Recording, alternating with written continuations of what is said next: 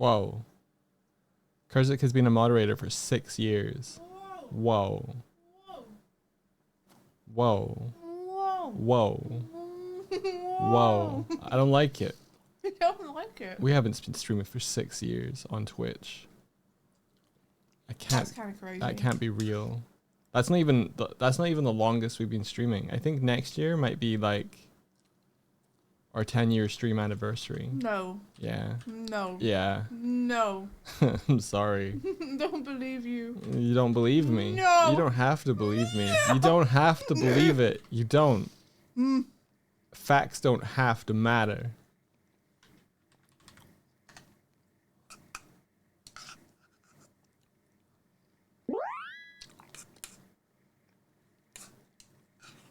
Ali Silvestris, thank you.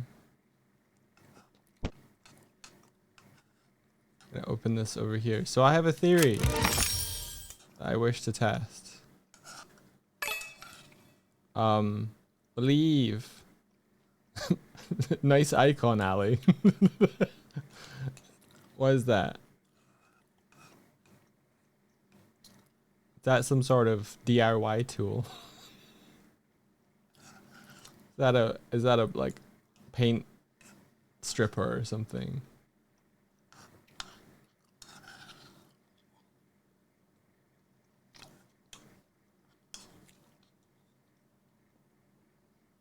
It's your scraper. You remove Nazi stickers with it. Oh, very good. Very specific. Okay, so I have a theory. That stuff in the water is maybe borking the stream.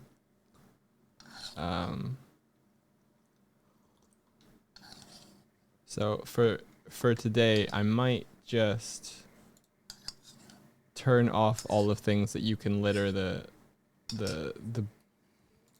thing with.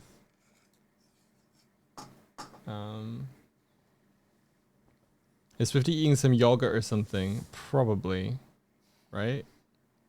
He doesn't care. That sounds guys. like. He doesn't That sounds give a like. shit what I'm eating. So, I didn't ask or do any. I didn't. No, he doesn't care. He doesn't care to know what I'm doing for breakfast. He could be doing anything. He wouldn't give a shit. It was granola. For anyone. It was granola. It was granola. It was. What else can you throw in? I think that might be it.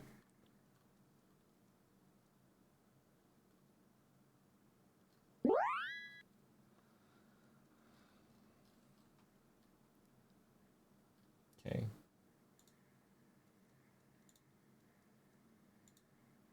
Was it good granola? Yeah. Did you enjoy your granola? Sit. Haha. Amelie, thank you.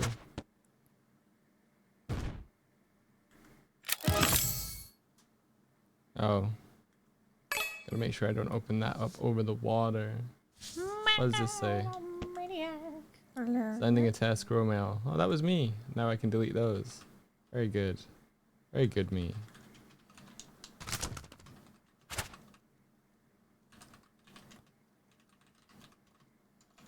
Oh, don't go in the water.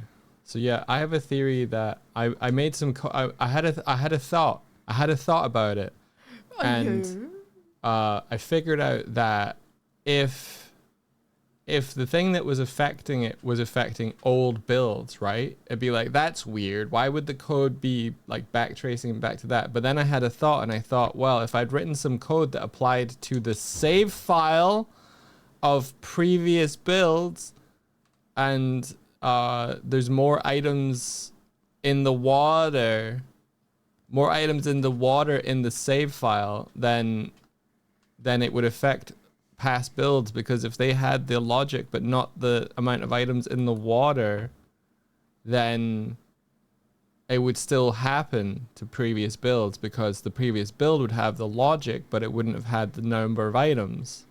So the surefire way to test it is to turn off the water. Well, yeah, but I only figured this theory out like 30 fucking seconds ago, okay? So don't give me that. Wait, what's your theory? Is this about why it keeps destroying itself? Yeah. So I wrote some logic that determined whether something had buoyancy or not based on whether it was going into or out of the water. Interesting. So that we could still throw things off the edge of the island without it floating in space like that. And I pushed that, and I probably did it before Deltarune, I think. I don't remember, honestly. Oh, right before everything started freezing every 40 minutes. Yeah. But then I threw a bunch of sonic worms in the water. There's something. You did. Wait a second. We threw so many sonic worms in the water. Did you despawn those? Nope. Wait, look at the bottom of the water. Go underwater. Well, I'm only concerned with things that are on the top of the water that would be flipping back and forth. I'm just interested if there's like a seabed of sonic worms down there. You have to take the camera down. Hard to tell. Isn't there a place you can get to where you can see through the water? It sort of. Hang on. I just grabbed the free cam. Yeah. I'm also going to give you my headphones if that's okay.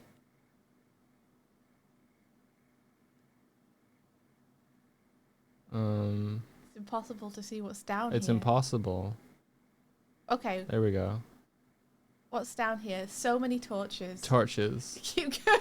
Is it just torches? Yeah, it's just torches. Because everything else floats except for... torches. Yeah. And there's a couple of sonic worms down here. There's a couple sonic worms. And there's... What the fuck? What is that? What the fuck? What is that? What? What is that? What is you? It's you. Why are you down here? No. What kind of haunted video game ass cryptid shit is this? I'm the true. What kind of Ben drowned ass shit? I'm the true real dog. There's never been any dog other than me. Don't worry about it.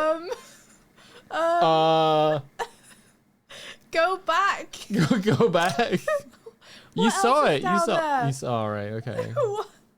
What else is down there? My dark cove of secrets. I don't know how to make it more visible again. All the dark secrets are down here. Yeah. What? This is so weird down here. It's murky. What? How did you make it visible before? I don't know. You went to the edge. I went to the edge. Okay. What? Because I don't know. I don't know, man. Yeah, what is happening? I don't know. Okay, I'm going to give you my headphones. Don't throw it. Woo! Just pass it. That was close. I said don't throw it. I was busy thinking about how I just almost knocked my tea over. Wow. Thank you.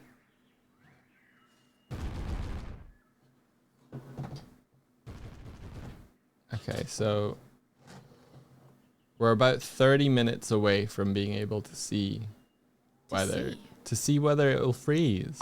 Okay. And then I will take Moldrum's advice to turn off the water. Where did that go? How did that go? Where did that go? Oh well. Why does it sound like Saja Boys or something? What is this? I don't know. Was that a bomb? It was. Wait, do we now not have any particle effects? Have all the particles gone? We both ran out at the same time. Do you want to be over here now? Where do you want to be? I don't know. How would I know? I don't know what your plans are. What are your plans? I don't know. I got any. I'm Your gonna plans? be building a boat. Building a boat? Gonna be building a boat. Oh, yeah. Good. So do you feel like you figured out what the problem was? I don't know. We'll be able to tell in like 30 minutes. Oh, I see. So you fixed it, but you're not going to know for sure until we get past 40 minutes. Is that what you're saying? Yeah. Oh. Yeah. Oh. Yeah. Oh. Well, hopefully. I mean, Hi, everybody. it feels like Hi. our Sorry. does our face track, because I think the thing that was affecting our face tracking would also be doing it, because I feel like we are a little bit jittery on our face tracking. What do you think? I feel like the frame rate is down. So I think whatever might be affecting the frame rate will also be affecting the memory leak. Let me look at Task Manager. Oh. He's bringing up the task manager. He's doing things. The creature appeared. What, you mean Martina? How's everyone's weekend been? Oh, I have news, guys. I have good news. Very good news.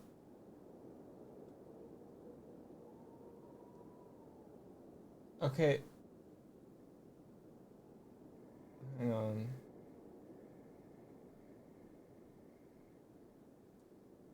Ooh, Merkwin watched the Barbie movie for the first time. What did you think? I will tell you guys my news, but you have to earn it by telling me what's going on with you. They have to earn it. What is this Hannibal Lecter quid pro quo ass mechanic? Yeah, that's exactly it. It rubs the lotion on its skin. That's not him. It's no. It posts a comment in the chat. No, that's Bill. Bill. Yeah. Is Bill not Hannibal? No. It's not Hannibal. What? I thought Hannibal was the guy who's like the murderer. Well, you have to properly watch Silence of the Lambs I guess I to do. understand. I guess I do. I just know that every now and then he goes, Clarice. Clarice. Clarice. Do you want me to tell you? Tell me what? Or do you want to watch? Tell me what? I don't know what you want to tell me. Well, you were like, put the lotion in the basket. I'm like, it's a different guy. Okay. I know you don't tell me. I want to discover Lotion Man by myself. Benry got it. Well done, Benry. Buffalo Bill is the killer in the movie that Clarice recruits Hannibal to go catch. Oh, so Hannibal's another killer. But yes. Clarice is like, to catch a killer, we must think like a killer. Yes. So I'm going to get this one. And he's going to tell me, okay, that makes sense. Yeah. Well, she doesn't get him. She goes to talk to him. He's in a cell. Oh. Because he's already been caught. Also for the Germans, I also watched the Kanu des Manitou? German comedy movie based on, God, this is so far away, hold on. Winnetou books, but also silly. Billable. You engraved a rock today. Did you earn the good news now? That's pretty good. What did you put on the rock? What did you engrave it with?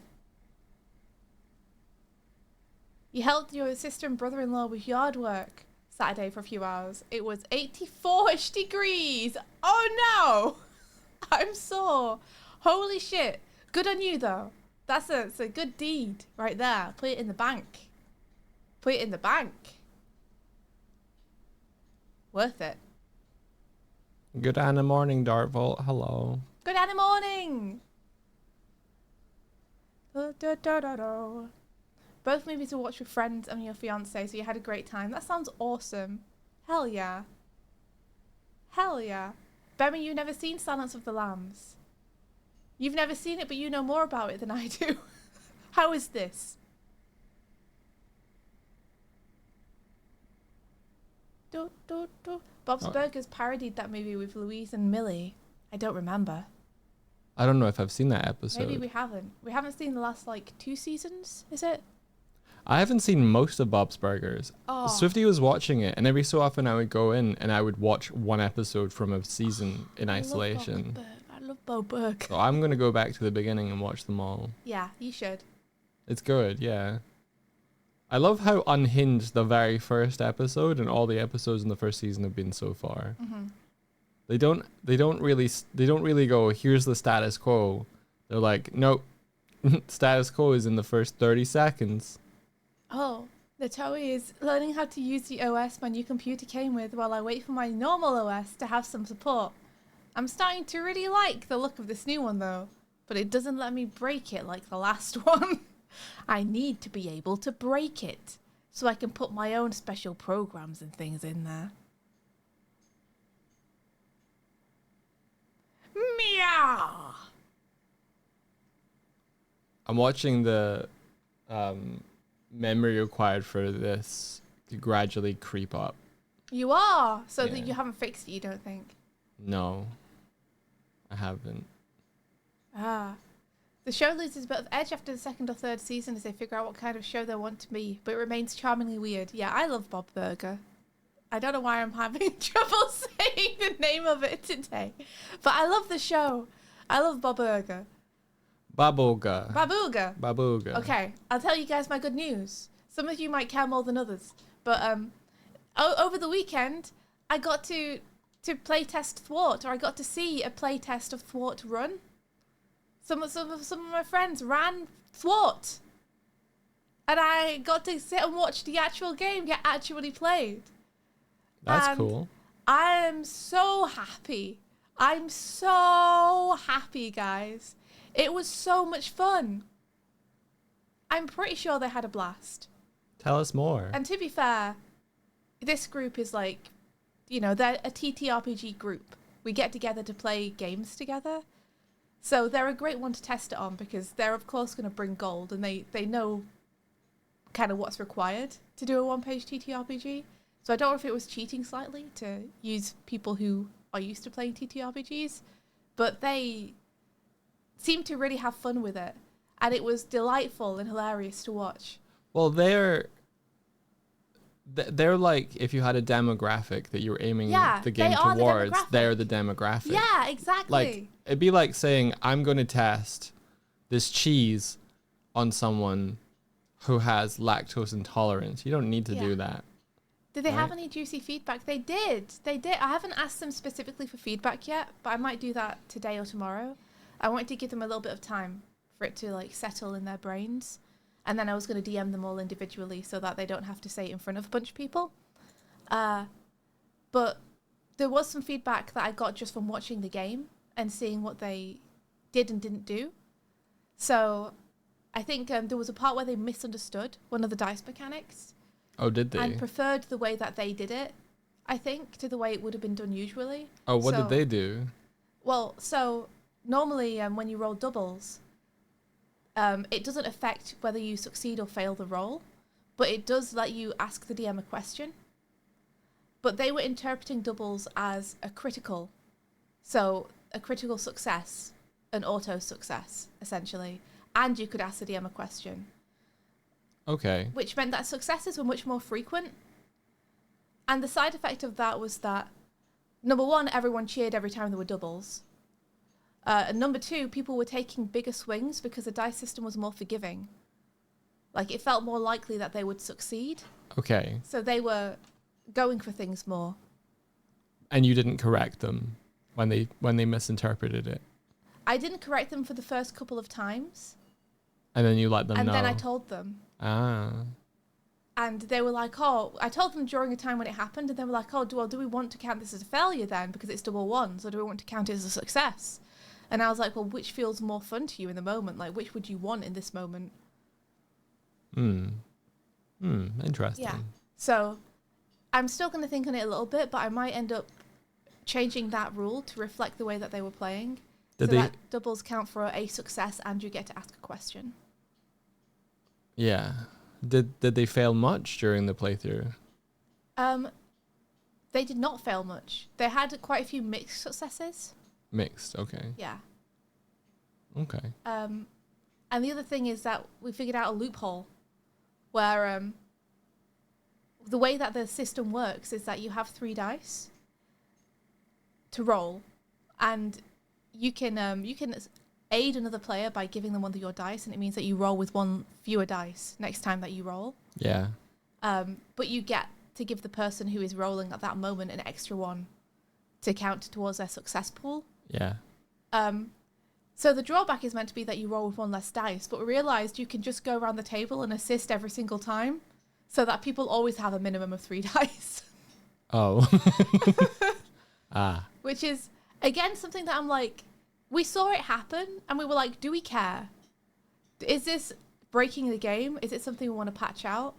And the DM was like, I don't actually know if I do want to patch it out, because it's encouraging the players to help one another and engage with one another. Yeah. Every time they're doing something, they're needing to justify how they're helping one another. And it's making it kind of more of a team game. That's cool. That's good. Yeah. And there are still restrictions on it. Like, there's a point where the characters split up. So it's like, at that point, no one can assist the character who's on their own. Yeah. Because there's no way for them to say they'd be assisting them. So it also encourages people to stick together a little bit more, so they have at least one person with them, so you don't run off on your own half-cocked, half-diced. Or if you do go off half-cocked and half-diced, then you know that you're taking a risk, which can make it exciting, you know? I like it. Yeah, assistance encouraged, exactly. That's kind of what we wanted.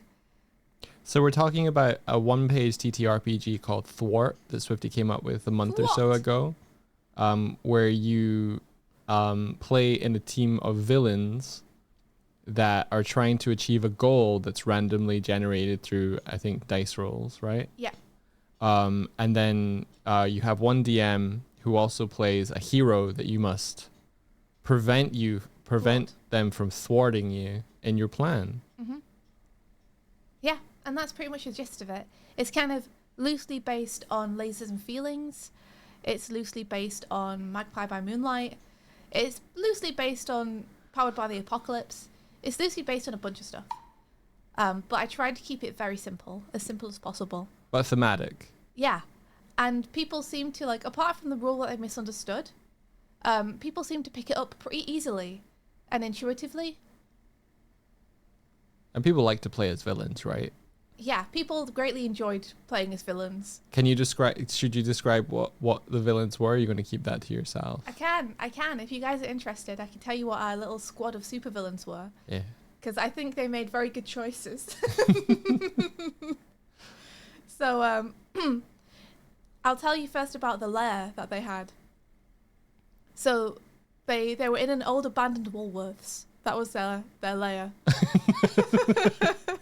An abandoned Woolworths. Abandoned Woolworths, yeah. Okay. And their minions were a various mixture of rats, bats, and geese. A Woolworths, for those that don't know, I think is a British chain of store that had just bric-a-brac and various things, and it was very popular in the 90s, early noughties. Yeah. And then it shut down. Yeah. It shut down forever, sadly. And we all mourn its passing every day. Oh, Australia still has Woolworths. Oh, yes. Wow, okay. Oh, that's something they told me during the game, is apparently Woolworths is still going in Australia. So, there you go. So, their lair was an old Woolworths. And the supervillains that we had was we had a ticket officer for parking tickets who was just inherently evil because that's what he is. A ticket officer. And his power was that he could warp reality by essentially doing something like writing, bust tail light on a parking ticket and slapping it on a perfectly fine vehicle, and then the tail light would explode. So whatever he writes on his parking tickets comes true. And his weakness is that if the GM can find a way to twist that, then they will twist it. Like a monkey's paw. And then there was a little grandma who was just super duper duper strong, and she was the muscle of the team, and her weakness was that she couldn't lie.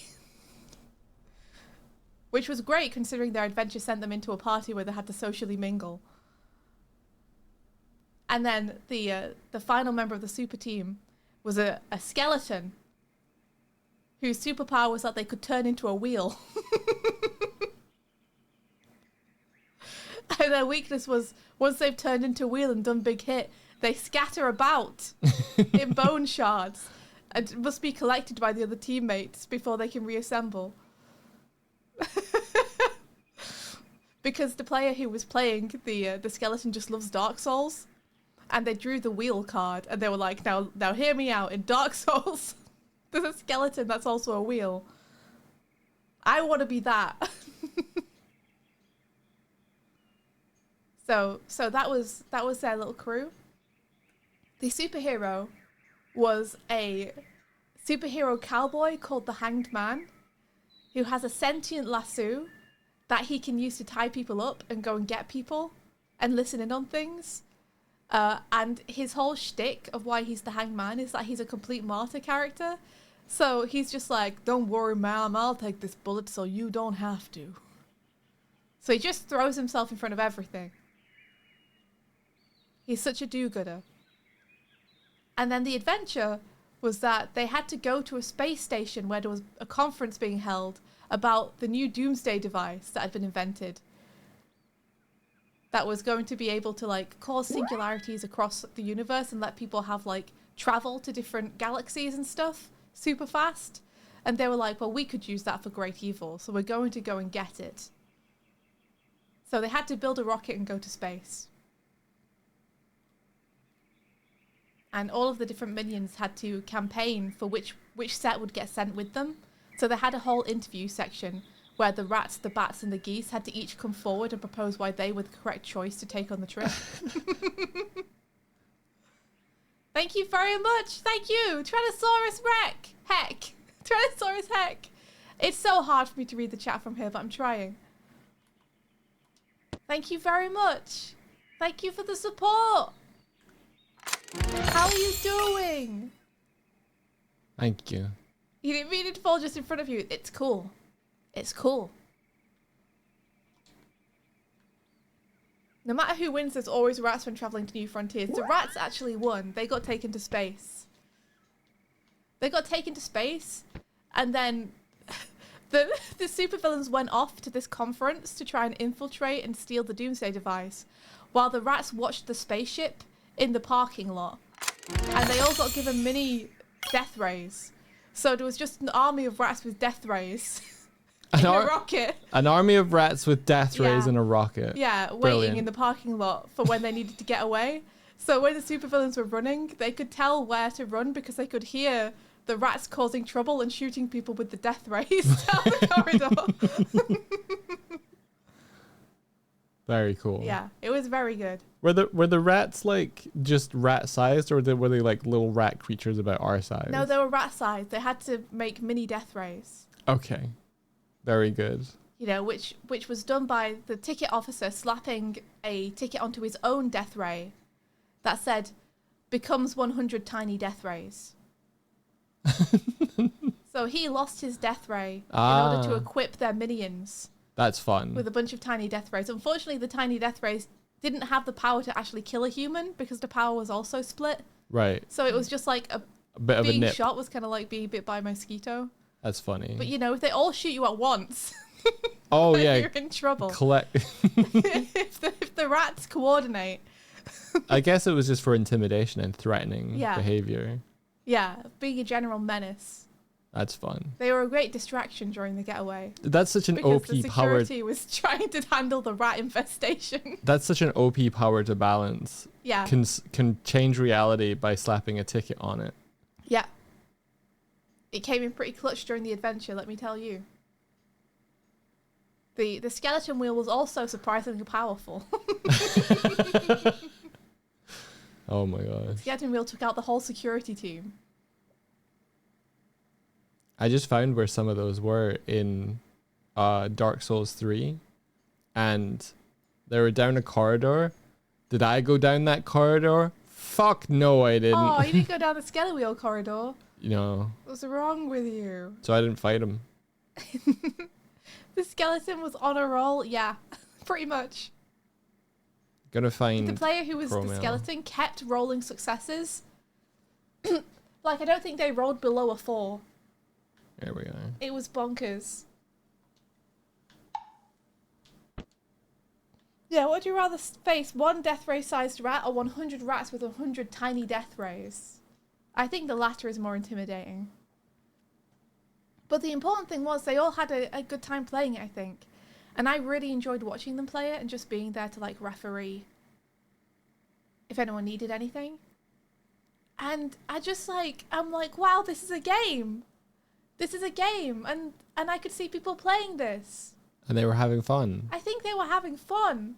That's great. They were doing a really good impression of it. They were doing they were doing a really good impression of having fun. Yeah, many laughs were had. This is fun. Many laughs were had. It didn't help that we decided that one of the traps that they would have in their lair was just a pit, and every month they would cycle around who got to fill the pit with deadly things. And that month it was the skeleton's turn to fill the pit with deadly things. So the thing they put down there was just another skeleton with a little horn. You know a little horn. Yeah, you know the meme of the skeleton with the little the little horn, and it goes burp, burp, burp. No. Okay, well that's a meme. Yeah, the doot skeleton. The doot skeleton was down the hole.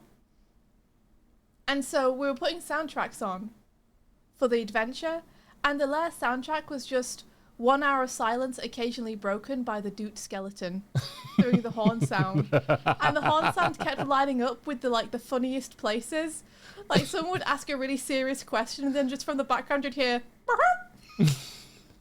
very cool. And they'd be like, God damn that skeleton. That's great. Yeah. It was good. You should put on the box or whatever that you give Thor, however Thor is provided, just required sense of humor. Yeah. I like to hope that the graphics on the art sell that it's meant to be a silly goofy thing. I put a lizard on a skateboard on there for a reason. Yeah, I'm glad you all had a blast too. Yeah. I'm so happy I finally got to see it played. I'm so happy it played the way I wanted it to. Like, it had the feeling that I wanted it to. It had it. And it seemed easily pickupable by people like I wanted it to. And people seemed to have a lot of fun, making their characters and deciding what the superhero was going to be. So everything I wanted, I got from seeing that playtest. And I was just so happy afterwards. I know they're probably not watching this, but... big shout out to that friend group for running it. Because I very much put them on the spot as well. I was like, is anyone up for trying to DM this so I can see how easy it is for people to understand if they just pick it up? And one of them stepped forward and did an amazing job DMing it just on the fly after a hard day of work as well. Oh, very cool. Yeah. So it was pretty big for them to be okay with doing that and to step up to do that. And just huge appreciation for them all playing it. So they didn't realize they were going to be the DM when they showed up. Nope. Fun. I think I'd said in the chat beforehand. Pick someone. Back when we'd first proposed doing it, that I would prefer to not GM it because I wanted to see if I just gave the sheet to people. Yeah. Could they just play it? So I didn't want the advantage of knowing how I intended it to be. Did you have a printout of it, or just was it on a I had device? my iPad with me. iPad. Gotcha. Yeah. And I had it on there. If I'd have been more prepared, because we just came back from the trip, and then I just had D&D session, and then Saturday I was super tired. And if I'd been more together, I would have gone into town and gotten printouts, so that I could just hand them around to everyone. Some stuff from the chest fell in the water, thank you.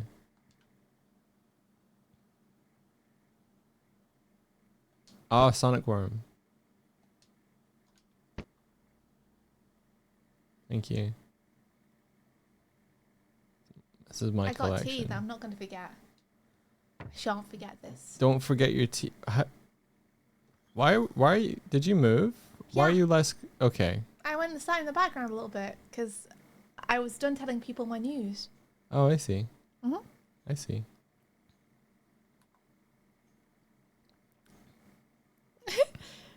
That's how you made your text notification sound on your phone, an edited version of Jumper's "What?" from Lilo and Stitch. So instead he's yelling "More!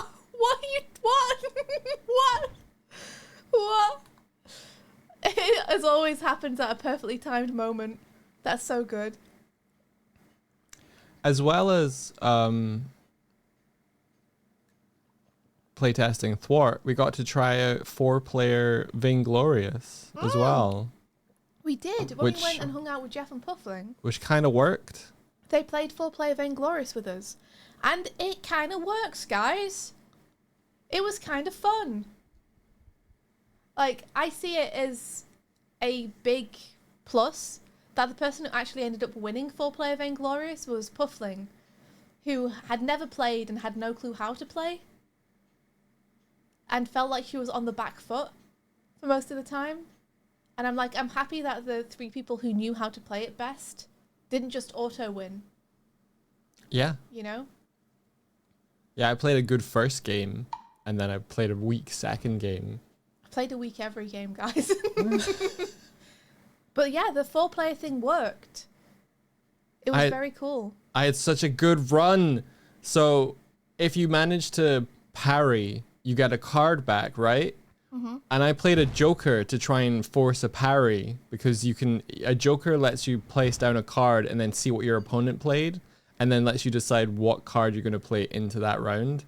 So I forced a parry a number of times, but every time I got to pick a card back, I got the Joker back twice in a row. So I just, for the lols, just kept playing the Joker, and it would be like, oh, Dog's played his Joker, that's out. Wait, it's back. And then the next turn, like, it's back again. How? I was just lucky. Guys, it was like bonkers. It was bananas. He got his Joker back 3 times. I was like, what the hell? It was pretty funny though. Yeah. You know, because that unbalances the game in kind of a fun way, where you are just kind of like, what the hell? I hate you. I hate you in your look. And it was straight up, I was getting Swifty to shuffle my cards, and then I was just picking a card at random. We also had our first instance of a Joker off. Oh, which yeah. was really fun. Yeah. Like, we tested that rule, and everyone really liked that rule. That rule was good. So we were like, well, what happens if both players play a Joker at one another? Yep. Like, how does that work? Because you're both parrying one another, you both have to put a card down. How do we make it not just like, this is a regular round now, where you're just putting a card down again? Yeah.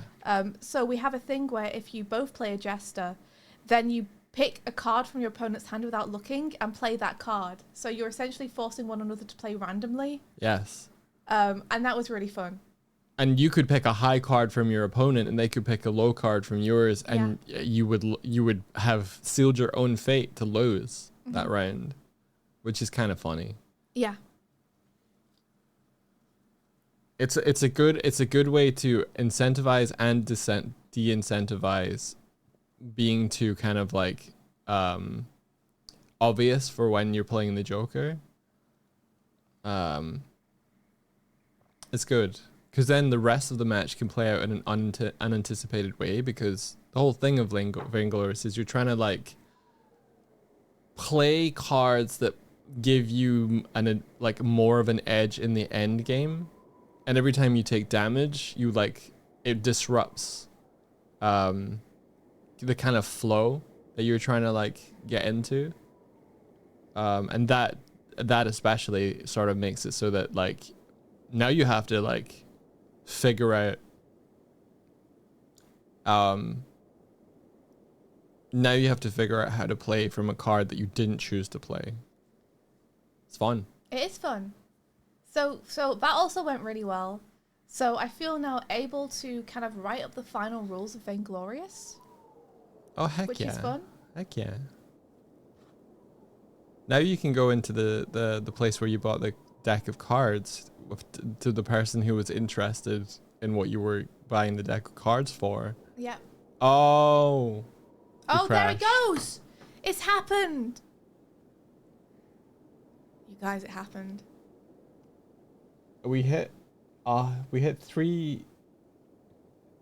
It looks like 3 gig in the RAM. And that's when?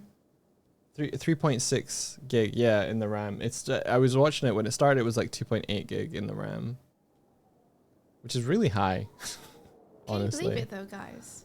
Like, we have on stream with you designed 2 completely new games that we can now put out. I think that's pretty huge.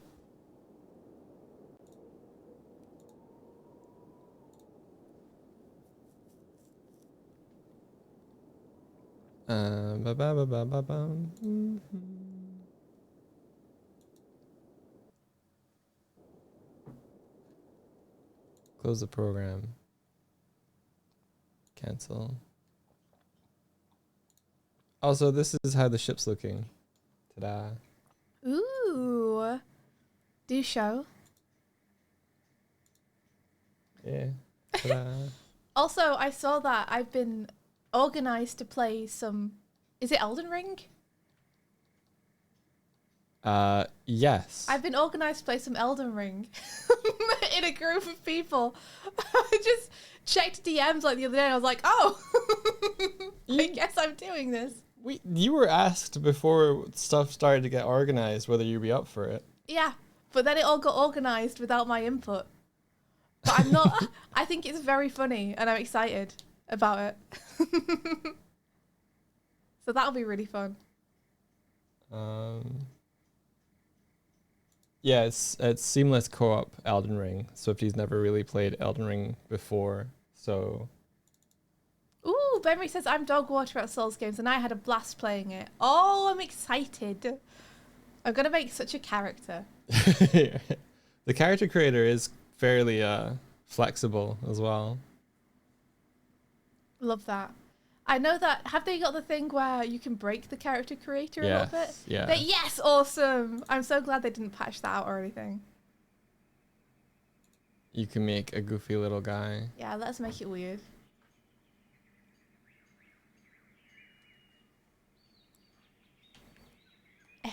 Here I am. I've Yeah.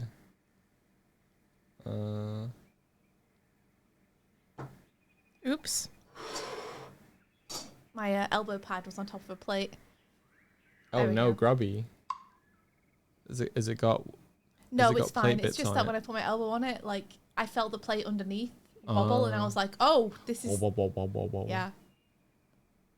I don't want to accidentally push the plate off the corner or smash it into the desk or anything. Oh yeah, they're back now. So I didn't fix it. No. So that wasn't the problem. That wasn't the problem. I think I might clean that up anyway. You should. Yeah, make it more friendly.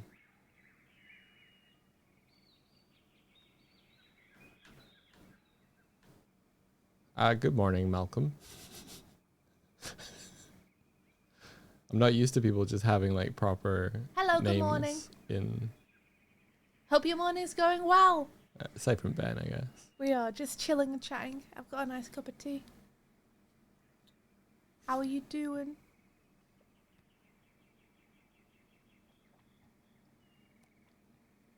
Martina says, "Lol." Fair enough. Fair enough.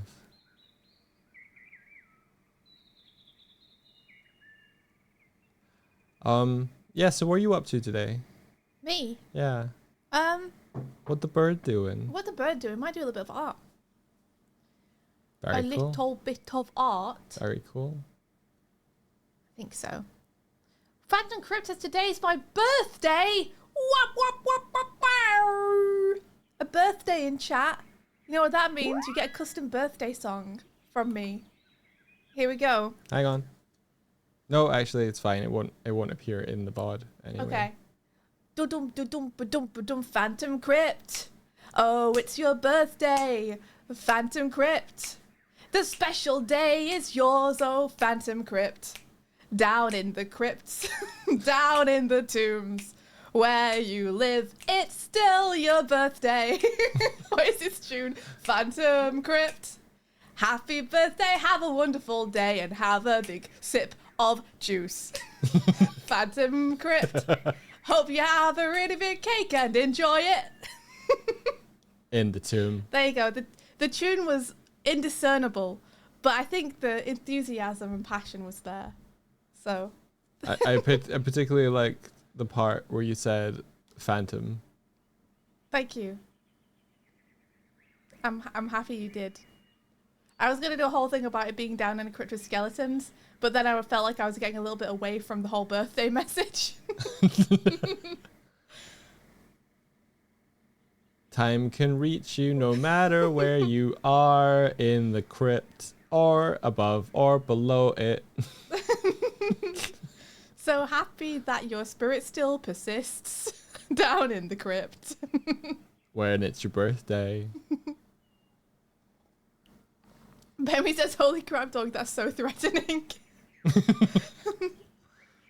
Meanwhile, down in the crypt. Doot doot.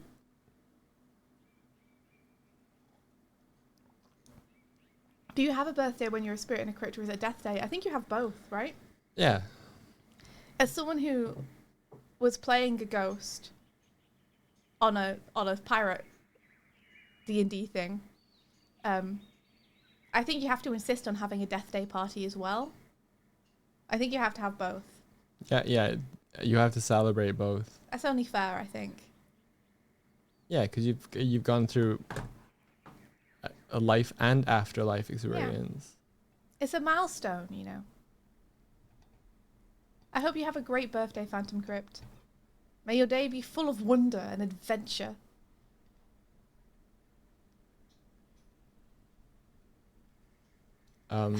The words called with Doig's tuning, not taking a low shot, I am worse, made it really creepy. A birthday wish from Doig. Oh, I don't even pretend to think that I can sing in tune, so it's fine. I was deliberately not on that one though. Yeah. I think as soon as I dropped the ball, it was like, well, we're just we're just doing whatever, I guess. When I was a young warthog. That's beautiful. Thank you. Wow. Thank you. Thanks to the birthday song, which I definitely clipped. Good. That's for you. Only for you. No one else is allowed to watch that. That's yours. Yeah, that's yours. When I was a young warthog.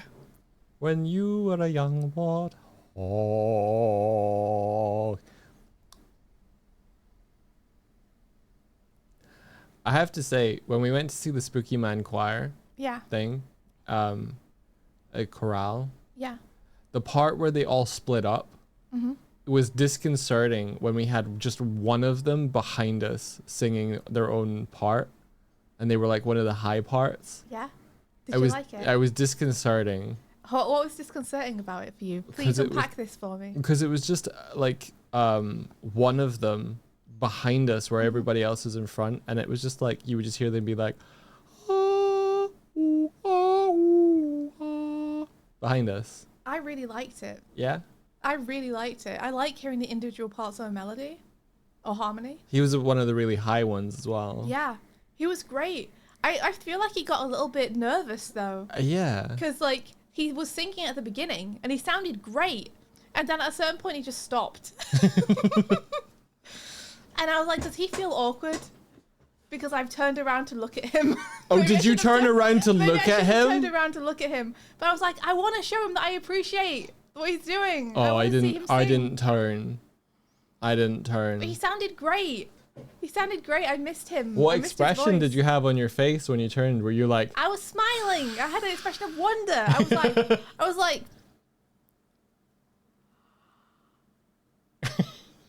like that. Yeah, you probably put him off. I hope not. He sounded awesome. Maybe he just wasn't meant to sing the next part because he was on the high ones. Maybe. I feel like he just got nervous because he sounded a little nervous. When you split up like that, you're kind of on your own a little bit. Yeah, you can hear them. You don't get to hide in the sound anymore. Yeah. I'm begging you, please listen to this clip. It starts at 30 seconds in. Okay, what is this? Is it? Do we only have to listen to it? Because that's easy. Or do we have to watch it?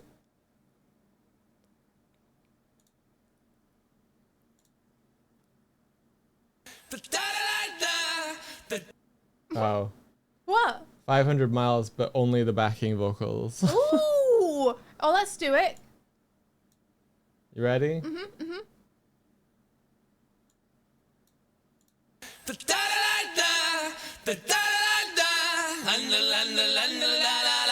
Yeah.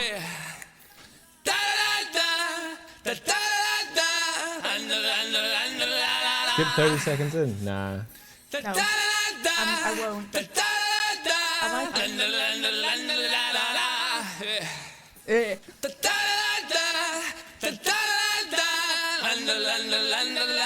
Here we go. Would walk 500, would walk 500, just the who are sent to down to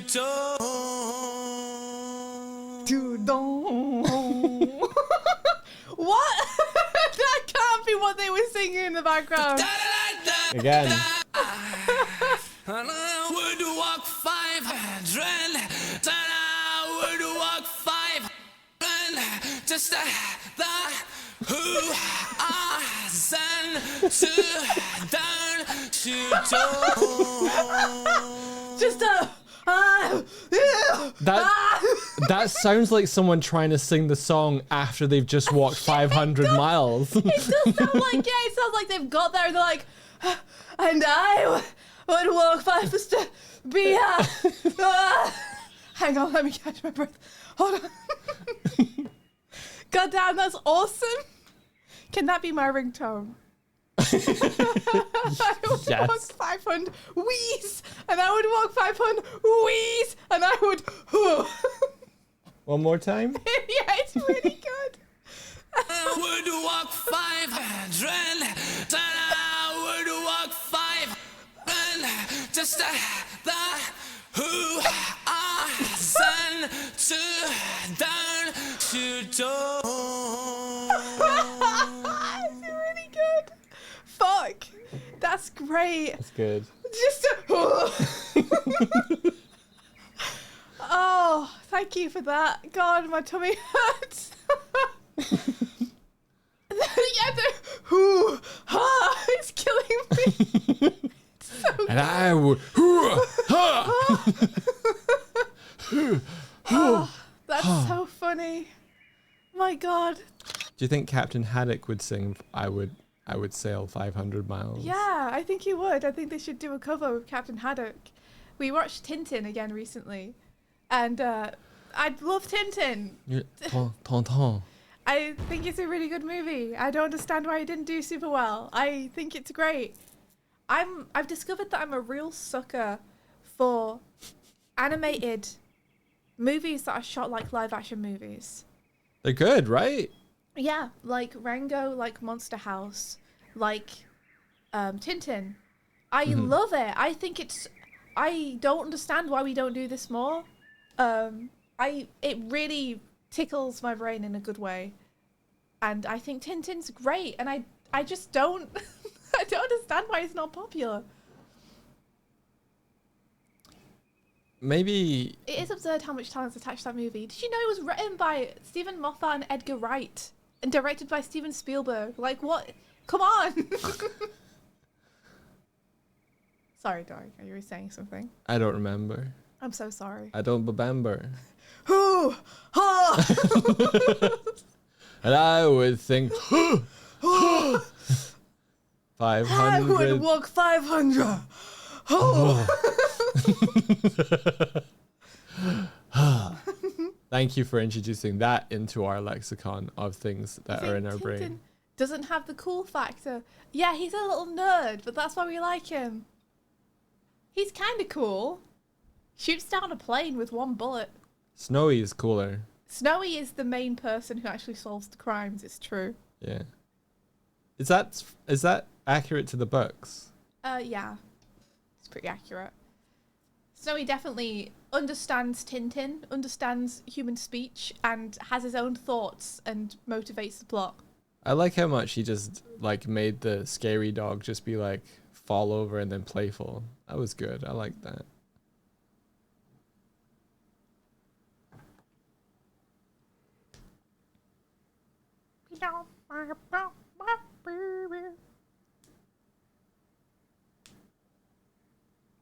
Wait, at some point in the book, Snowy spoke. What? I mean, I know that there are parts where he speaks to himself. He also Like, used Snowy to literally smoke. monologues to himself sometimes. But he doesn't speak to Tintin, right? Like, Tintin doesn't understand him at any point. Interesting. Like, he speaks at Tintin, but Tintin doesn't respond, implying that, you know, Snowy can understand what Snowy's saying. But everyone else is like, cute dog. Ah. He also used to smoke. I don't remember that. He doesn't even do the thinky thing, Ben. He straight up has speech bubbles. Like, not thought bubbles, but speech bubbles coming out of his mouth. Oh, Malcolm, you forgot to plug in your phone last night? That sucks. Oh dear. Oh, dear. Oh, we're collecting cups over Collecting here. cups. Thank you for all the drinks, guys. I am hydrating. I've got my tea. Hydrated. I've nearly finished it.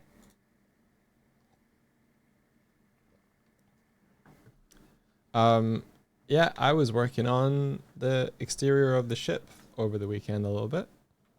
And this is what it's looking like so far. Awesome. I've combined this mesh all into one now.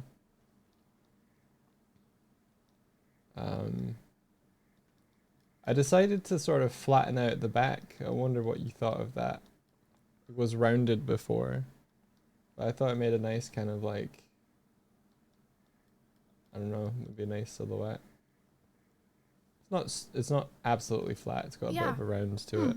I like it. I think that's a nice shape. Yeah. It let me accentuate this sort of shape that comes all the way from the bottom to the front. It's a big inspired by the ship from Treasure Planet. Yeah. For those wondering. Doug had his ship from Treasure Planet up on his screen all of yesterday. So not exactly like it. It's a bit wider and chunkier. Though it doesn't necessarily need to be, but we'll see. All right, I'm doing art. It's modeled after a galleon. Ah, cool.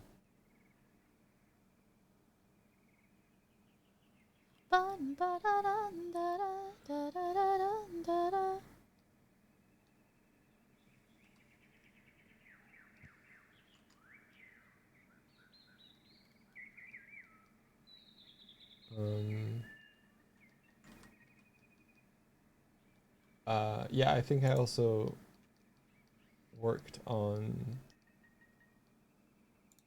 the outer window bit a bit and created some nice shapes around here as well. Whoa, that looks so cool. That looks awesome, Doug. Thank you. Beautiful shapes. Thank you. Also, Nika says it is a scene where Tintin responds to Snowy, but it's very much in a generic dog owner chatting to his dog way. Gotcha. So it's kind of ambivalent. Ambiguous? Ambiguous is the right word. It's kind of ambiguous whether he can actually understand.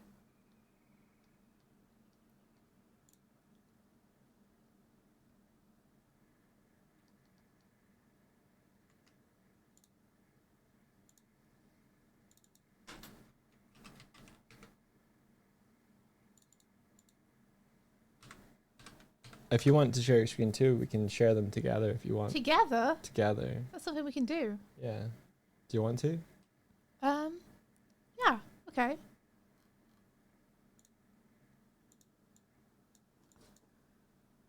Bup, bup, bup, bup.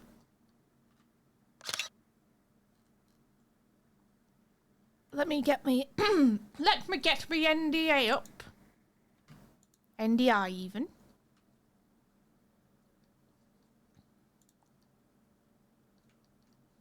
Cool. Now the sail can be seen from both angles. Okay, there we go. That should be shareable now. Surprising absolutely fucking no one. I'm doing a scene from D&D. Who's surprised? Raise your hand. I expect no responses.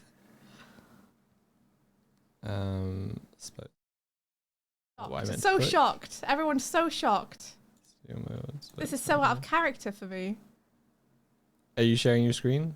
Yeah, I should be. I think. There it goes. There it goes.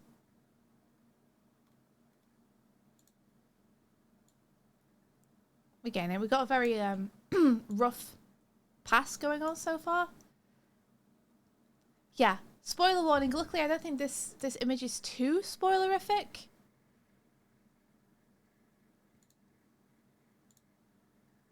We might need to get out of the way with all of our junk. Maybe, oh, I'm sorry. Whoa. Maybe we want to go somewhere. Maybe we want to go somewhere. Maybe we want to go somewhere a little bit better to draw and stuff on. All right. Let's go somewhere better. I really like your model with the up angle on it. It makes me laugh.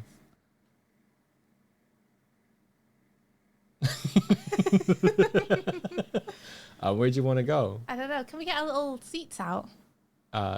Yes. On the screen. And then we can have the screen flat to the screen. Okay. And then we can go anywhere. Then we can go anywhere. Boop. There it's out. Oh! It is here. Okay. It is out, yeah. Fantastic. Oh, I want it. Okay. That's fine. Here we are. All right, I'll sit down as well. Here I am. Here you are. Here I am. Then we do this. I think we just be here. We'll just be here.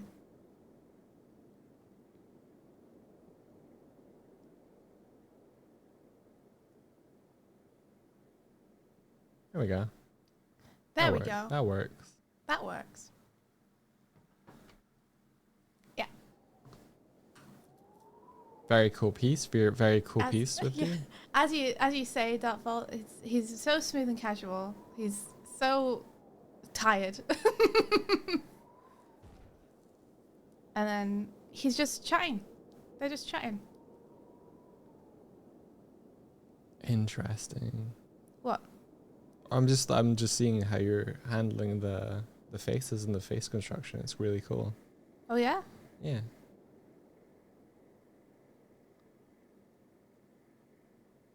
Yeah, it's nice. Oh, cool. I'm glad you like it. So beyond tired. So beyond, even farther beyond tired. Mm-hmm. Yeah, I might have done his nose a little bit high. I might need to move it down a little bit. I don't know, man. Like, sometimes I look at it and I'm like, is that too extreme? It might be too extreme, but I'll figure it out. Maybe a little. Yeah. Maybe a little. Did it make his neck too long? Maybe a little. Maybe I'll fix it. I don't think you have. But yeah, I also want to really get that kind of, he's leaning back against the wall and kind of looking. I don't think you made it too long. If you tilt your head up, your neck is as long as his neck. I have a long neck. And I think sometimes I draw people with too long necks in art because I have quite a long neck. You have a very good neck, though. Aw, that's the nicest thing Doug's ever said to me.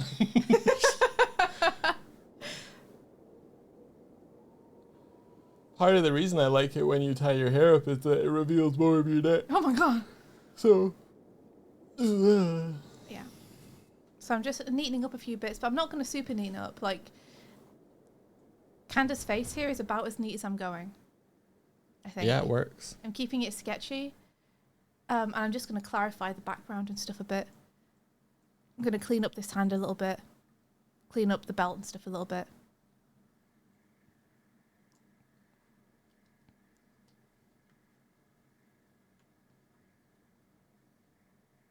I want to make sure that I'm keeping the... Oh, too real, Darkvault. Darkvault says this, I'm reading Darkvault. Ritz just finished a 4-year-long deadline and was told to crunch for the last year of it, and Kandor is wondering why Ritz is not taking better care of himself. Oh, that is real. Damn.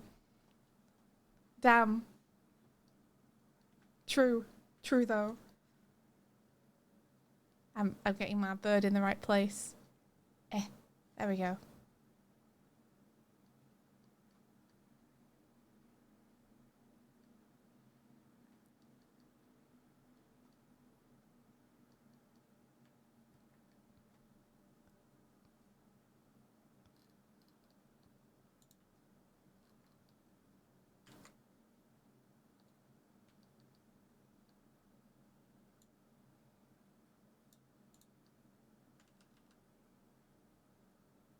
So what music are you opting for today, Doig? What is this that we're listening to? Oh, it's just song radio. I don't know. What song radio are you on? It's based on a track from River City Girls. Oh, nice. But on that River City Girls kick. Yes.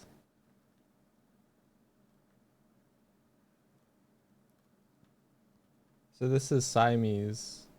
My It's Siamese. Or Siamese, sorry. I don't know how to pronounce the name properly, but I always think of Siamese. I just and then read it other as people Siamese. like Siamese, I'm like, that makes so much sense. Let's listen to the good one. You know the one. Whoop boo boo.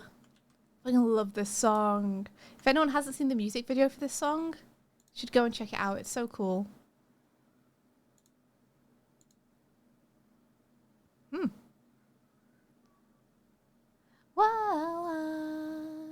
Interesting. What is it? So I went to the Wolf Siamese radio, and the third song on that is Magnum Bullets.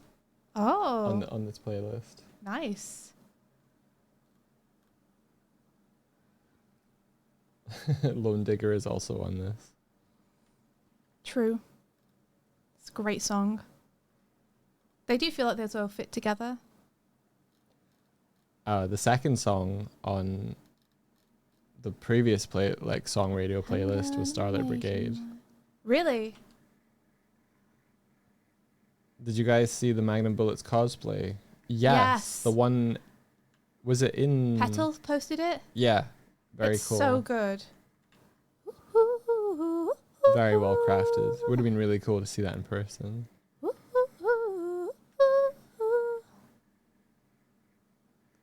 What's in your eyes?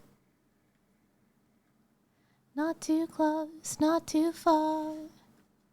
I don't know how I would react to seeing someone in a cosplay of something I've contributed to. What if someone cosplayed your bear?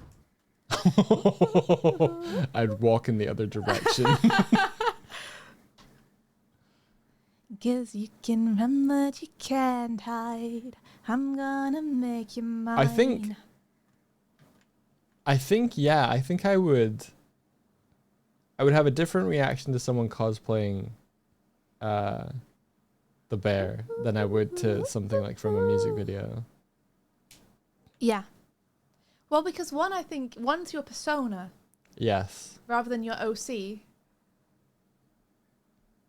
Kind of, yeah. Well, more like more like if someone's went out of their way to make a cosplay of me, I'd be like, I wouldn't want to reveal myself. Yeah. Whereas if someone's like, oh, I really like this This thing you band's made. character from this song, I'd be like, oh, cool, I worked on that. Yeah. Interesting. 'Cause you can run but you can't hide. I'm gonna make you mine. What if it was a pair of little kids and their parents made them little bird and bear costumes onesies? Oh, that'd be cute. I'd probably be alright with that. That encourage context that. is important. Yeah. That'd be very cute. I think I'd just be flattered, to be honest. I just think that was like cool that they were such big fans. We've seen a girl in the Glim cosplay and it was amazing. Oh, so amazing. Shout out to Music Box.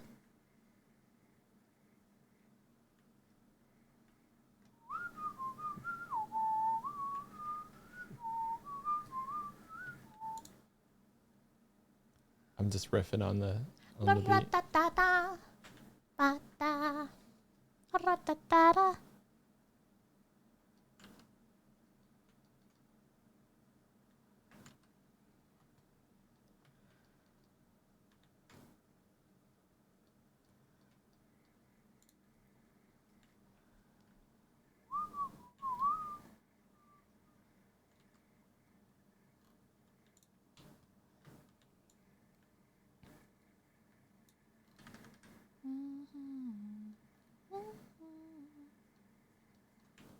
Ra-ta-ta-ta-ta. Ru-pa-ta. Bru-tu-tu-tu-ta. Bru-tu-tu-ta. Bru-tu-tu-tu-ta. Bru-tu-ta. Bru-tu-tu-tu-ta. You don't like my percussion? I love it. I love it. It's very good.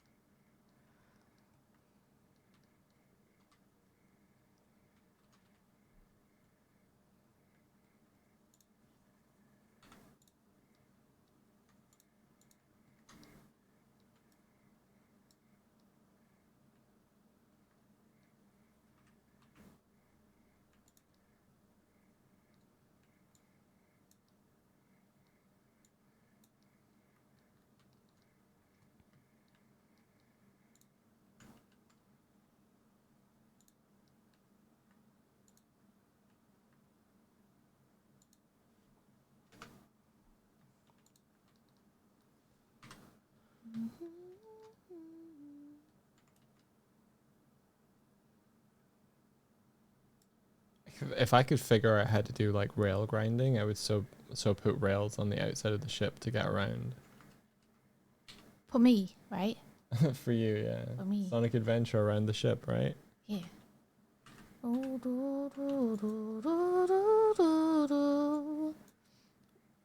you trying to decide which line for the arm I want?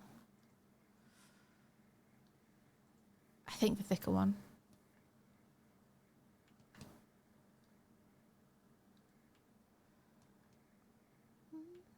Design soap shoes for both of us. Yes. I'm so sad that I never got soap shoes. Would you could get soap shoes now. What? Or do they not, No, do I they can't. not sell them? No, they don't sell them anymore. Oh. Not the kind that were the kind that Sonic and Shadow wore. Yeah.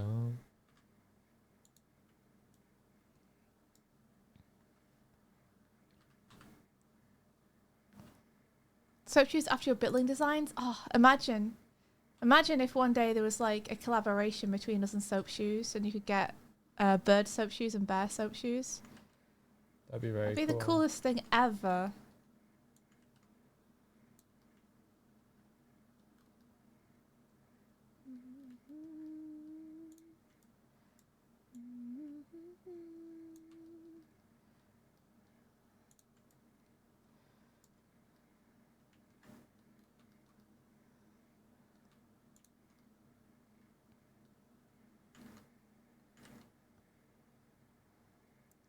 Soaps were great. You got in so much trouble at school for waxing the metal benches. Hell yes. Hell yes, Jadis. That's fantastic. Ra-ta-ta-ta-ta. Ra-ta. Ra-ta-ta-ta. Ra-ta. Ra-ta-ta-ta. Ra-ta. Go, go, go, go. Go, go, go, go. Ra-ta-dum, ra-ta-ta-da. Okay, for that line.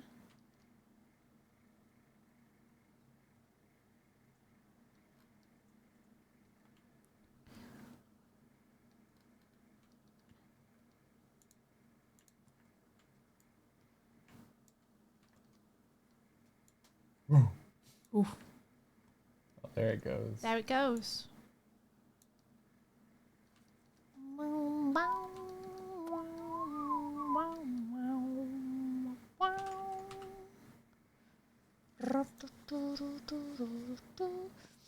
So we actually want the other line. I made a mistake. We want this line. Do yo yo do. Do do yo do dee da do ya do do ya do yo do ya do yo. Oh, it's turning it up. I see. Yeah. Can turn it down Okay, for I them. need to figure out what the fuck this actual hand is doing. We can keep it loose, but I do need to kind of know. Beyond its ghostly light.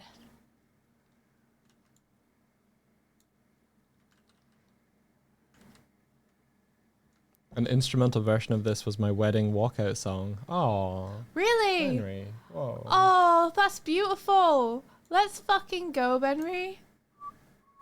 Beautiful. Magnum bullets settling the score. Magnum bullets laying down the door. I want to show you guys a version of this song by First Day Lions after this. Oh, it's so good. It's really good.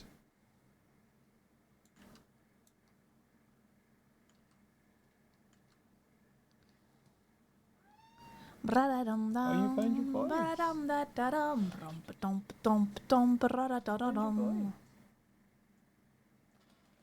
Okay.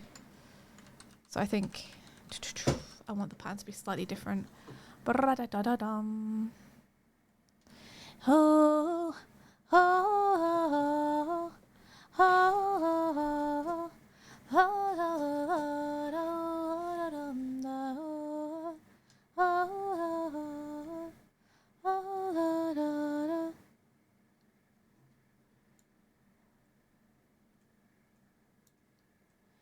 I am a different man. Only shows as best it can.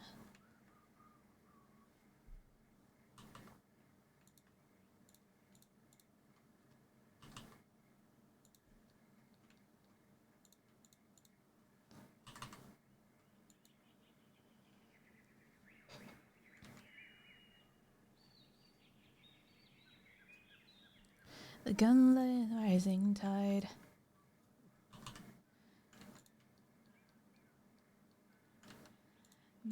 Magnum bullets,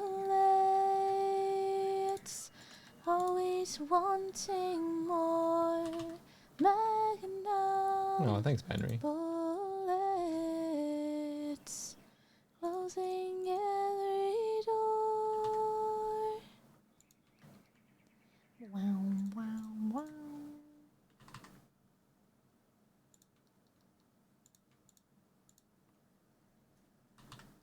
Wow, wow, wow, wow.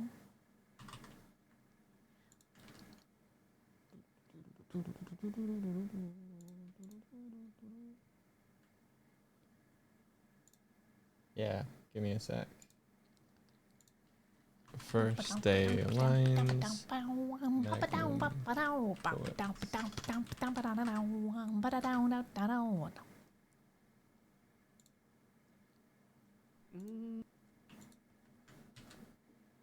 This is what I'm about to play. Way down we go.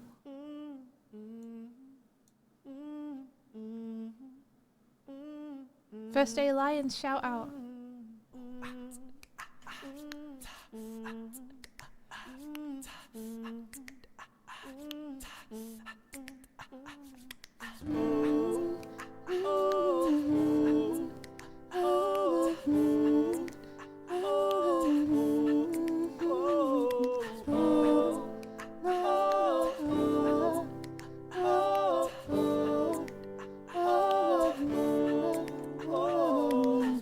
Dark and moonless night has never felt so right. An empty mirror only shows what's left inside. Lost in this city street, Electric tapestry. the neon neon beckons me beyond its ghostly light. No longer I pretend, the staircase I descend will lead me anywhere but my unscripted end. My heart and hands collide, the gun lays at my side. Too late to turn back, only fate's left to decide.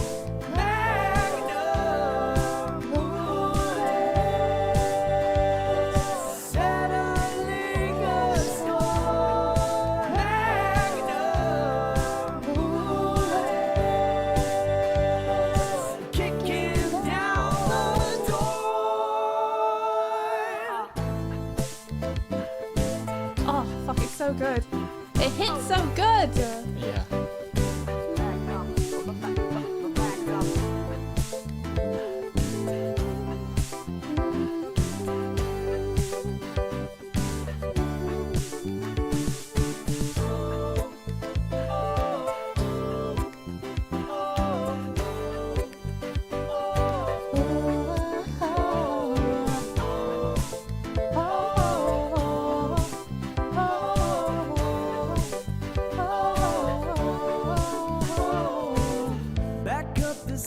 Again, I am a different man.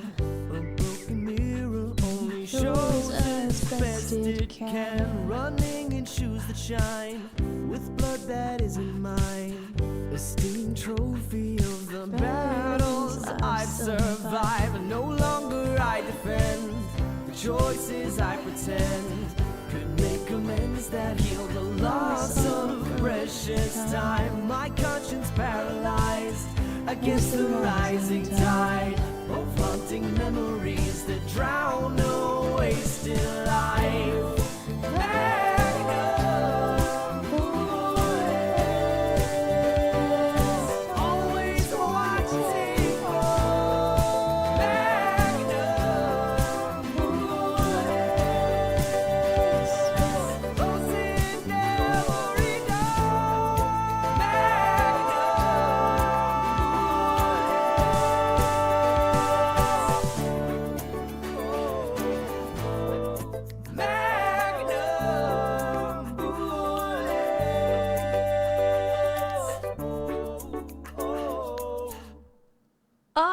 It's over too soon. It's so good. It's so good. It's so good. Yeah, if you guys aren't familiar with First Day Lines, give them a look. I linked the video for this in the chat above.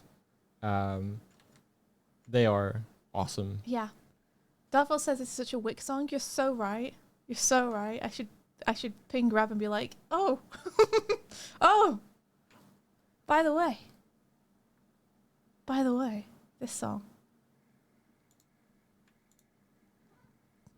Oh, little man jump up to see you. Little man wants food. He wants a little lunch, don't you? Hello. It is time. It is time, so I'll be right back. Okay. Closing every door. Can you pop on some music before you go? Yeah. Oh, let's fucking go. Love this song. Feel it running On then. out on me. You going? Don't want this to be my last words. All forgotten, 'cause that's all I'll be.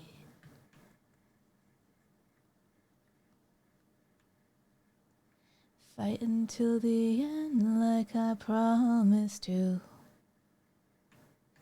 Something left to prove.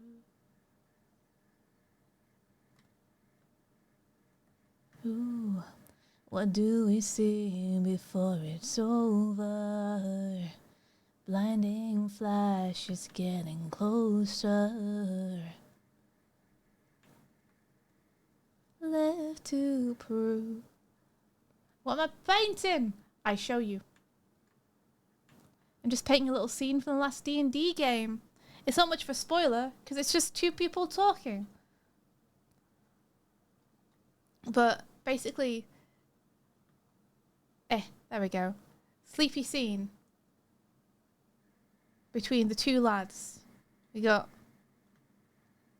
Ritz being just super fucking tired and exhausted and done. And then he's having a conversation with Kanda. And I'm trying to like push the light in between them a little bit. I'm trying to make it feel like kind of cozy but somber. That's kind of what I'm going for. Just not two normal healthy people talking. Well, let's not go that far.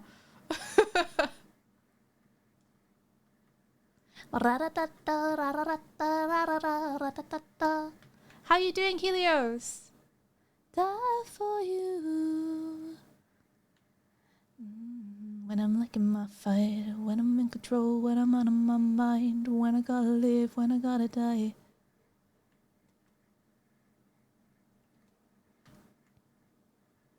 Oh, thank you, Helios, thank you.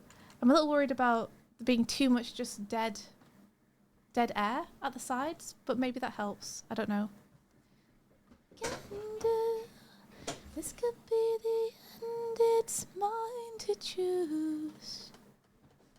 My lifetime just to prove. I return. Will it be the day?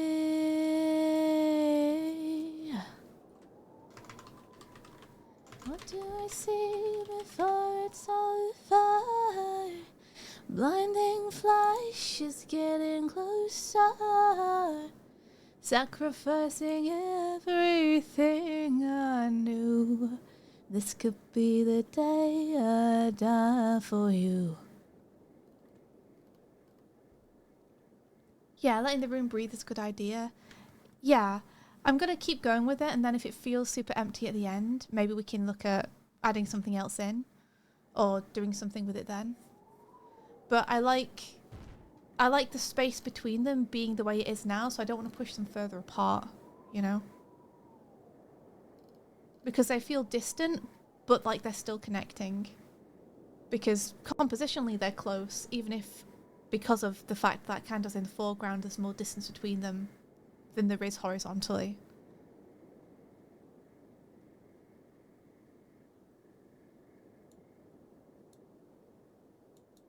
You turned it down again. Or just because it was up from before. Fair enough. I can turn Oh, it you back finished up. another Neon Aussie campaign watch. How's it going? Oh my gosh, Helios. Helios, I'm sorry. I'm sorry I sent you a weird thing on Tumblr the other day. I mean, luckily it was quite a funny thing, right? But listen, okay, sometimes I'm scrolling on Tumblr, and Tumblr has this weird function. I don't know what button it is, but like sometimes the place I naturally have my finger to scroll, if I pull up on a post, it's like, shared to this person. I'm like, what? Wait, what? What happened?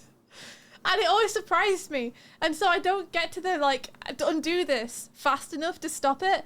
And Helios, I've done it to so many people. I think I've done it to a lot of people I don't know very well at all. Just sent people random posts that I've been scrolling past. Oh. So if anyone on Tumblr gets a post from me, it's probably because I've just been scrolling and then accidentally, for some reason, managed to send it to you.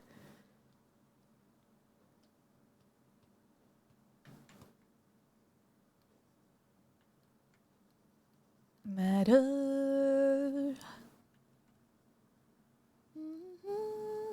Up the ghost. 'Cause it's you I hate the most. Doesn't matter. Think it disappear.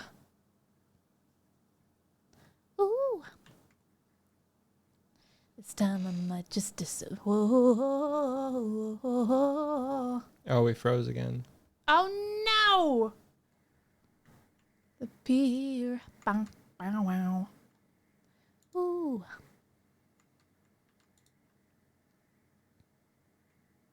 The Swifty shout out. Yeah. Oops. Oops. Man Moodle, hello! Have a nice whatever you were doing today. Thank you for popping in and saying hello. Hello. Waving. Hi. Waving as you go past. Hi. Do you know how many times you've bopped to this song over the years? It's so good, though. It's a great song. Ooh, I might just disappear. Bum, bow, wow. Ooh. And this time I might just disappear. Whoa.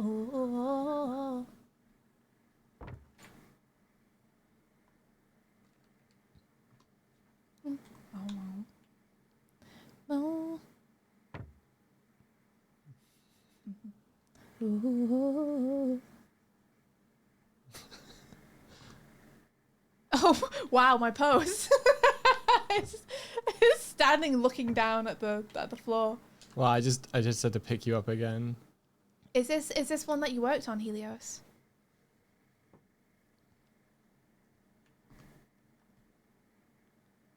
There we go.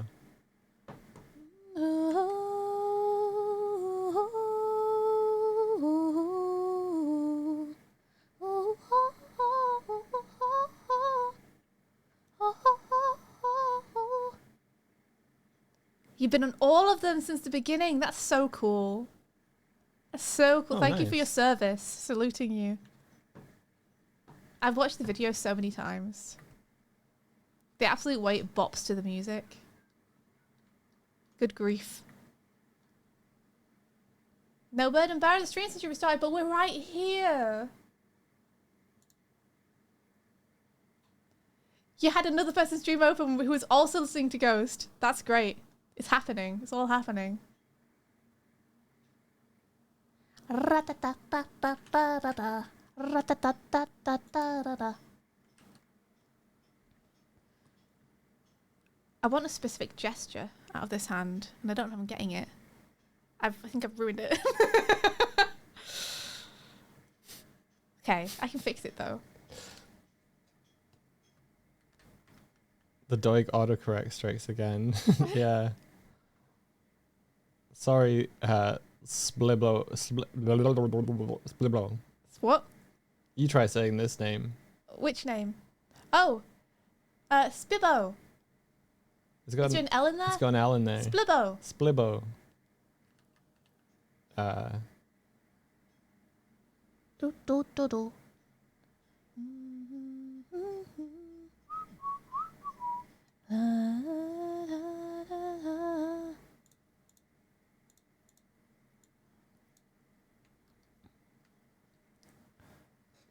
Kurzak Swifty was laughing at being like,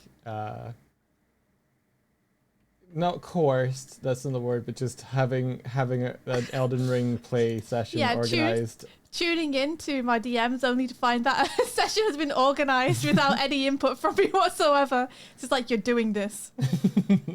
I enjoy it though. I'm very excited about it. Sometimes you need to just pick me up and sit me down and be like, point at me and go, play it. You're gonna Elden some rings, yo. I'm gonna Elden some rings. You can still say something, Swift, says Kurzak. No, Yeah. it's all over now. I go into the DMs and just scream no at the top of my lungs. No! No! You'd be welcome to do so. Or maybe I will. I did like. I'm gonna go and read it first. I haven't read it properly yet. I did like Rennie's suggestion that since there's 4 of us, we can create some sort of D&D party. Yeah, the 4-man band, the classic 4-man band. Yeah.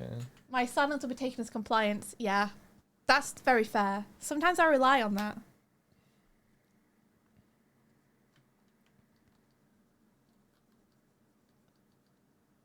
But also, this is something where I'm very happy for people to kind of organise me a little bit. When I try and organise myself, I often organise things by Doug's like, you know, we've got this on that day. And I'm like, what? So I have faith. I realized that because I looked up the dates for Kilkenny Animated. Oh, that's what you were looking at. Yeah. Okay. Only to realize that it's over the same weekend that we're going with your parents. I Oh. was like, No. Damn it. Of all of the overlaps. Yeah. I thought you were looking at maybe Scotland Loves Anime or something. I was also looking at that as well. Oh, you were? Okay, so that makes sense. I thought for some reason it was Scotland Loves Anime. Yeah, because Andrew Partridge is going to Kilkenny Animated. I think because Oh. they're showing some films there, like Colors Within and Perfect Blue. Okay. Gotcha. So So seeing him made me remember Scotland Loves Anime. when is Scotland Loves Anime on?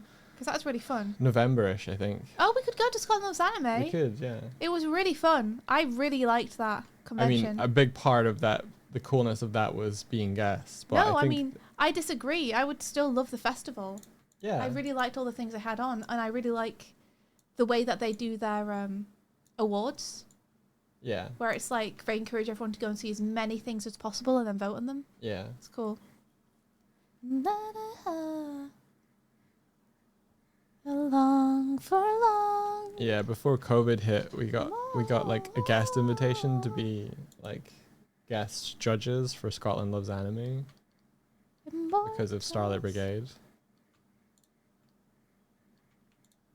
And then COVID happened and all of that shit vanished.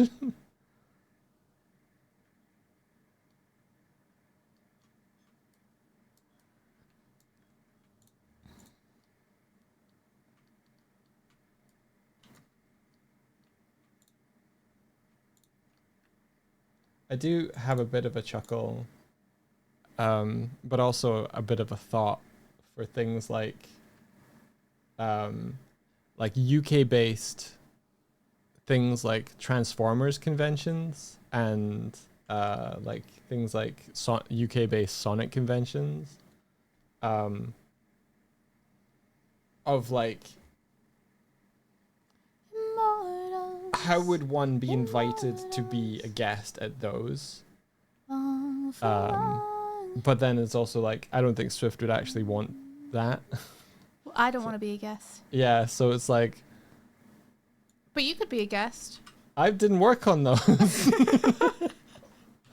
So it's the catch-22 of like, how like thinking, how does one get invited to be that? Like, what does one need to do for people to be like, oh, do you want to come to this event? But also at the same time, I know Swifty just is not interested in that side of stuff. It's not that I'm not interested, but it does make me uncomfortable to like do presentations and such and be seen as a guest. Yeah. Immortals, more immortals. Does dating a Sonic person count? Don't think so.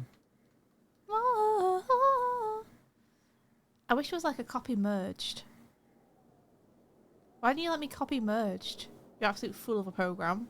But like, if you consider as a guest, lifelong Sonic fan India Swift has written for the IDW comics, has drawn and illustrated for the Sonic the Comic fan comic, has worked on the movie, has animated for like the Sonic Frontiers animation like trailer thing. Lives and is based in the UK. Has she received a single like Sonic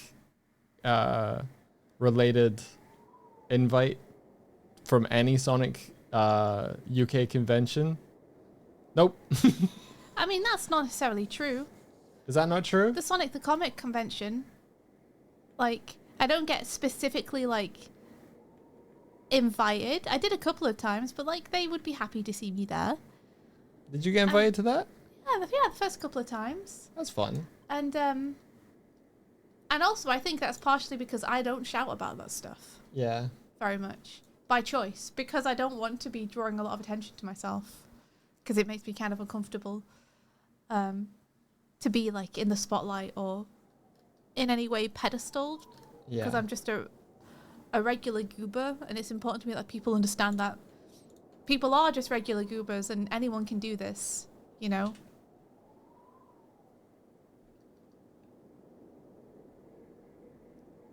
I feel awkward having to represent anything.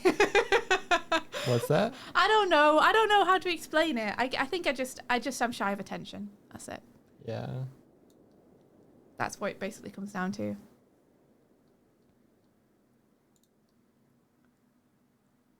Oh, Darvel says that reminds me. I witnessed my first poster ad for Annecy out in the wild. I may have seen those before, but you two gave me context for the animation festival. Yeah. If anyone's going to Annecy, by the way, I think we're definitely going next year. I think we like basically completely decided that no matter what, come hell or high water. But hopefully neither of those will be happening. But you know, we're going to go to Annecy next year. Okay, cool. I thought we decided. Maybe we hadn't. No, I would love to go.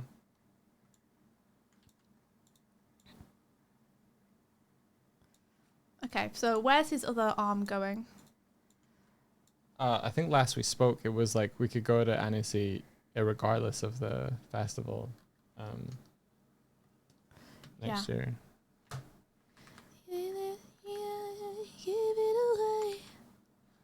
Doodle says, "Be warned, hot, warm." Hot, warm, warm, hot, warm. Were you there this year, Doodles? Doodle Carls.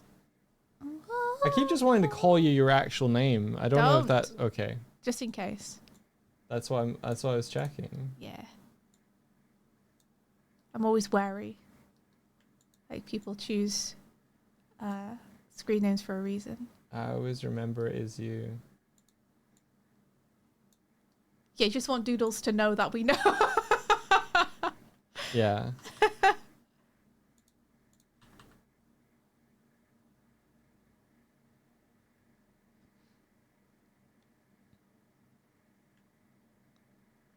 Yeah, that's fair.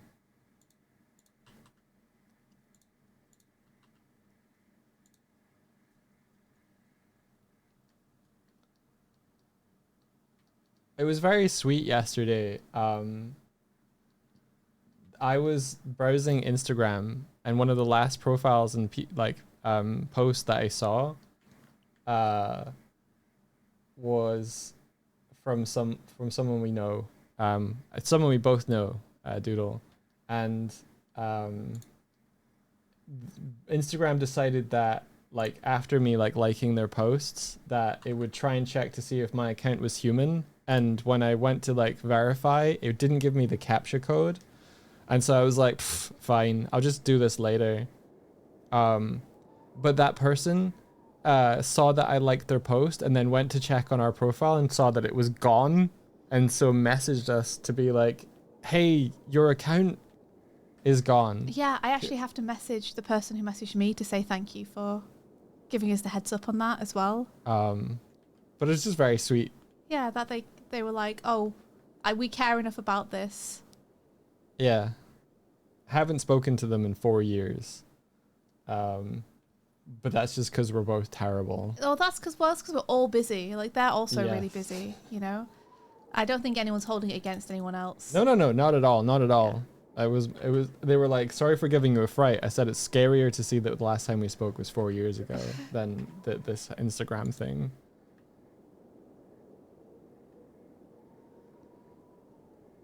Oh, they checked with you too. Yeah. Aww. That was really nice. Aww. It's nice when people think of you like that. Yeah.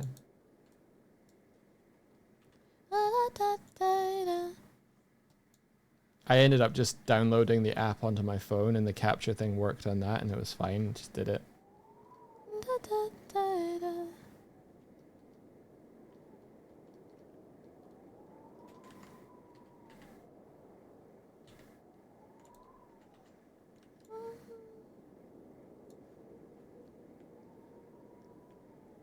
Doodle says, I just assumed you deleted your account. I was like, maybe they done with Meta. Delete your art. No, not necessarily. I am very weary of social media at this point. Mm-hmm. Yeah. I think I'm over it. I understand being tired of kind of what feels like the rat race. Yeah. Just like you have to constantly keep up with doing this, that, and the other.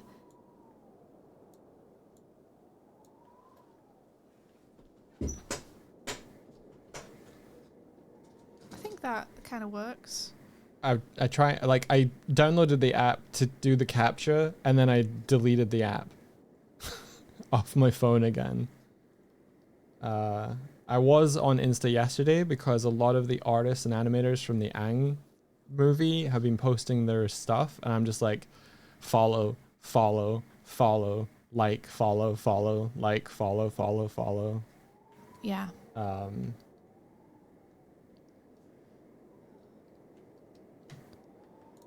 What a very cool theme.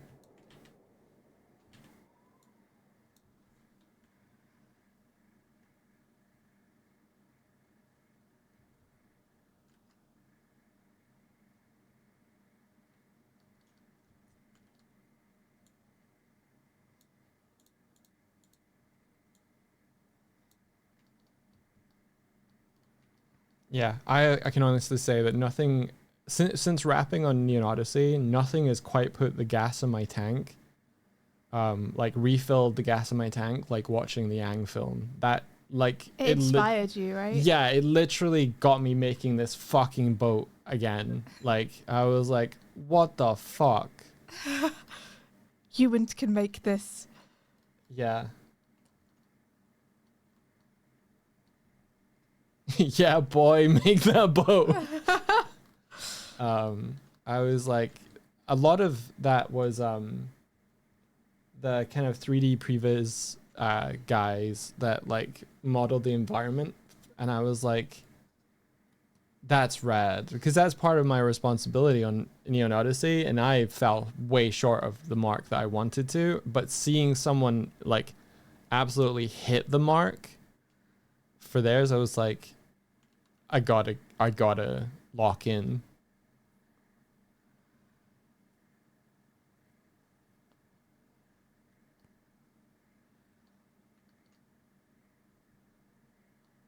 Okay.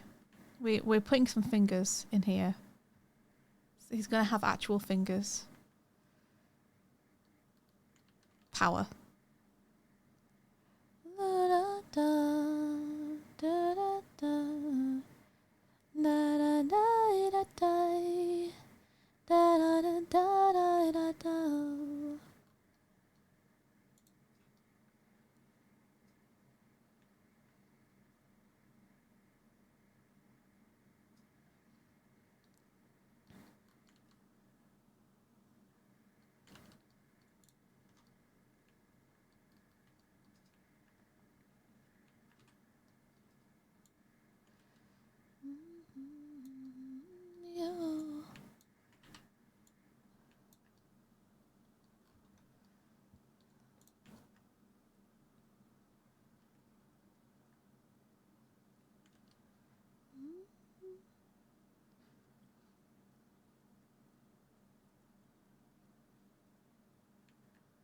Imagine Kandor running around with a set of fake fingers just to Fake throw off fingers? people trying to draw him. What?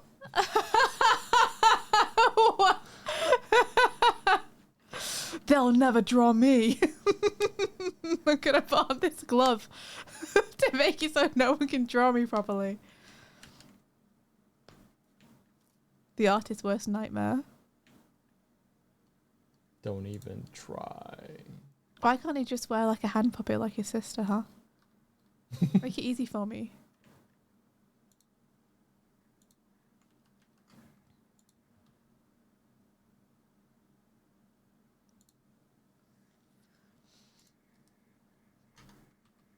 Okay, how does this work? I guess that kind of works, I don't know. It's like pushed against his chest a little bit, and I'm trying to figure out if the chest would overlap the hand or not. No, it wouldn't really. It would overlap maybe the first knuckle. But it wouldn't really overlap apart from that.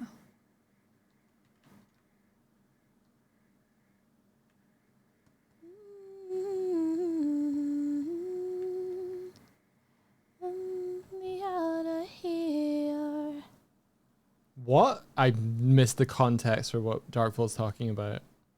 That's true. Depends on the size of the chest. Yeah. Hey, Juno. Oh, Hello. the size of the chest. Okay.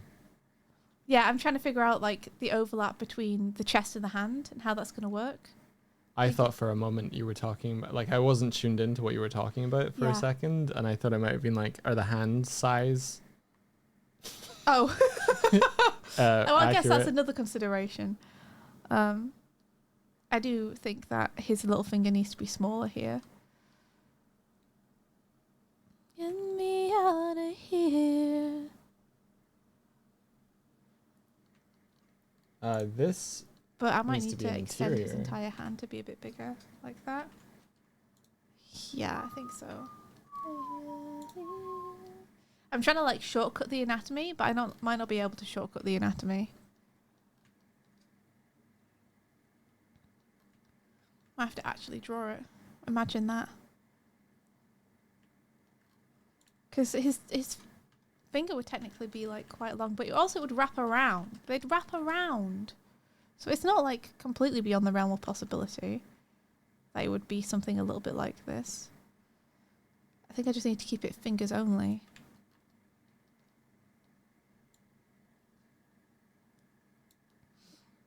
Drawing hands. Classically easy. That still works. That's a quick fix.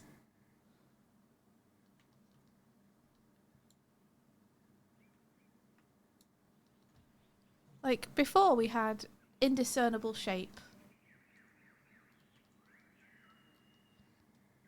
And now we have slightly more discernible shape, but I don't know if I like it better.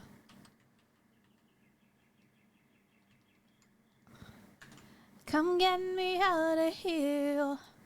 Breaks a bunch of other stuff though. It's a little bit better, I think.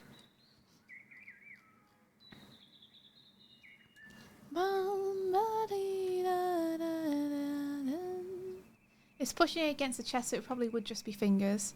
Yeah, like there'd just be fingers wrapping around, right? Because like let's draw through a little bit, and then I'll erase it. But like his actual palm is going to be here. Like this is what's happening underneath. And that kind of makes sense to me. Like, it's going to come down here and then come over there. The only thing is his knuckles might be tilted a slightly different way. But it's essentially going to be like this.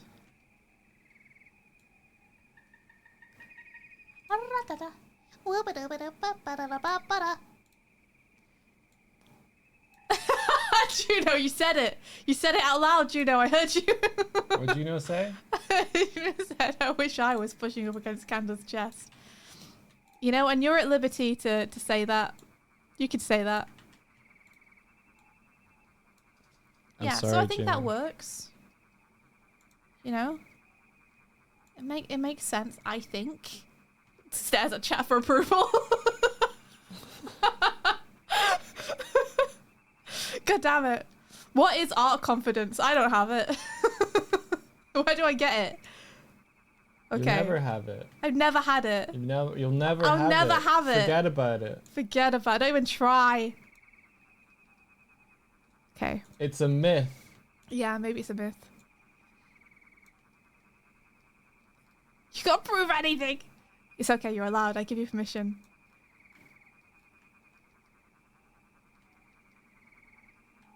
An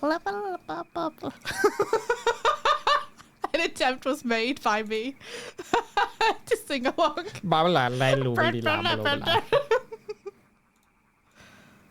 Well,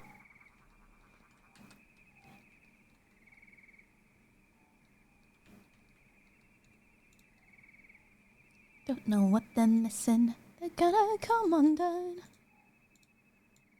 My knees are bending so to get up and let go.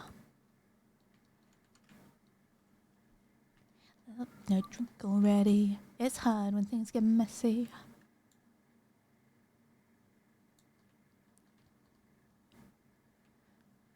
Ready, set, go.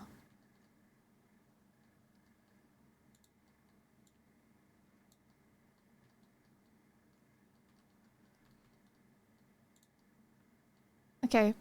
It's okay. It's okay being messy. It doesn't matter if it's messy. It's fine. It's fine, Swifty.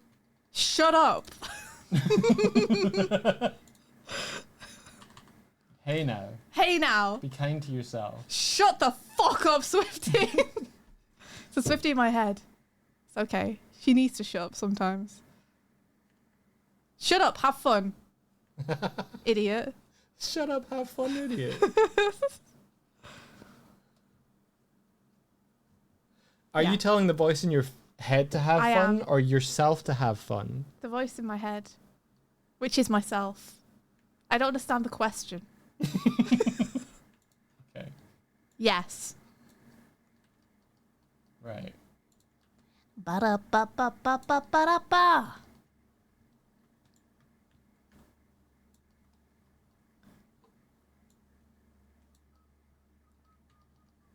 Da-da-da-da. Hey, that's a friend you're talking about. It's okay, Ben. She's being an idiot.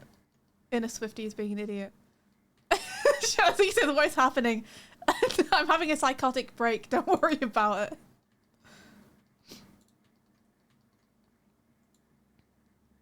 Let's see. What are we doing? What are we doing now? I was down here trying to do all this stuff with the arms, and I got distracted by the hand.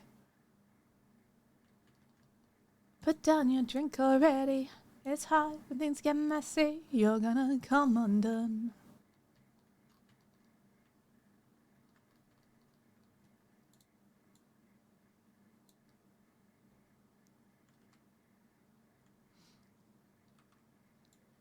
Okay, let's not get hung up. Yeah, that tends to be a punishment. Let's do the thing. Cha cha cha cha cha. Do do. Do do do do. Jo jo jo jo. Jo jo jo jo.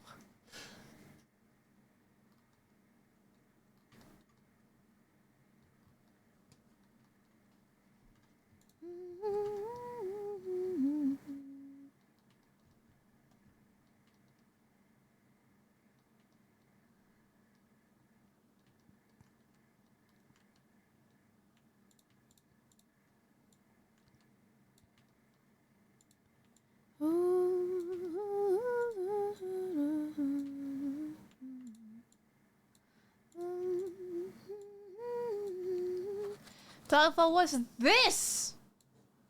What is this? Show me. What are you laughing at? What is it? Show me. Here you go. Yeah, there he is, right where he wants to be. Juno is home. That's really funny. Very cute. Juno's happy place. Right where Juno belongs. Oh, this is how your email finds me for real. Damn, this is extremely good. How did they get that? He spawned in. Strong. Oh, you moved. I think you moved. Oh, over I'm sorry. more. Yeah, I started painting again, so probably shifted the canvas a little bit. Yeah. Hang on, guys. I can do this. It doesn't matter.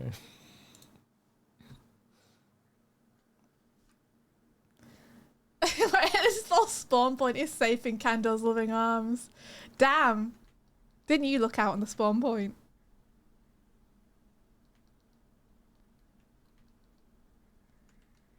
You know, somewhere someone else is spawning into Vlanos' office instead. They're like, oh no.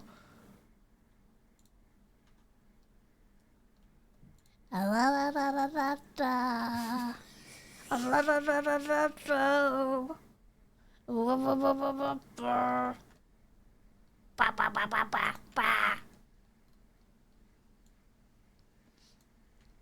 go, Swifty. You know, do you know I went to a dinosaur park recently? And it was great, but I do have one regret, which is that the gift shop had grown tubes. Did not buy a grown tube. Could have got a named mascot dinosaur character grown tube. And imagine how much my life would have been improved. Yeah. Guess we'll just have to go back. I feel like you got something a little better than a grown tube, though. Oh my god, I need to unpack it! I need to unpack it, guys! Psychologically. Guys, I got a Triceratops skull for my desk. Guys, I got a model of a T-Tops skull for my desk. I need to unpack it because it's going to make me happy every time I look at it. Do you want it now? Yeah. I'll go get it for you. Yeah! Woo! You're so proud of me. You should be proud of me. I saw it and we saw the price and we were like, we can do that. I think we can do that. And then we went to the till and they were like, oh, that was the price for the smaller one, which isn't there anymore. It's twice the price. And you know what we did? We said, give it to me anyway. I need it. Want to show the box on cat cam? We could. We could show it on cat cam if you want to put it in the cat bed for a sec. Oh. Do you not want to unpack it, though? I do, but you would unpack it, then show people, and then I could take it and put it on my desk. Okay.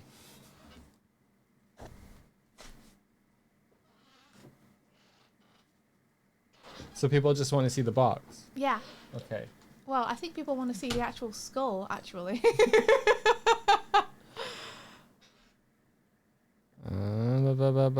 Cat camera. There we go. Hang on. Look, Behold you see our our towels in the bathroom. background on the radiator. Hang on.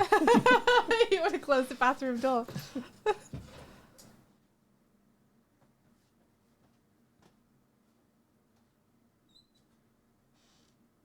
Nice. I'm going to regret that because he's going to jump on the toilet and escape. He's going to jump on the toilet and escape. Yeah, he'll jump from there to the door. I don't think he's going to escape. He could. He's in. He's been summoned by the sound of the door half closing. He's here. It is fine. It's totally fine.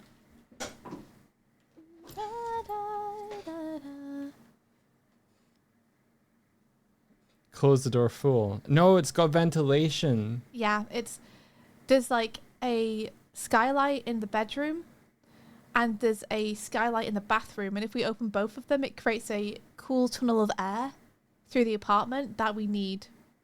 We need it. I need it. This is box. Enjoy box. There we go. Wow, thanks, Stork. I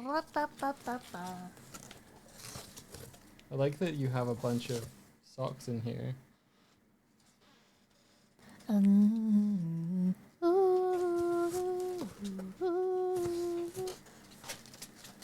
I can't believe I'm the one unwrapping this. Yeah.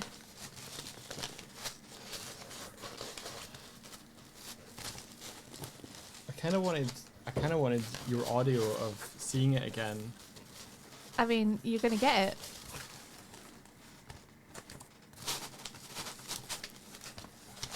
We built this house on memories. Take a picture now.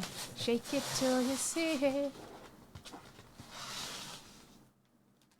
Fifth heat wave of this year is coming. Oh, we got the polystyrene. There's a box with the... Triceratops. That's pretty good. Oh, he's in there immediately.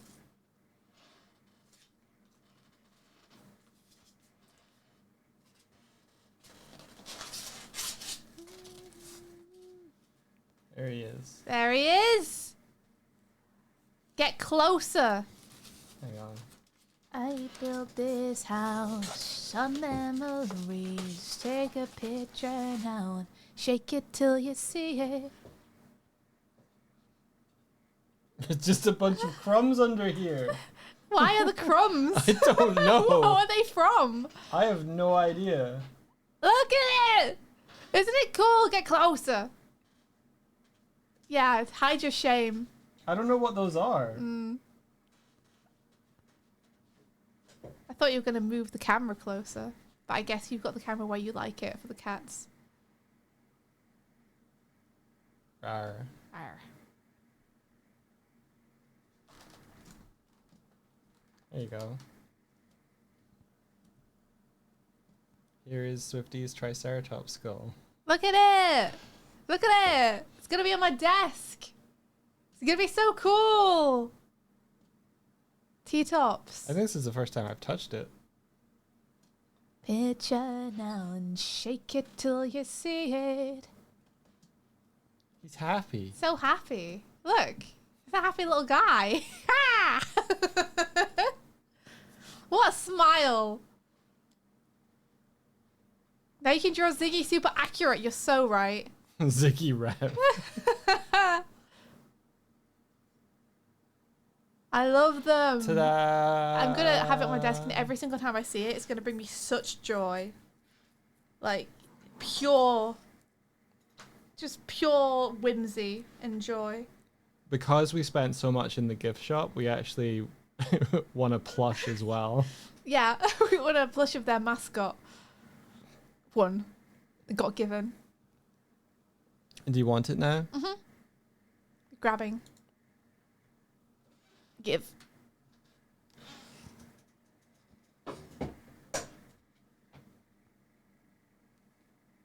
Ah! Ah! It's yours now. Oh, it's mine now. Good T-tops patting on head. Did your face tracking die? Oh, no, sorry. Something goes off or I turn too far this way. Oh, I see. Because I haven't found a good position for it yet. I keep forgetting to charge my phone, which would be the best thing to have and place to put.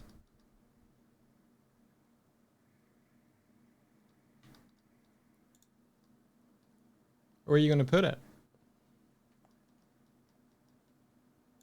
Do they have a place in mind? You have in mind on your desk for them? I'm going to clear my desk in a couple of days, I think. Gotcha. And then I will put it somewhere specific. Very cool. But right now it's just next to my monitor.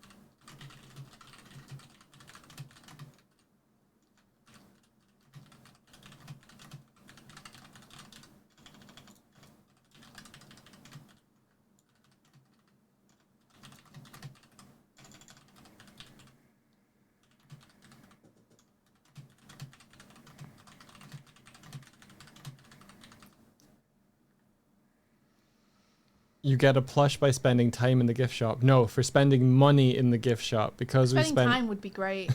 I just could just live there and get endless free plushes. Yeah, because we spent over a certain threshold of like 30 or 35 or something. We got a pterodactyl plush.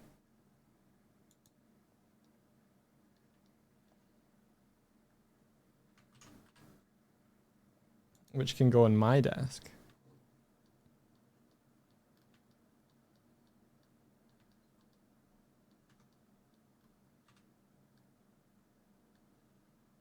Are you going to put the plush on your desk? Yeah. Good.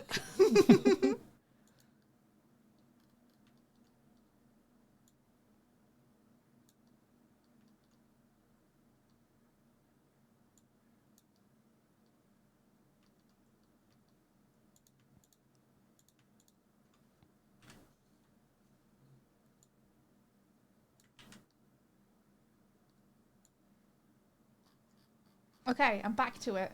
I'm locked in again. You're locked in. Yeah, let's see what we got. What we got going on here?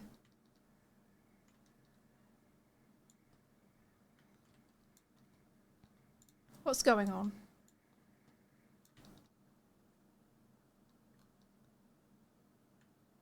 I feel like it would be like that.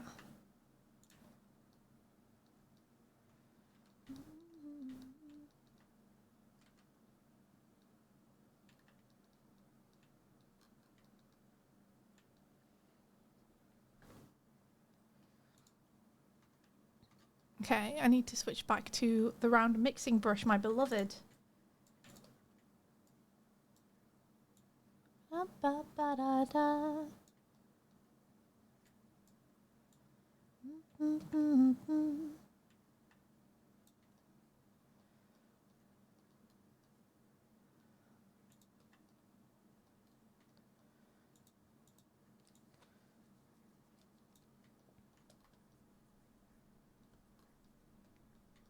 Ba-ba-ba-da-da.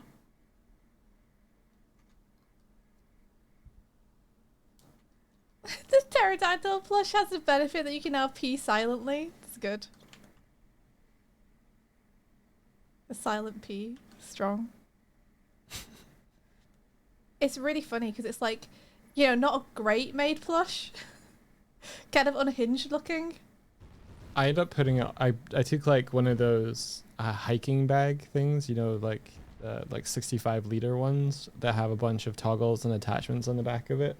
Mm-hmm. And I think you were able to like just slot stuff in with like a little pull tie thing. So I just put it around its neck and just pulled it taut. Whoa. To hang it off the side so I didn't have to pack it.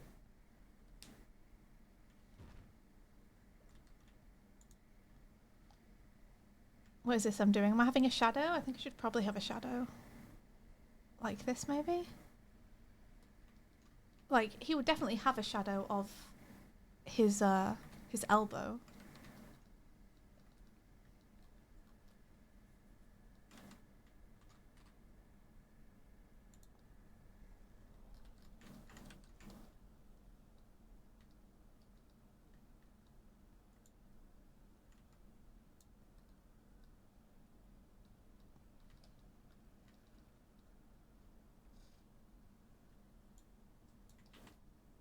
Oh, by the way, Ben, how did your Lancer game go? Ben's been playing Lancer. What's Lancer? It's like D&D kind of, but it's mechs. Oh, cool. Yeah. Cute. Cool. Yeah, it's pretty cool. It's pretty cool. La da da da da.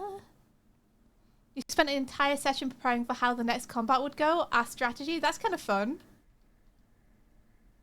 Was that a good time, or were you like, oh, let me fight? I love me a planning session personally, but you know, that's because I'm a little heist bitch. You are a little heist bitch. And I love having a plan and then trying to execute the plan.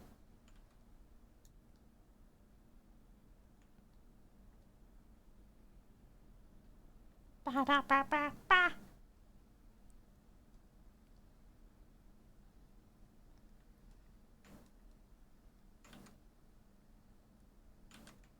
I think that's important. What, having the anticipation Yeah. before a But- big project or quest. Doing it in character as well. Yeah. Like, because if prep for a thing is forced outside of a session, then it's like you play a lot of the meat in like DMs instead. I love a good planning in character, personally, yeah. It looks a little better on me.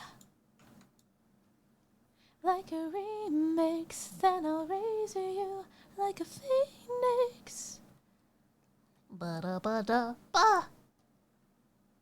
Yeah, I think you can reduce in intensity for a plan that's like something you're going to enact in sometimes time.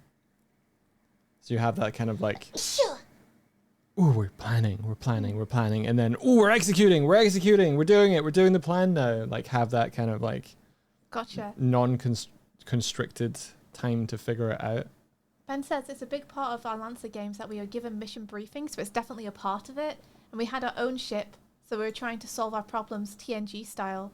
I've got to admit my character's much of a prepper, so I'm kind of out of character preparing a little, but just because I enjoy doing it. Yeah, if you enjoy doing it, like, if that's fun, that's what you're meant to be having fun. So, yeah, chase that. Do that prep. Have that fun. Tama says, Swifty, have you ever played Teardown? Because that sounds like the kind of energy of heist planning. I haven't. I've never played or heard of Teardown, I don't think. Is Teardown not the one that's like, it's almost like 3D pixels destructive? I think you saw Jeff play it. Oh! Is it the one where you build a contraption? No, Oh, that's... that looked really fun. Is that Siege something? Surrender. Ben, you'd want to run like a Lancer session for me at some point. I'd love that. You know I love mechs. Be into it.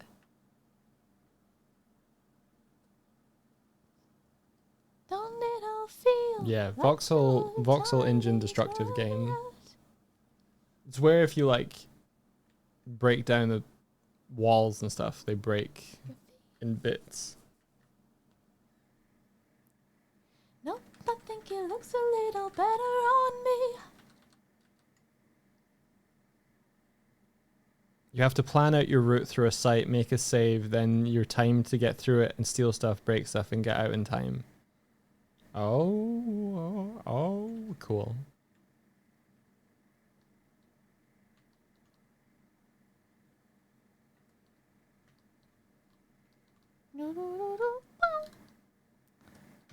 La da da da da.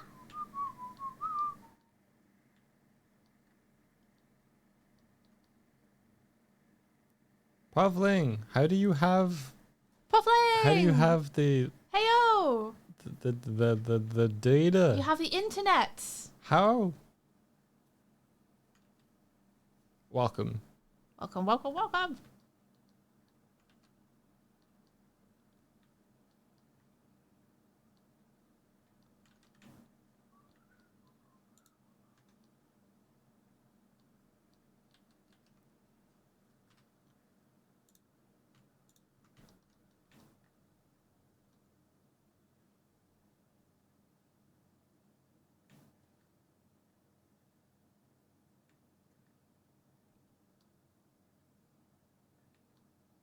Oh, stream crash. One sec. Oh no!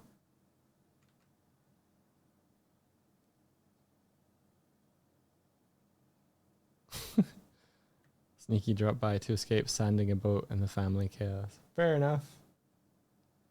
Ooh. Oh no! I've put it to escape sanding a boat and the family chaos. Nice. Welcome. Let us be your placid lake in the middle of, I don't know, the chaotic jungle. The metaphor got away from me. Isn't Lake Placid about alligators? Don't worry about it. Listen, don't worry about it. Is that right? Is that the one? Yeah, it sure is. It's either that or a big snake. And you'll never really know.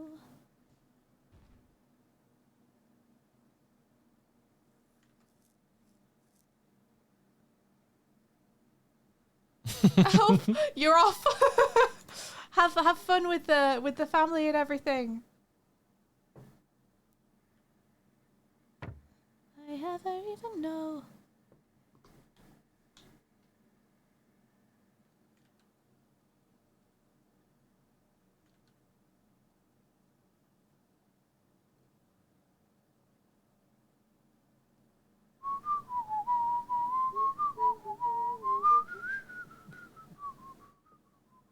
I think I did pretty good there.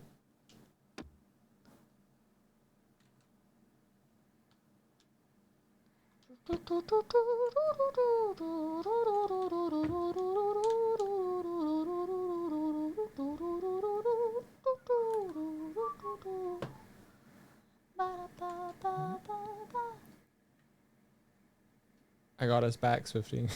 Goes back. Yeah. Welcome back.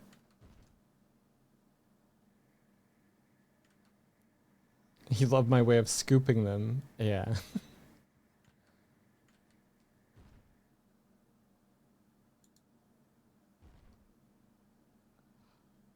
That's semi-convincing. You hope just chilling doesn't mean we are cold. No, very much not. I just can't think of a new stream title every day. I could have said, I'm building a boat, because I knew I was going to be doing that. You could have. Look at it go. Look at it go. Look at it go. Wow. It's a boat. It's a boat.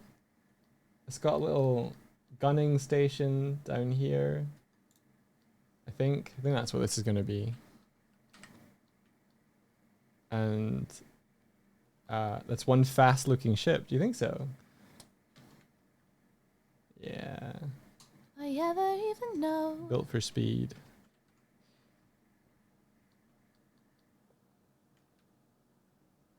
I think it's cutting a nice silhouette these days. What do you think?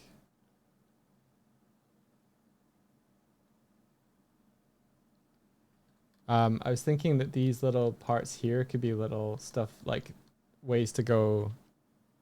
Like if we wanted to just drop down from the side of the ship down here, and then in, we can.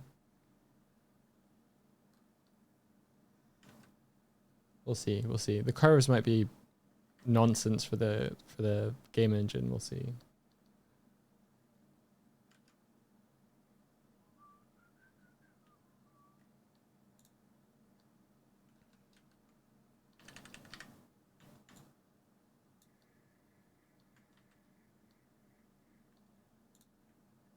It means though that I can do this new collection and call it hull. Does it get this tail in here?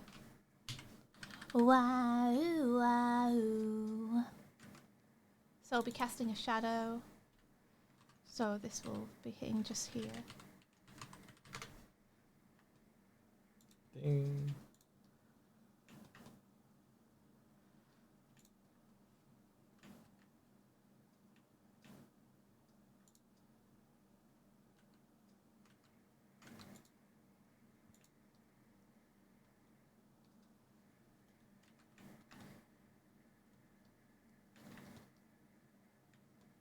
Now we can turn the outer hull off real easy.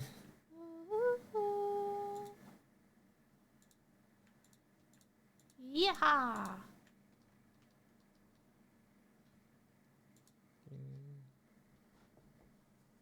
More mystery skulls. Let's go. No way Barry will be able to destroy this one. Yeah, we gotta work out what our defenses are gonna be.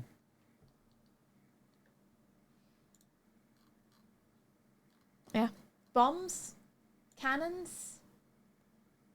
Gotta be bombs and cannons.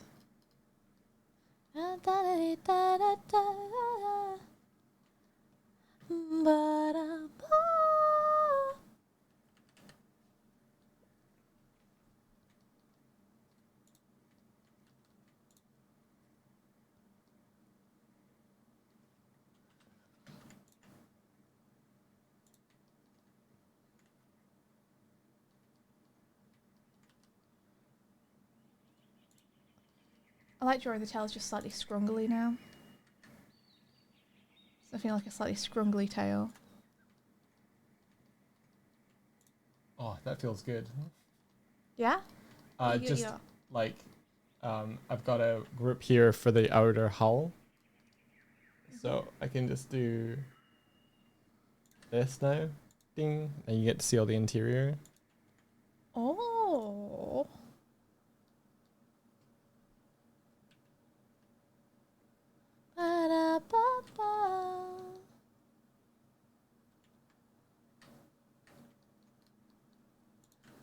I guess this would also be that.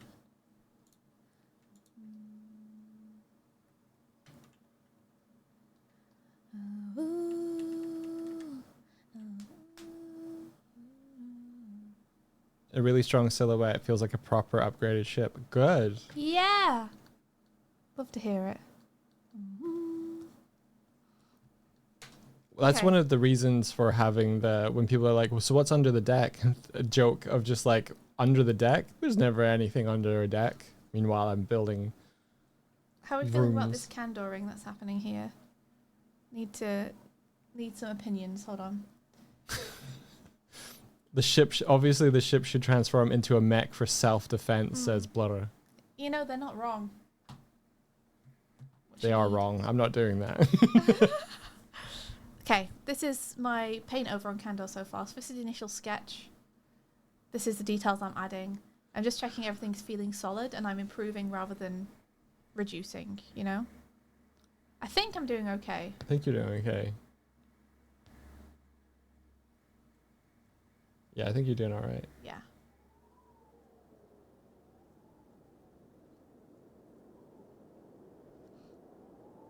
Yeah, nothing too feels too worked over. I think some things are a little solidified.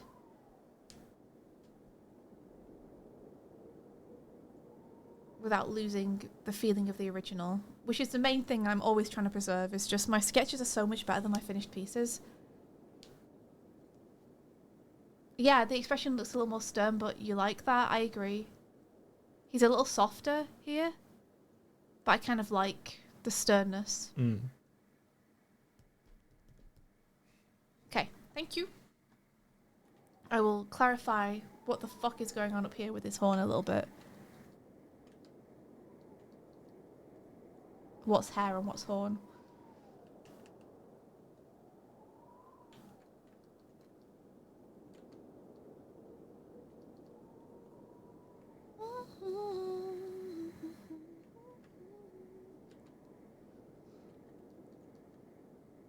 The more Ritz tries to joke, the more stern Candor gets. Yeah, it's like you have to keep a constant balance. They can never both be having a good time.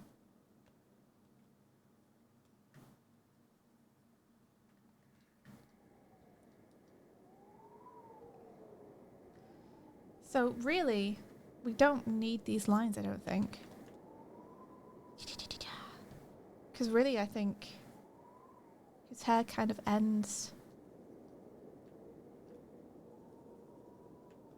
like here-ish. I'll have to check. I'm not doing bad things.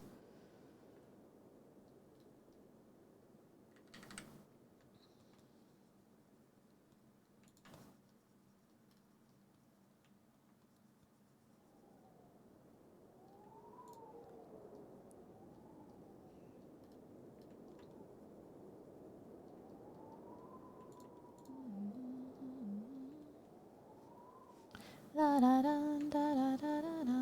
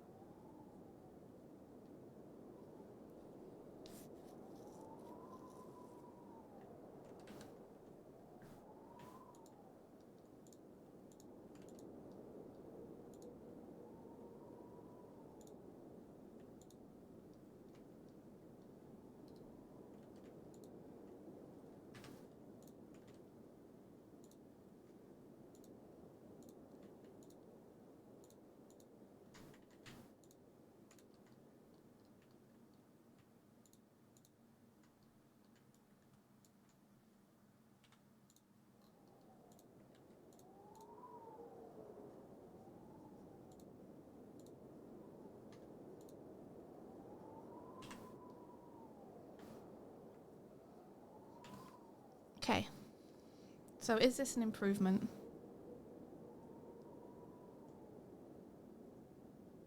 Yeah, I think it does clarify things a little bit more. Hair-wise. It's kind of like, what the fuck is going on up there?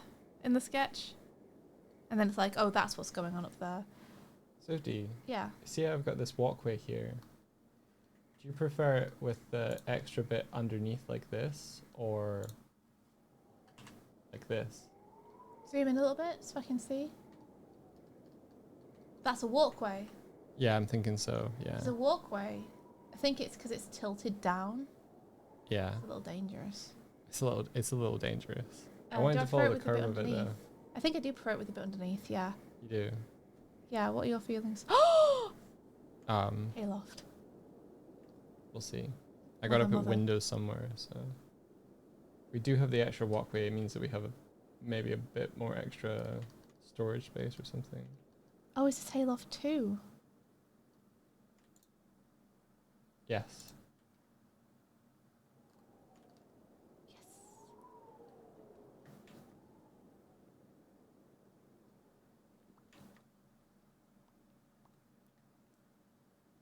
Loft. Oh yeah, I saw that Eventris at Gen Con,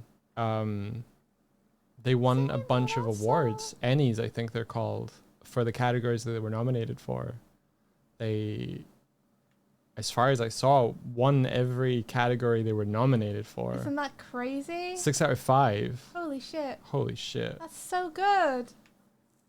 Oh, such congratulations to them. That's amazing. They must be on top of the world right now. My baby's got a gun, my baby's got a gun, you better run. Like, and that's going up against Bam, bam, crash. the rest of the world of TTRPG, basically. Yeah, which has exploded. So it's no easy thing to win something like that. Never mind 6 times. Whew. Even to be nominated is a huge honour. They got all the regular awards and the fan favorite publisher. That's so good. Holy shit. I'm so proud of them, which sounds weird to say because I have like, you know, I don't know. I don't have stakes in the game, but it's just I think they deserve it so much. They work so hard. My baby's got a gun, you better run. Boom, boom, crash, craddock, craddock, boom, boom. My baby's got a gun, my baby's got a gun, you better run. Okay, I think the problem I'm running up against is that technically you probably wouldn't see his hair here, it would be behind his horn. So, you had to dad kid to do it.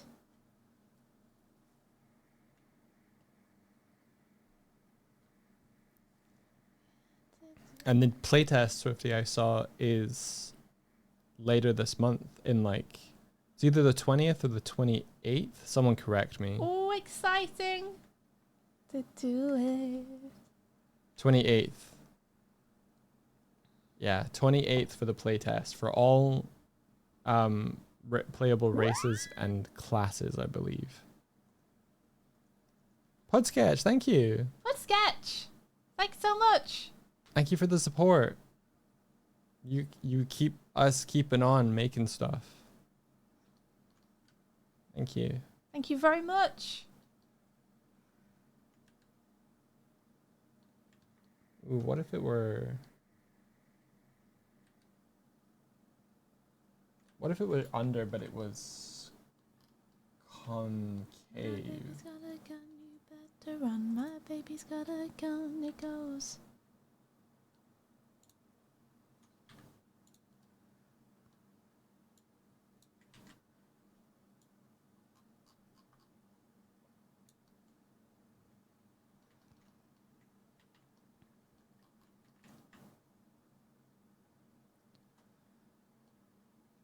I think I like it.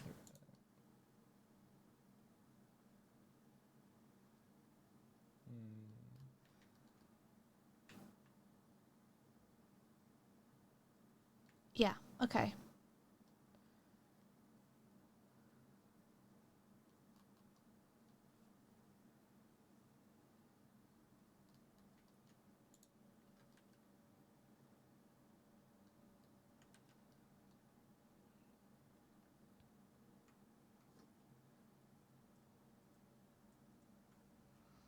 Okay. We got some hair. Good news, got hair. I want to indicate that it's the horn a little bit more, so I'm going to add a little bit more purple just in here.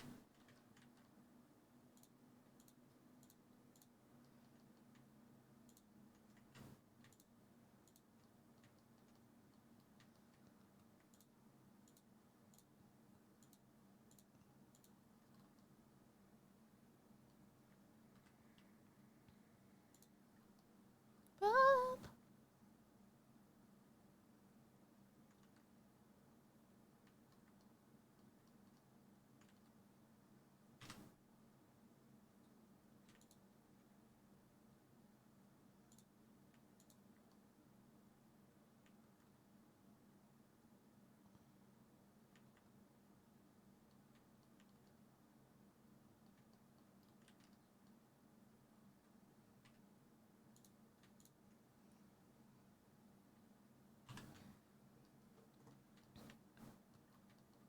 That feels a little better. It's not slanted anymore. It's still got the curve. Ooh, like it. Nice. I like it. I'm probably going to curve this as well. You kind of want to pick some people's brains about some stuff for the D&D campaign you're very slowly working on, but you don't know if you should ask a design question or lore question. You're also a little self-conscious about asking. Do feel free to ask, Dream of Infinity. We love talking about story stuff and all kinds of things here, so you're super welcome to. You're in the right place. Mikey said it's going to be 200 pages of playtest material. Holy shit. You're going to get it printed and bound. I think I'll do the same thing, yeah. Oh, Helios says, speaking of Advantris, and sorry to ask again because it got buried, but permission to share some fan art? Absolutely. Sorry it got buried. I would have said yes immediately. Yeah. Okay. I think we might be good on Candor here. I think we've got some stuff going on. Awesome. Yeah. I think that's a good... It still feels like it's got the life that you had. You just clarified stuff. Awesome. So now we move on to Tired Man. What you talking about, Candor? What the fuck you talking?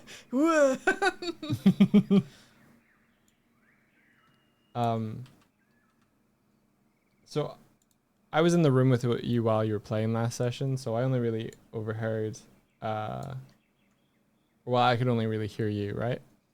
But there's a certain point when you were role-playing Ritz, I think it might have been when you were looking in the mirror before cleaning up. Yeah. There was a moment while you were role-playing, and the emotion in your voice was very, really, really, really good. It's probably because it was very, really real. But yeah. Probably because I was feeling it. So I just wanted to pay a compliment, I guess, or just highlight it that Aw, Mike. in that That's moment, really I think nice. you were in it, Yeah. and you were conveying it. Good. Oh, thank you very much. Yeah, role playing's not acting, man. No, it's kind of channeling in a way. Oh, Helios says put the fan art in the chat. If you would bring it up so I can see, I'd love it. Yeah, you were method. Does the truth come out? Supposed to be Ritz, doobie doo. I'm not Ritz, but I'm definitely channeling parts of myself through him. I think someone said it really well that, like, you know, you don't want to be so close to your D&D characters that they're just a self-insert. Like, you want them to be a character you can have fun with, but also you want to pull from parts of yourself so that you can convey things honestly, I think. Mm-hmm. So Ritz is like a few different aspects of myself, some of which I've cranked up way higher than they normally are, and some things that I've cranked down lower than they usually are. And then I've put a story on top that I imagine what it would be like to experience, but don't have actual experience with. So it's like a little amalgamation. But I think it's the same thing that you have to do whenever you do anything like writing a book or anything, right? Yeah, in game you are. I'm just trying to really like convey the character honestly. But it's like any book you write where, you know, you're writing characters doing things under their own motivations, but you have to also feel that in yourself to understand like why they're doing it. To convincingly write it, you need to understand why someone would want to do that. And so there is a connection you have to have with where they're coming from, with everything they're doing, so that to them it seems reasonable. Mm-hmm. And I really like embodying characters like that, because I think that's the escapism for me. That's part of the fun part of writing. Is writing characters who all think they're doing the right thing based on where they're coming from. Yeah.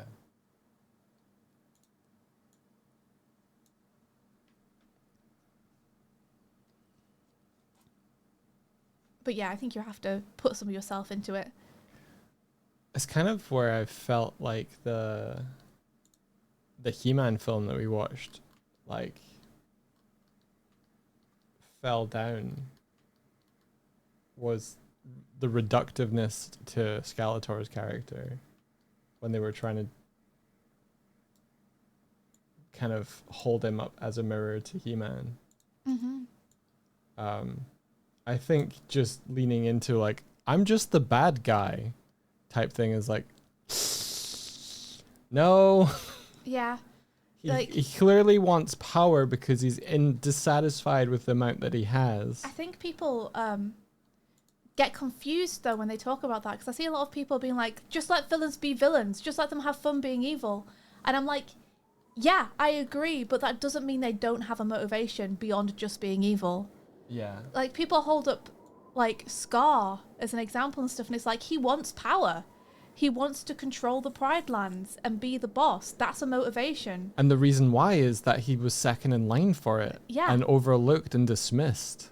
Yeah, he has like real reason to want this, to think that he deserves it, to feel entitled to it, you know. And Ursula the Sea Witch, same, she wants to depose Triton as ruler of the sea, because she hates that she's been regaled to the bottom of the ocean like this, that she's dismissed.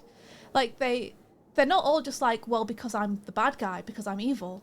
Yeah. Like, they need something, and they can still have fun with it, but they have to have a reason for doing what they're doing.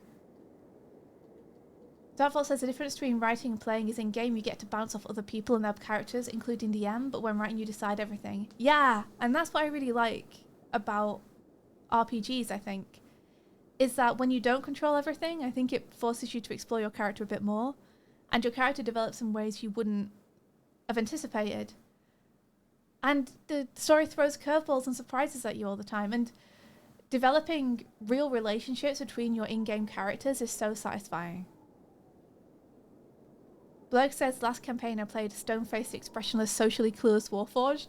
I really liked the character as a concept, but it was kind of difficult at times and a boring character to play. Yeah, that's a bit rough. Because, same, I think that character concept's really fun. Like, a little bit Drax from Guardians of the Galaxy. Yeah, and a lot of people say as well that your character never completely survives hitting the table in terms of, like, going straight from how you translate them in your head to how they're going to actually play. Yeah. You know, they will react differently depending on what your group composition is and everything, and that's fun. Yeah, exactly, Darkfall. Exactly. Like, they have to want something. And they have to have a reason to want it. And the reason can't just be because this is the trope I am. Because that takes me completely out of the story. Then I can't take them seriously anymore. And if I can't take the bad guy seriously, then I can't take the stakes of the story seriously. And if I can't take the stakes of the story seriously, then I don't know why I'm watching if I don't care. Playing outside your comfort zone can be tough. You can't play a super charismatic character who everyone likes and has everyone's attention. I think you could do that. I like playing a character that's slightly out of my wheelhouse too, to push me to do things I wouldn't usually. That's Helios's fan art if you want to see. Oh, thank you so much. It's finally up, Helios. I can see it. It's Ren. It's Ren. Make bigger, please. Make bigger. Yeah, This is just for you. Yeah. Oh, it's so good. It's so beautiful. I love your line quality. Your line quality is such goals. You love him and all of them. Yeah, they're fantastic. I have to really catch up on that one. Yes, I want to listen to it with you.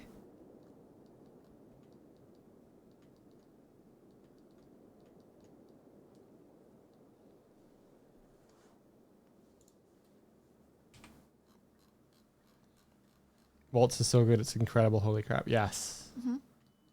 I like it when Derek DMs. Yeah, me too. Derek is really good.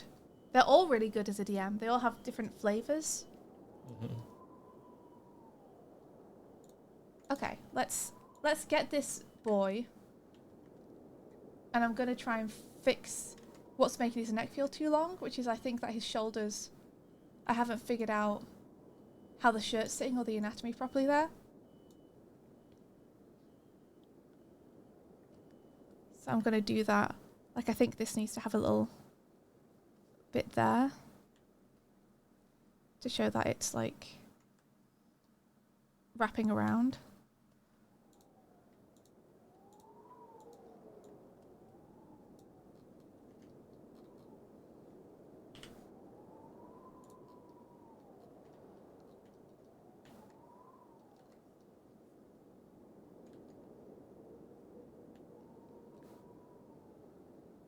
We'd love to see Richie DM one day, but you understand why he doesn't. Has he never DM'd for them yet? You tried playing a charisma paladin and was very successful in being a charismatic hero, but it irks me so badly I switched to a more shy and reserved character. See, you can do it, though. You can do it. I mean, you're learning about yourself too, right? It's great that you were really successful at it, but then you were just like, this isn't the type of character I prefer to play. I have more fun with this type of character. Like, it's been fun playing as Ritz because I still get to sit back sometimes during conflicts because I don't want him to always be weighing in over everyone because I want there to be good table balance and for him not to dominate every conversation. But he's meant to be a character who calls out things that he sees as injustices. Like, pretty brazenly, to just be like, hey, that sucks, or that doesn't make sense, or hey, like, don't talk to them like that, don't do that, like, this is bullshit, which is something I'm very uncomfortable with doing in real life. You know, I'm quite passive in real life, which is something I'm working on, and I feel like playing Ritz is kind of helping me do that a little bit. Because I'm getting to play a character in a space where we're telling a story who wouldn't just sit by and stay quiet if something's happening that he doesn't agree with.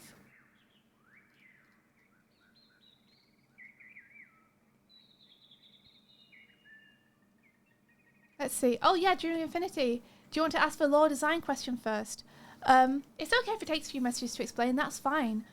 I don't know if you should ask for design or lore question first, because not knowing what the question is, I don't know what's going to be more helpful.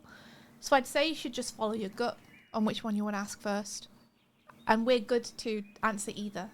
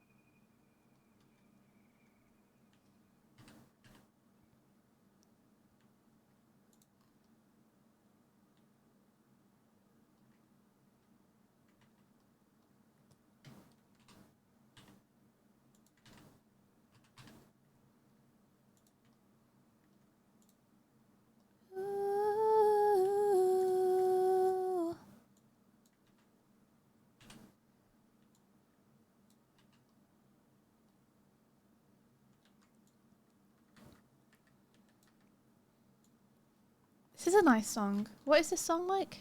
I'll tell you in a second. Okay.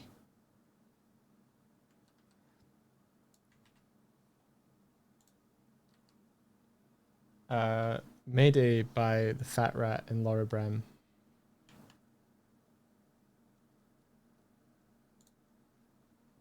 Did you hear that?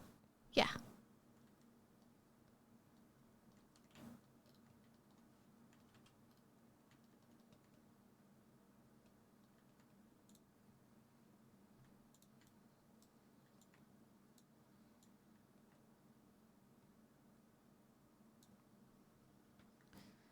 Oh, Karzik, if you're here, I got to a boss in Dark Souls 3 that's like at the kind of end of the Ethereal. He's a dude with I think it's like flame and fire. Fire and ice. Swords guy. That's him. Fuck that guy.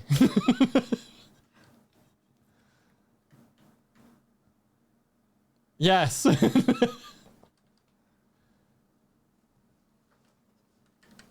He's probably the first boss in the game that I have gone, oh, okay.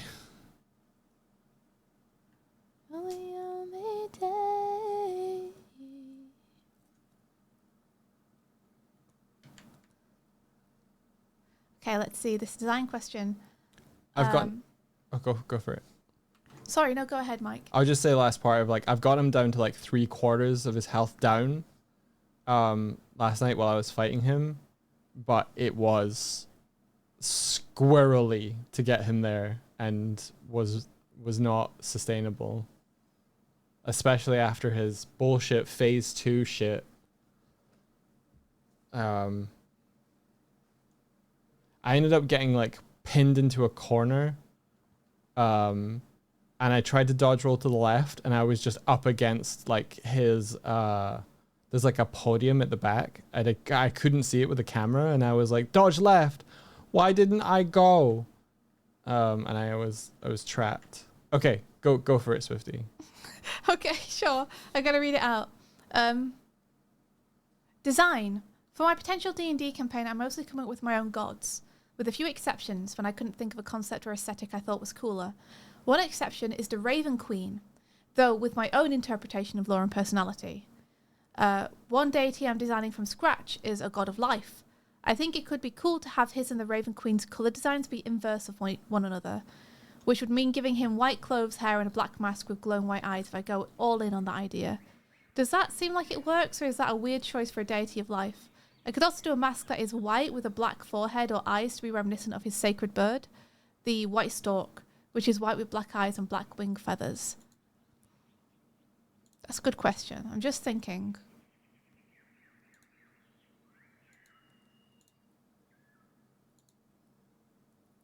Okay, so I have a couple of thoughts. One of my thoughts is that I think that doing something slightly unexpected with a design is sometimes what makes it iconic. So I don't think there's any issue with designing a god of life with a black mask with white eyes. I think that could make people sit up and pay attention if you do it well. Because you're like, oh, interesting, the god of life has like a black mask. That isn't how I'd picture a god of life, but okay. Like, I think you could lean into that and make it really cool and iconic. My other thought is, if you don't want to necessarily do that, if you're feeling a bit insecure about it, what you could do is just take the percentages of black and white on each character and flip them. Mm-hmm. And then you can place those design elements where you want. So long as the Raven Queen, the Raven Goddess is using majority black and some white. If you have the life god have majority white and some black, then it will still work as a coin flip from one to the other, in terms of feeling like they're part of the same, two flip sides of the same coin. And it'll give you a little bit more artistic freedom. So I guess it depends how strong an idea you have.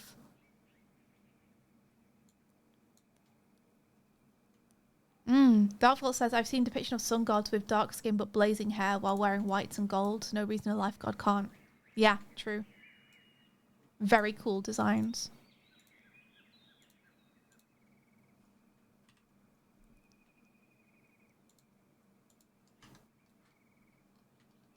Da da dee da dun. Song.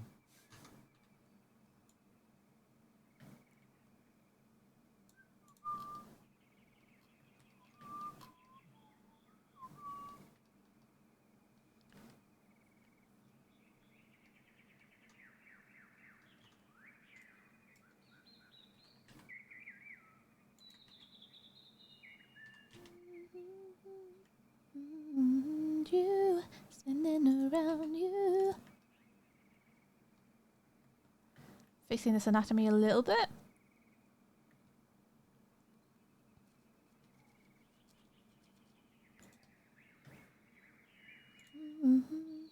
Not as much as I do.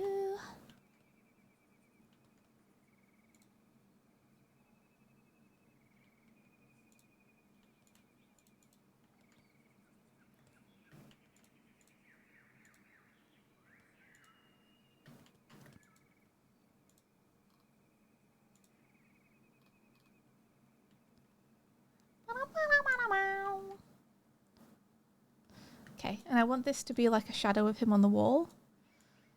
So I'm going to try and intensify where it's closer to him.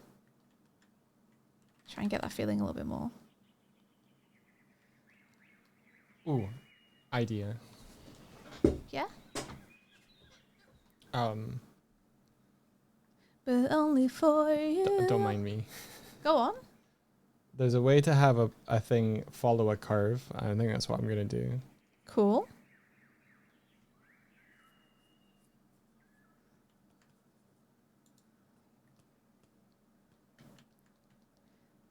Okay, so I need to get rid of these little lines here.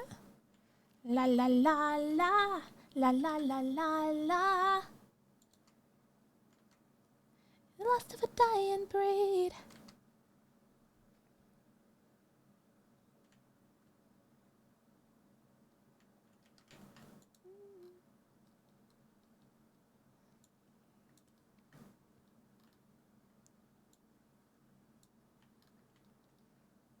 Figuring out how to like paint where light is hitting something through a beam of light is interesting.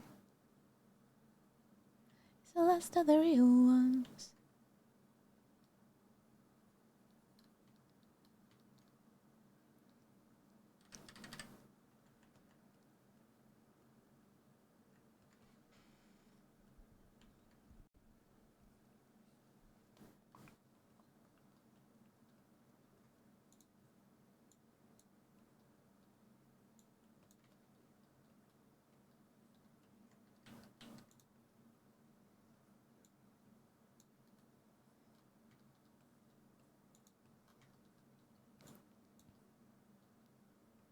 Dying breed.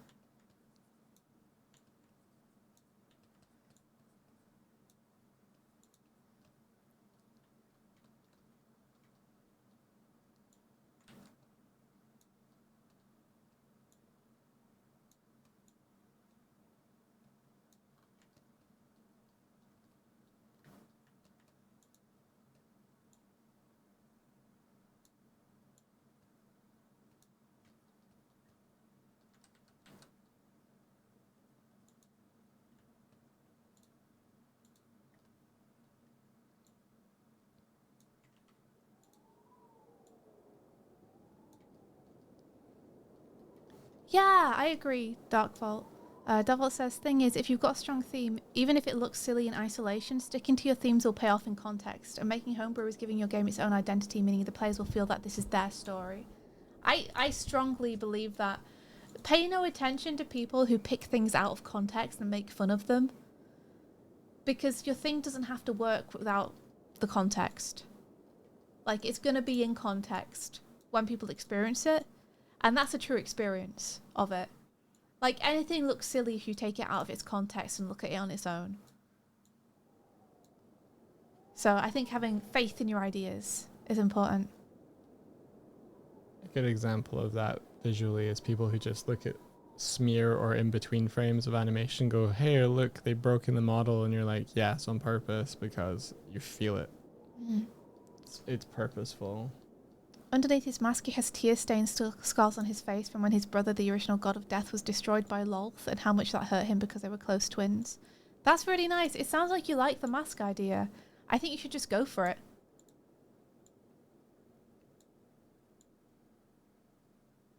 Yeah, it is about the execution also.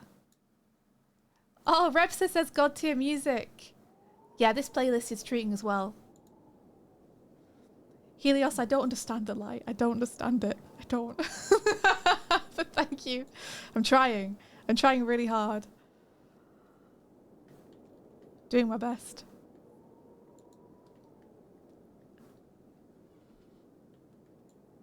I'm not going to get too into the weeds with it. Because I don't want to overwork everything. But I am trying to do some stuff.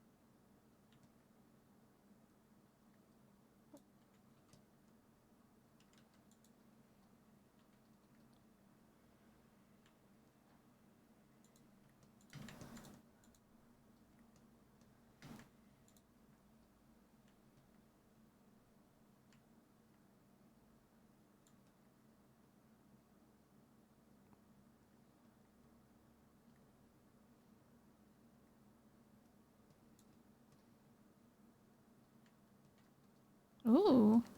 This music track's getting funky. I like it.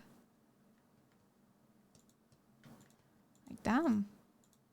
It's doing some stuff.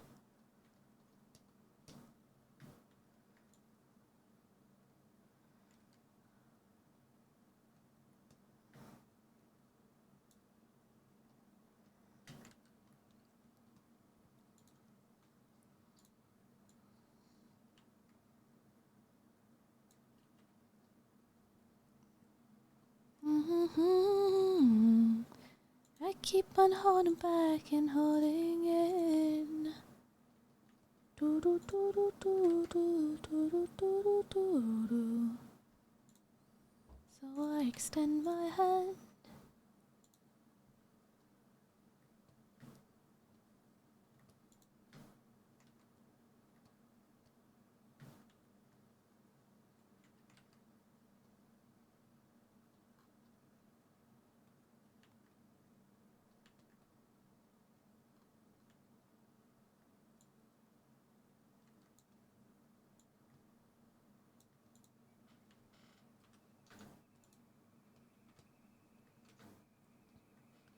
Okay, what are we doing?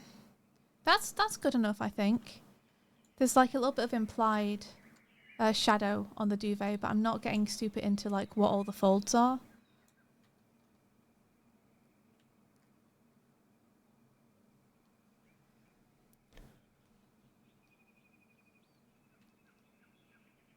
Okay. We should probably clarify the background a little. Is there anything I want to do to Ritz's face? It's kind of selling the emotion I want, so I'm hesitant to mess with it too much.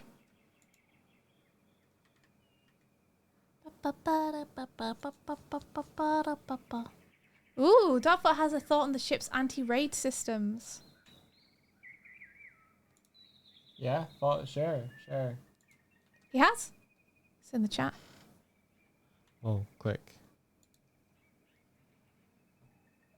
Ooh. Shields. That's fun. Ooh. I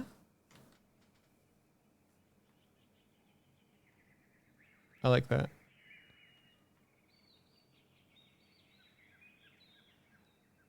That's really neat. Hell yeah. I hope you had fun drawing the rest of the ship for that. Yeah, good job, actually, drawing the rest of the ship.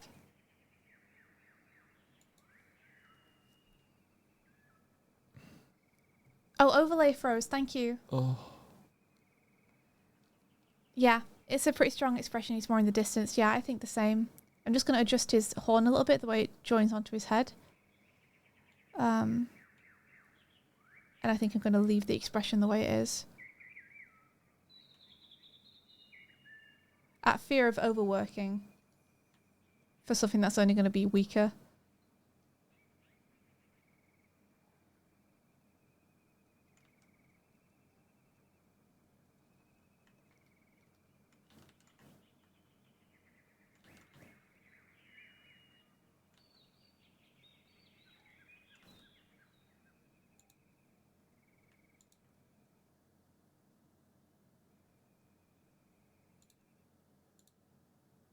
There we go.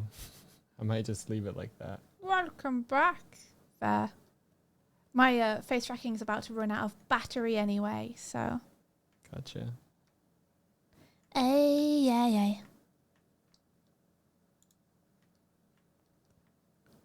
You know what? I might just try and do some stuff with geometry nodes instead.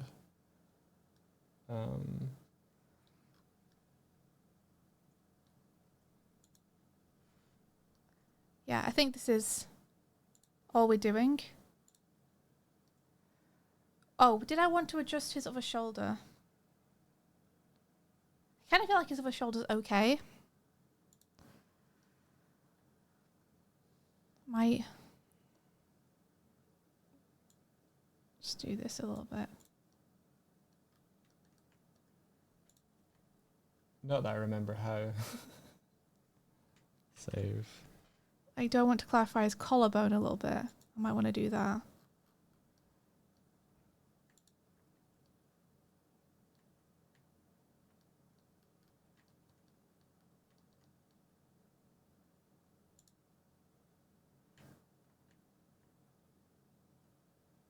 God, I don't remember this.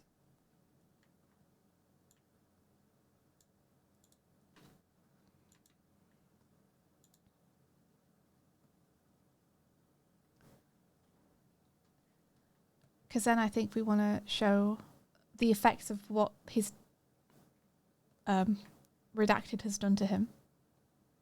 I don't think anyone here really cares about spoilers, but just in case.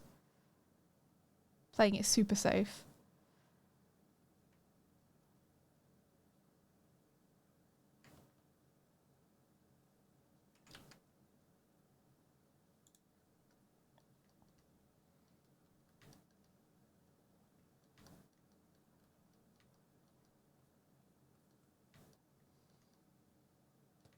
So I want to have the little bit of darkness just peeking over his shirt collar here. And I want the veins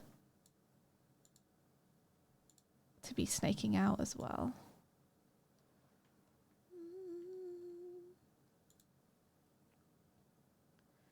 Because it's now washed.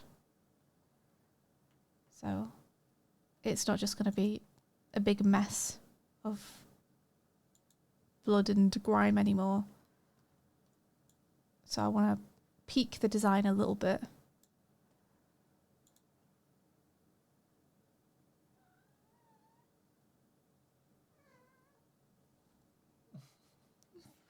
Kimber went, oh, and then just fell over. Yeah, you're so hard done by, right, little man? It's so sad. I'm gonna get his belly if I can. You've already fed him, right? Yeah, I'm gonna get his belly if I can. Yeah. Get it. Yeah, you coming over?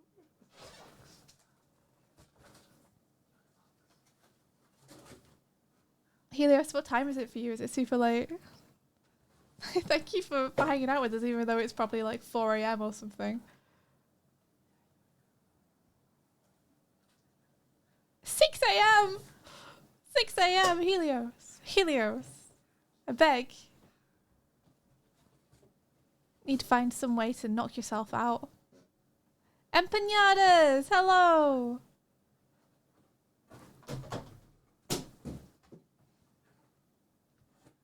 Okay. I think that'll do us. Just a little implication of the veins and everything coming out. He tried to slug his way into this box. Tried to slug his way in. So not big enough for him.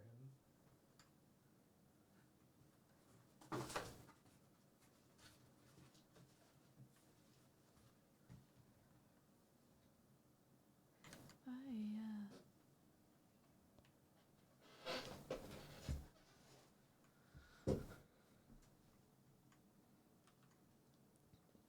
Oh, it's been so long since I did this. Did what? Yeah. Geometry nodes. Oh. I wonder if I could just copy. You know what? Where is it? Okay. We should start dealing with the background. This one. There he is. There's the boy. There is the boy. Ba ba ba ba. So, in a past life, these tentacles, I used geometry nodes to make it so that if you move the curve, then the tentacles move with it. I can't remember how I did it, but I did it one day, and then I've forgotten how I did it. Well, you probably did it like 2 years ago.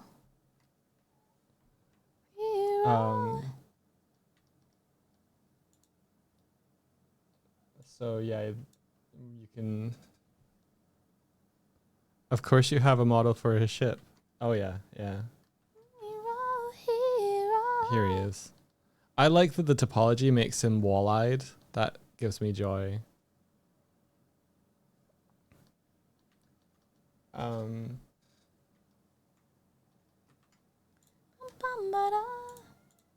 So if I click, shit, where's the window for? Oh, geometry nodes. I'm on it. I see.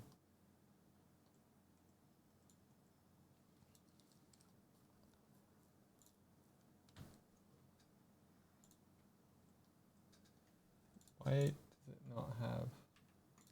Okay. We're on to the background. The least exciting part for me. Yahoo! There we go. Yippee! So this is this is the nodes that achieve this. Actually, you know, do we need to do something with his hair to make it look a little bit more like he's leaning against the wall? Is it convincing enough? Hero. I promise that I'm not just putting off working on the background. I promise.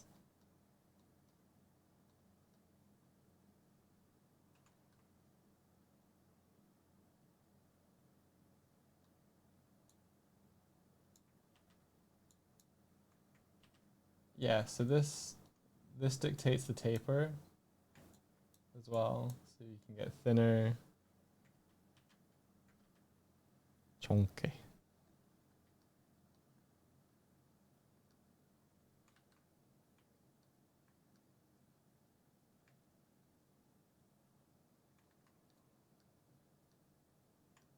Object info. All right, okay, so curve section, curves the points.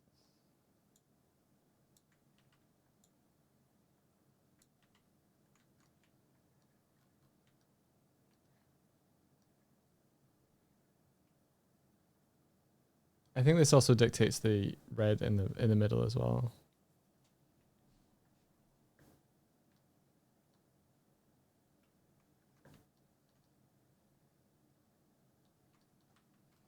So can I just...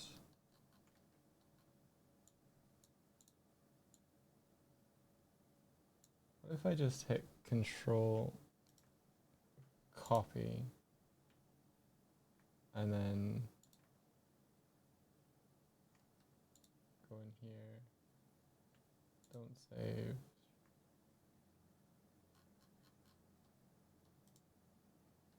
Paste. Cool.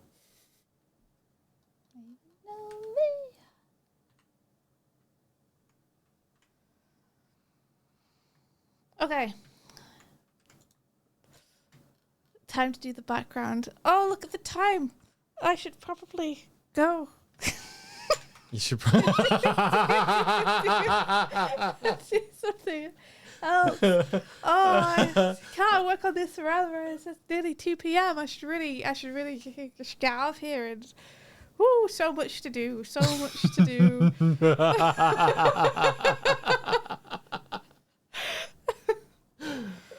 Oh.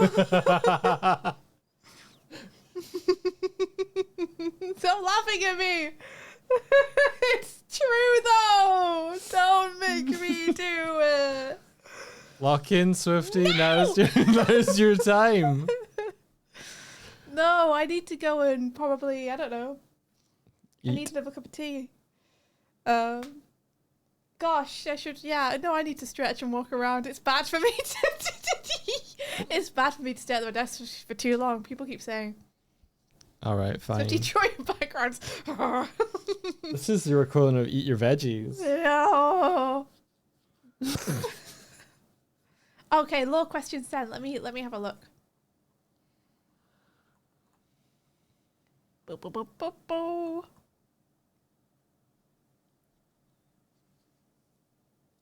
Law question. One of the countries or kingdoms in my world is actually a united confederation of duchies. They've worked together harmoniously for a few centuries, but one of the current dukes is secretly planning to try and overthrow the rest and make himself king, a position everyone swore to leave vacant for other law reasons. He wasn't originally supposed to be duke of his area, but his cousin died when they were roughly teens. In actuality, the evil duke betrayed his cousin and sold into an unseelie faith for power. So this guy, he's got to be like a big bad, if not the big bad, right? Which was kind of a monkey's paw because Faye, lol. I know that I want the evil duke to come live with his cousin and grandfather, the prior duke. Wait, I know that I want the evil duke to have come to live with his cousin and grandfather, the prior duke, when he was a kid, because his parents' ship went down or something. What I'm trying to decide is, did his cousin's parents die in the same accident, or did he kill them, or at least his uncle himself later on, out of jealousy of their perceived unfair good fortune, same reason he betrayed his cousin?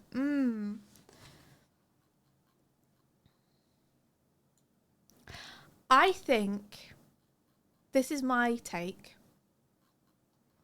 I think you don't want him to... I don't think you want him to murder too many people when he first, comes to live with them, right? I don't think you want him to be like, he's murdered all your parents too, he's murdered this, he's murdered that, because I think it starts with its impact after a little bit. Like, it starts to become less believable that he hasn't been caught. And I think doing it later is probably the better option out of those two. But I would be tempted to have the parents have died in the same ship disaster, because to me then that gives him something to bond with his cousin over to gain his trust. Is, oh, we've both lost our parents in the same accident, all we have is each other, we'll take you in, we'll get through this together.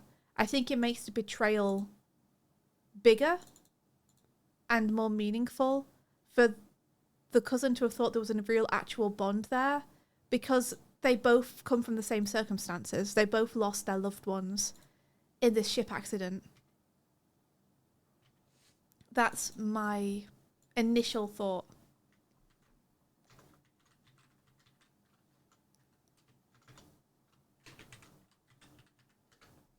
Mm-hmm.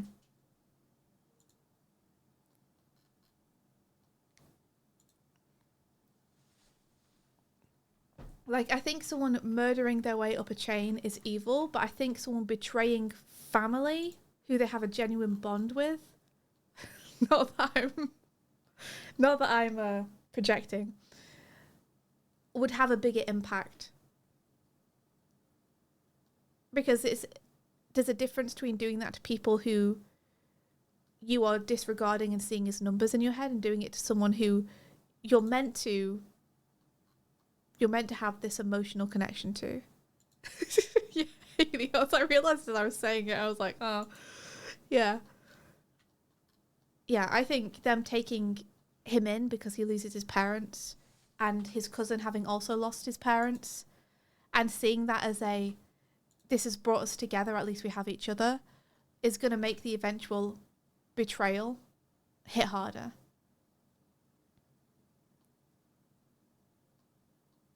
You know, they both had a different reaction to the same tragedy.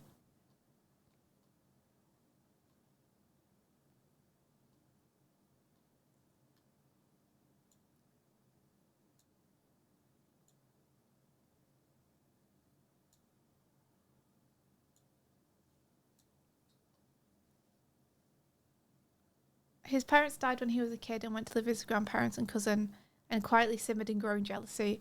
He betrayed his cousin when they were older teens, aged 20. If he killed his uncle, it would have been either between the two or a while after betraying his cousin.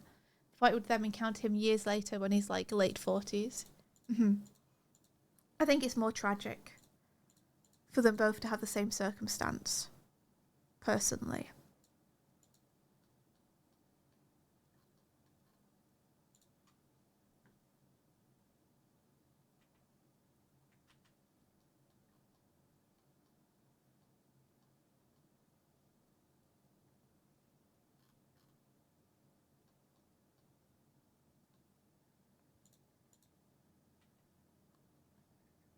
But I think also, you're the only one who knows what's going to be right for your story. You're the one who's closest to it. And I do believe that when your gut's telling you something, there's normally a reason that it's telling you that, even if you can't identify what that is.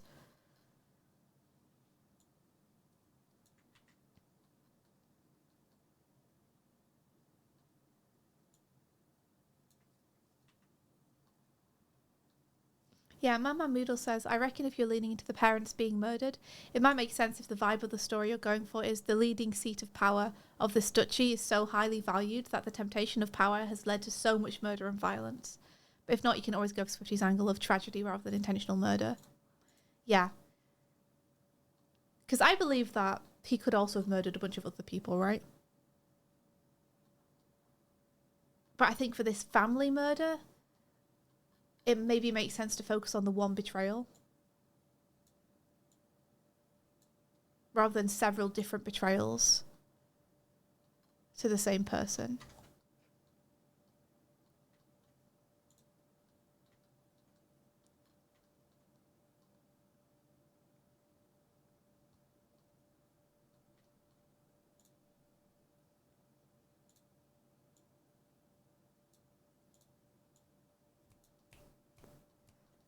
That's a nice looking foreground. You got that, Jadis! Don't! Don't! Listen. I'm leaving. I'll do it, okay? I'll do it. I'm just not going to do it right now. I do it in like 20 minutes. I'm going to go and have a shower. You petty bitch. I'll do it. I'll show you guys tomorrow and you'll be like, wow, she actually did it. I didn't think she would. I thought she was just trying to get away. You are trying to get away. Yeah, a little bit. But also I am going to do it. Because I think I can finish this in like an hour or two. And have like a little nice rough painting done. You should go to sleep, Helios. What is it now, like 6:30, 7? I don't know what time it is. It's still 6. It's been 5 minutes.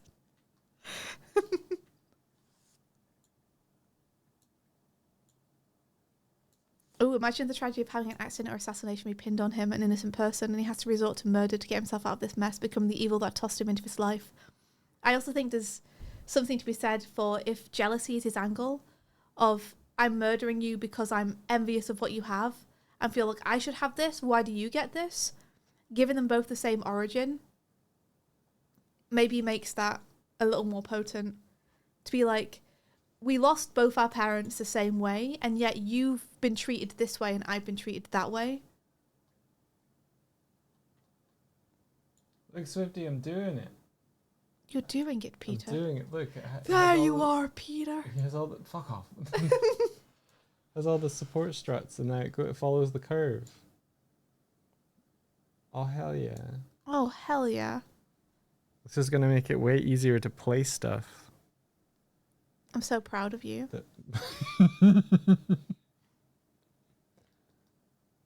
Got about 8 a.m. and time to work. Thank you for being here, genderqueer. Have a good work day. Work session. Everything.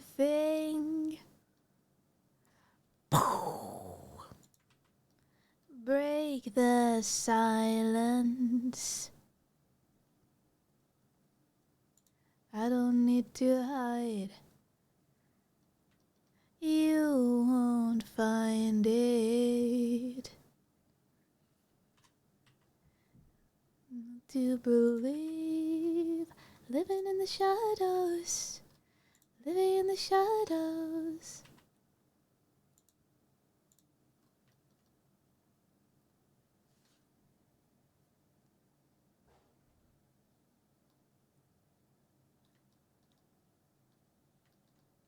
Yeah, I think I'm gonna go more for like, I know you like the bit below, but I think I like walkway plus struts. Oh. It looked better. Yeah, do what you feel. I'm doing it. It looked better. Say what you read, do what you feel. Don't believe everything you hear. Okay, I'm running. Can I mirror? Can I mirror? Can I mirror? I'm running away, Mike. I'm going to go have a shower. Is that okay? Yeah. You might need to take the full screen. Yeah, I can do that. Okay. Thank you guys for hanging out with me, for helping me with my piece. Martina says that walkway is a good place to push off enemies. It's true. It's true. Yeah, we don't have banisters here. We invested all our money in the one safety banister top deck. Thanks for having you, but of course you're all welcome here. I would like to get lunch maybe after you've gone through your shower. You want to what? I want to go get lunch after you've done your shower stuff. Oh. That's cool. I guess. I was wondering about cooking. Oh, you want to cook? Yeah. That's still getting lunch. Yeah. I guess. Your implication, I think, was that we would go out. Yeah. And I'm thinking that we should cook. Okay. I'm looking at what meals we have. Because I didn't choose. Okay. Oh, but quick teriyaki beef noodles. Sounds good. Sounds pretty good, right? Yeah. A veggie burrito bowl. Sounds delicious. A quick Greek-style oregano chicken pasta salad. And banging bangers and garlic mash. Cool. Banging bangers. Is that from this new week or is that from last week? This week. This week. Today. Living in the shadow. So quick teriyaki beef noodles would be nice. It's high protein, so it can get you all fueled up for the gym tomorrow. Yeah. Okay, go. Okay, go. All right, fine, I'll leave. Hang on. Let me just make sure that you're... I'm going to un-NDI myself. Okay, you're hidden. I've still got Sea of Stars running. My playtime on that game is going to be like... Why do you still have that running? Because I keep intending to go and play it. I was going to play it yesterday. Ridiculous. And then I didn't. I need to know if he's going to become villain. Yeah, I'm waiting till we can play it together. And I keep thinking I thought it was going to be yesterday and then it wasn't. So it's just still up. Because I need to get a save point. So by timing, it's going to be like 40 hours. I haven't done anything. Okay. Bye-bye, everybody. Have a great rest of your day or morning if I don't speak to you again. Have a nice stream, Mike. Bye, Swifty. Bye-bye. Oh. I'm going to use the bathroom before you go. Oh. Be right back, everybody. Oh.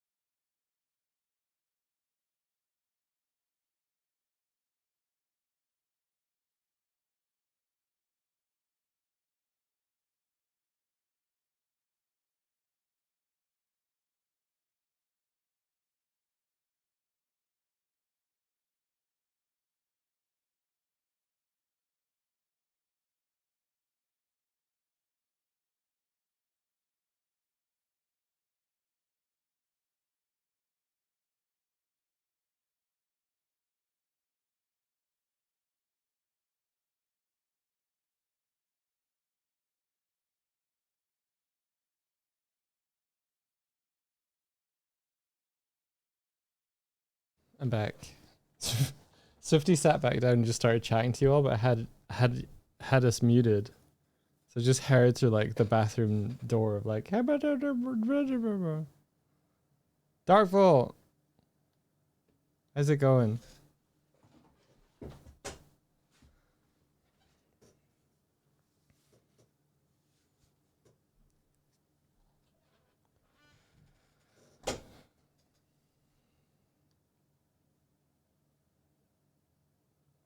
Okay, so I need it to mirror and it's not. What if I swap these around?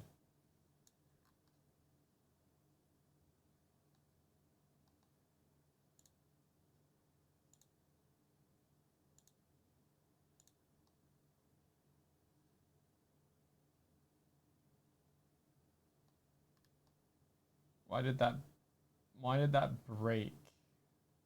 Why did that break what I was doing?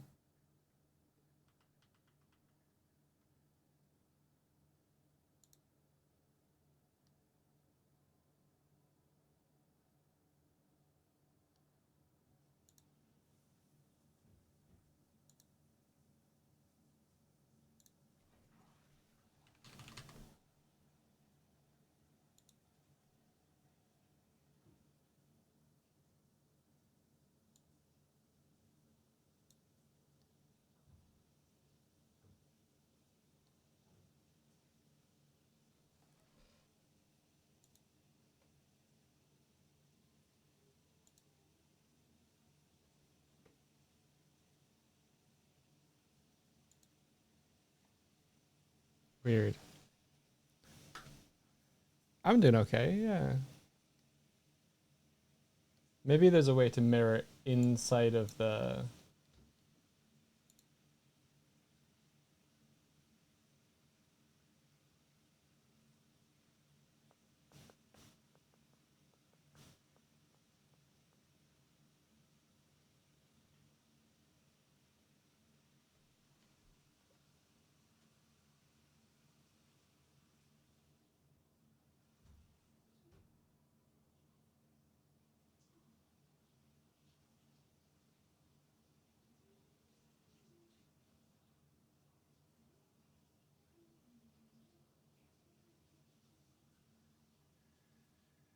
Nope, can't see a mirror.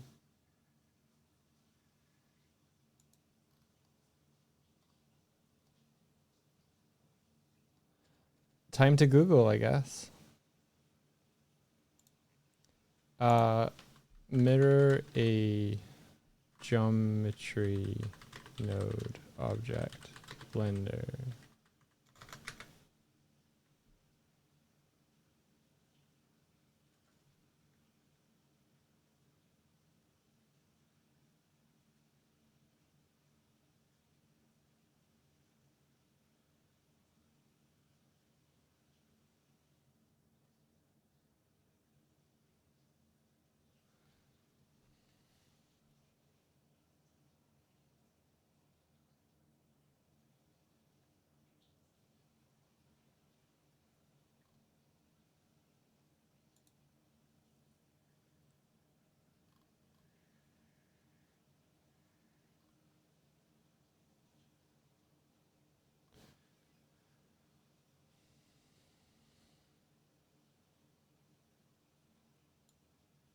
Okay. I think this will help. So a transform geometry minus the y join geometry. Add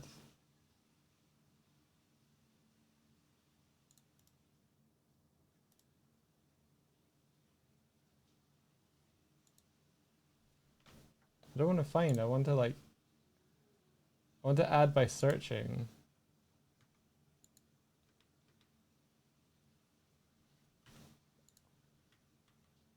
There we go. It's Shift A.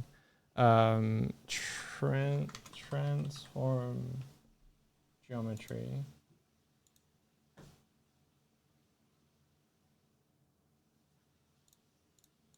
-1 geometry, and then want another one of these.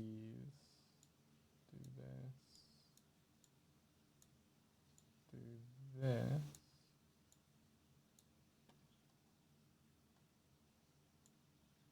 And this.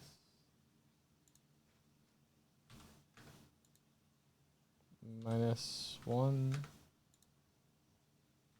1. There we go. Done.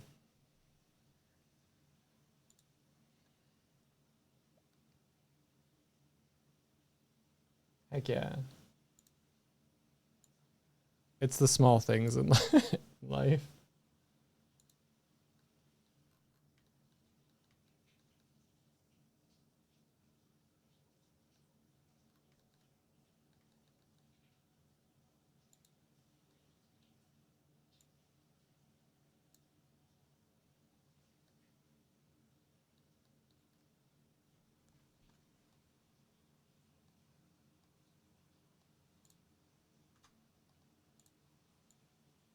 Yeah, so now I can... That's cool. It follows the curve as well. It's a bit more potent than just straight up arrays.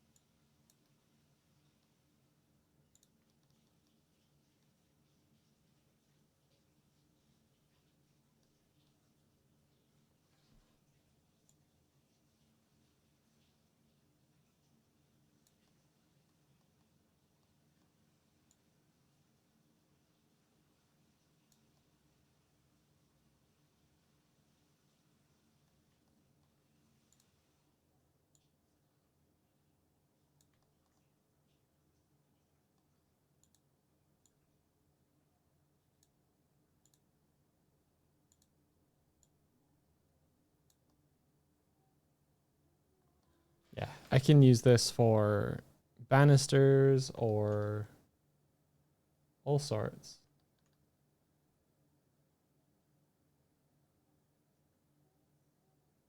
Like positioning portholes as well along the edge. Hey, Debray.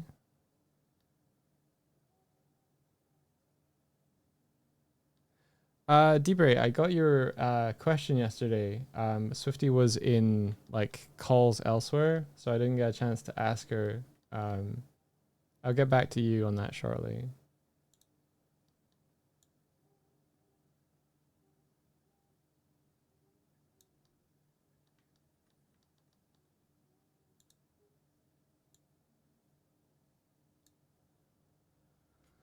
How many safety railings will the new ship have? Good question.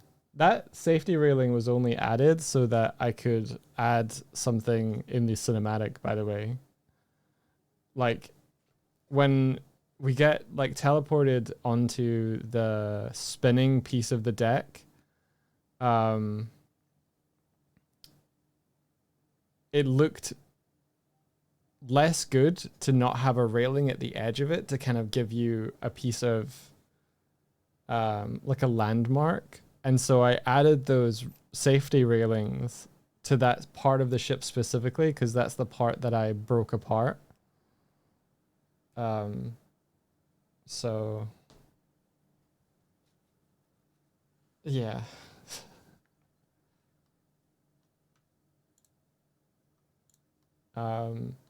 But to answer your question, Debray, I've been working on the outer hull to get like one cohesive mesh that I can start to like add details to and tweak.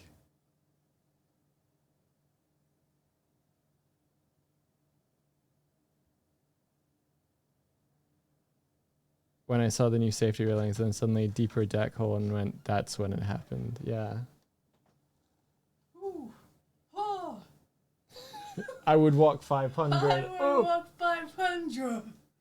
Oh. Oh. Very good. Yeah, there's parts where I like would click on the hull of the ship and it would be like show the different like parts in Unity, and I was like, oh shit, I hope no one notices that the ship is like broken in half when I selected those. If anyone did notice, they didn't say anything.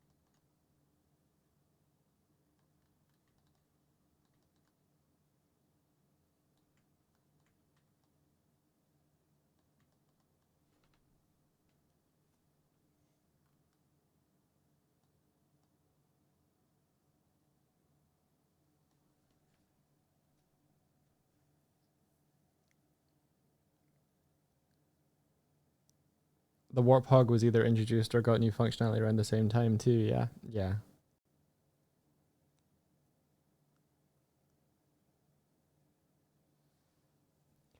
Would you have any recommendations to study layout or 2D animation as for any courses? Or I don't know. Loving the ship design, by the way, looks amazing. A question, would you have any recommendations for studying layout or 2D animation?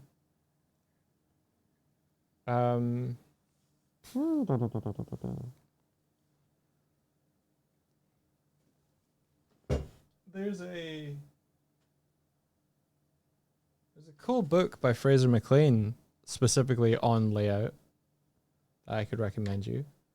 And I don't know what you mean by studying 2D animation because that's quite broad.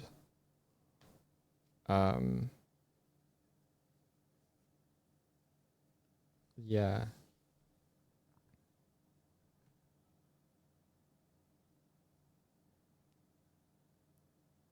What is layout?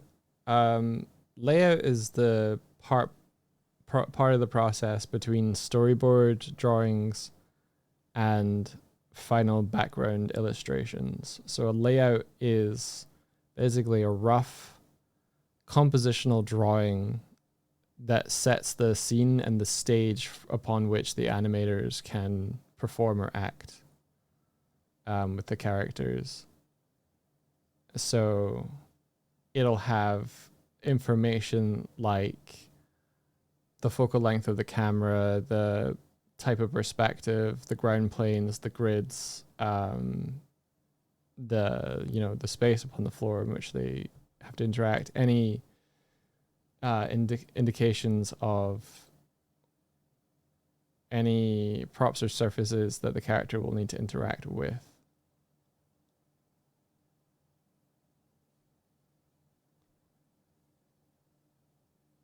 Setting the scene, yeah.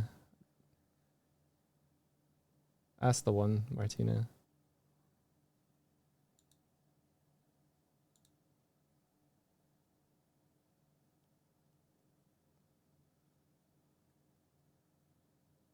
Oh. You can just read the book here. That's interesting. Very fun.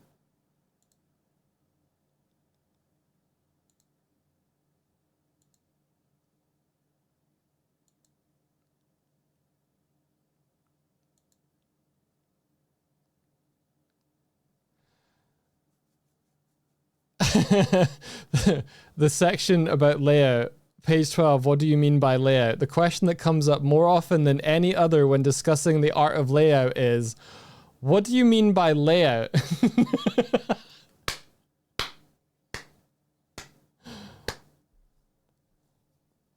Well done, Blur. You...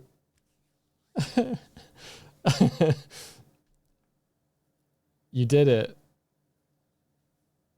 You can also buy it on Amazon for $346. Holy shit, because it's rare?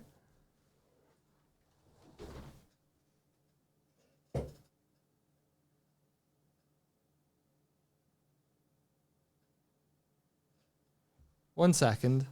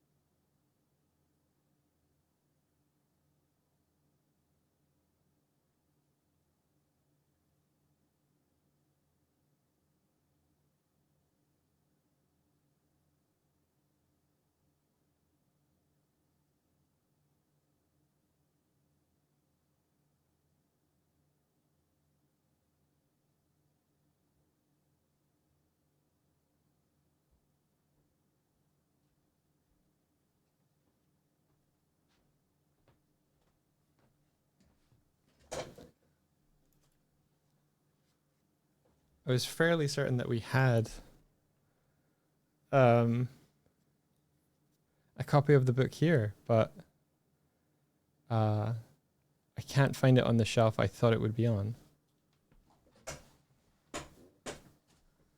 So it's either been used as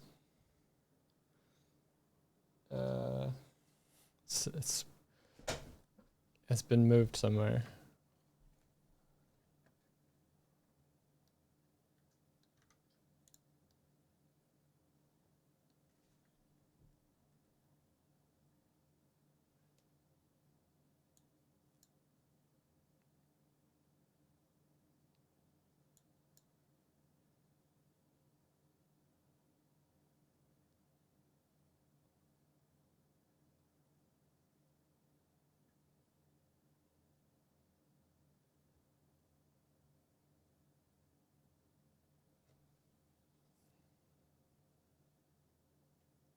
Yeah, Fraser McLean was teaching at my university when he was compiling this book.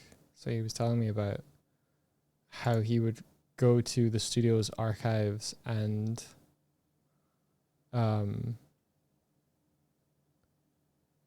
look through, like, a lot of the images in the book are scans of the original artwork. The like sketches, the thoughts behind it. It's a really good resource for Leia. Yeah.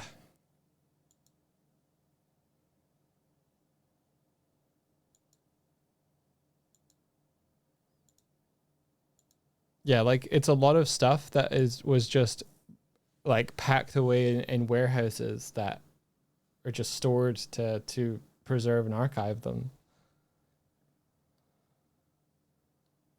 And he had to get a ton, like I think most of the effort and forcing on the book that he needed to do was just being allowed to publish and access them.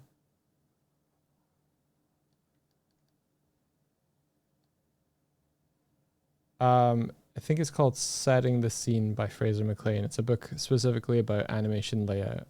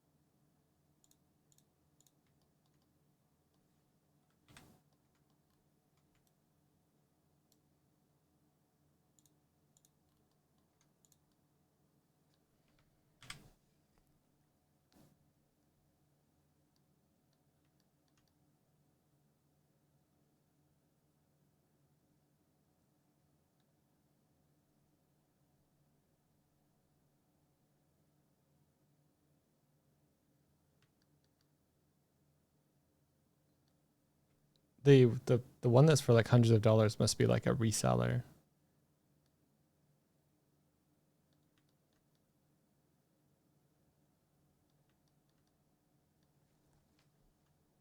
Gotta be.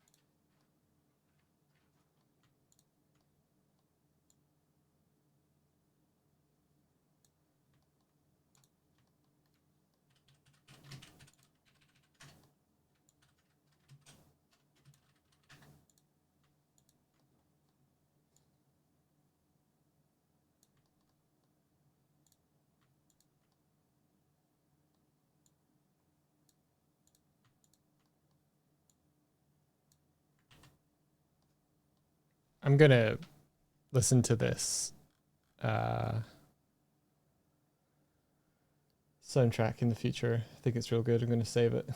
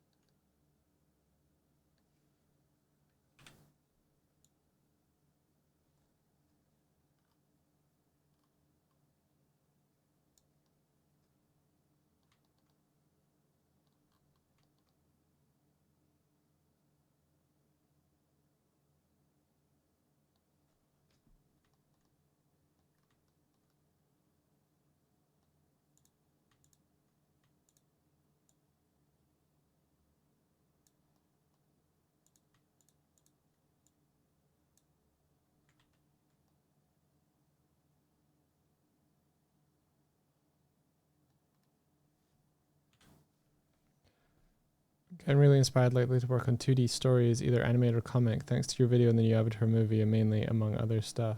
That's awesome, Aruka. Go for it.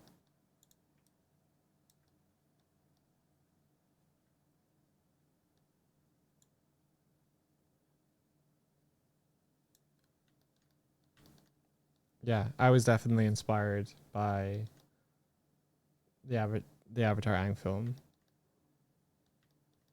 I had no real gas in the tank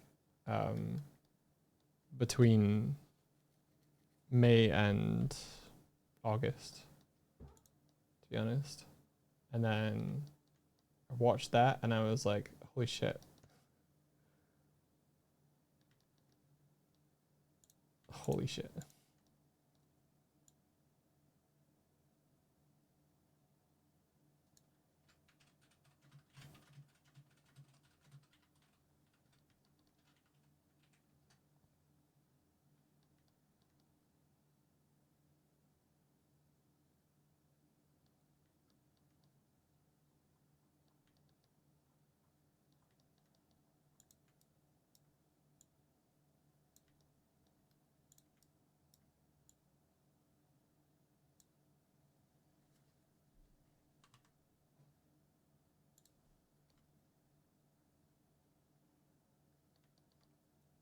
At least 3 of the artists that we worked with on Neon Odyssey worked on the Aang Avatar film. Oh, they were keeping their secrets. No, 4, maybe. 4.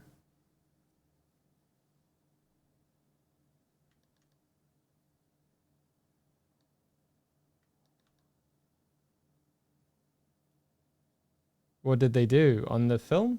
On Aang, Al Power was the I think lead character layout artist or animator. And Al did like ship design for Kane, some character design, predominantly I think on Ophelia, as well as pitching in other ideas and stuff, and being generally cool. They also animated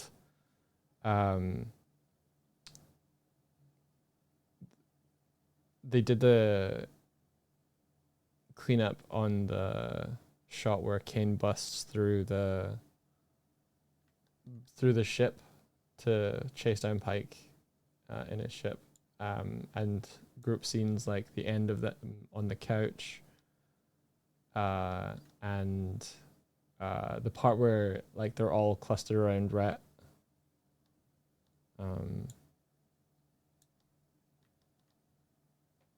We would have had them on more, but they were busy.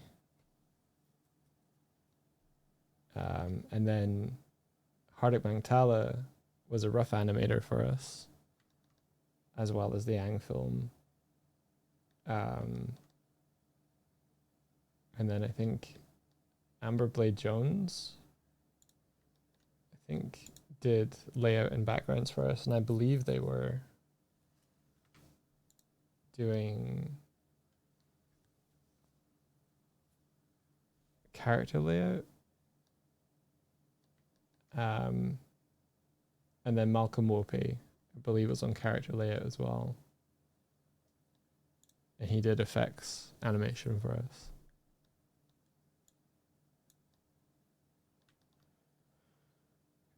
Cool people doing cool things.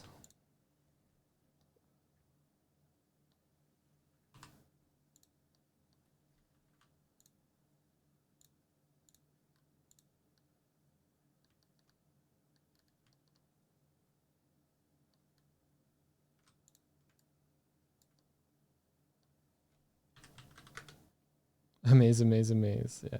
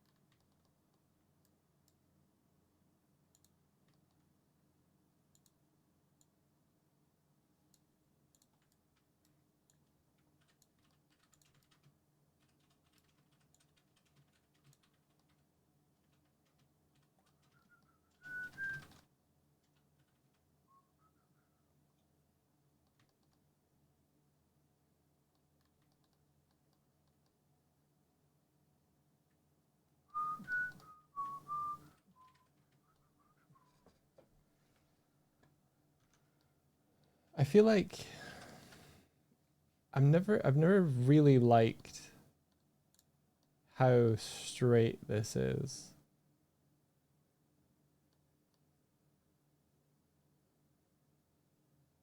Maybe it needs to be rounded.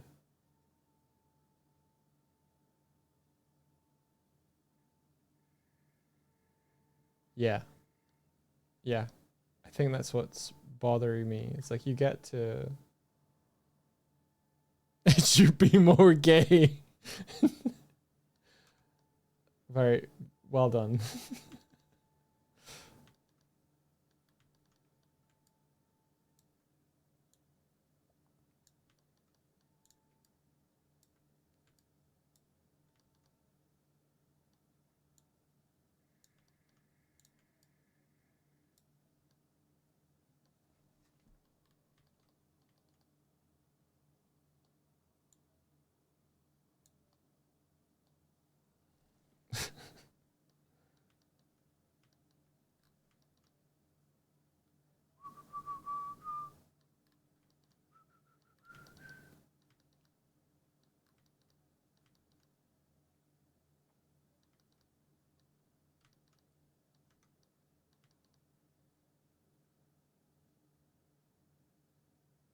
Yeah.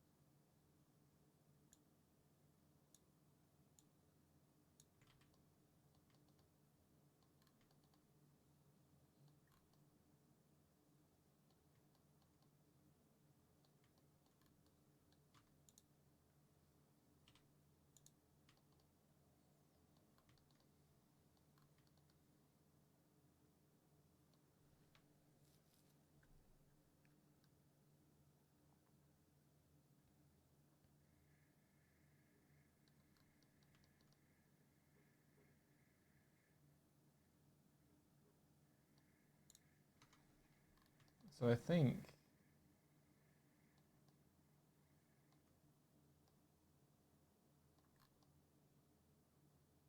yeah, if we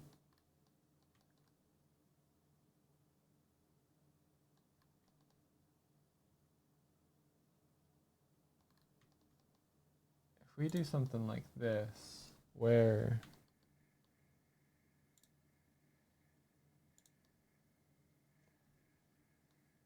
cut this.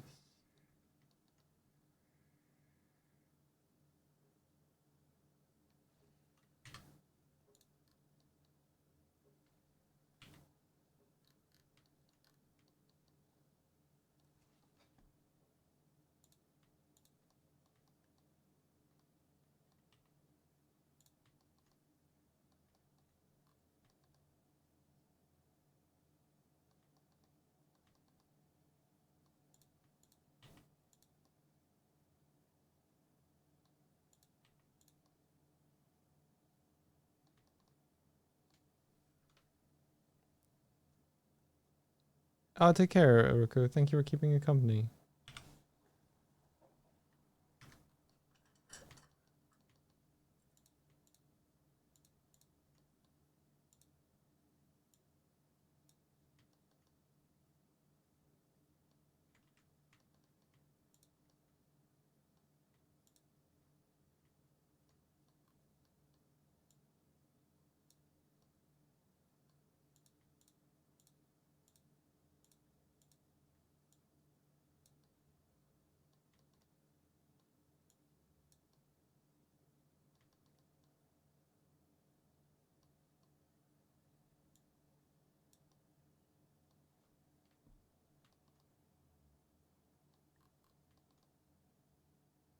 Maybe?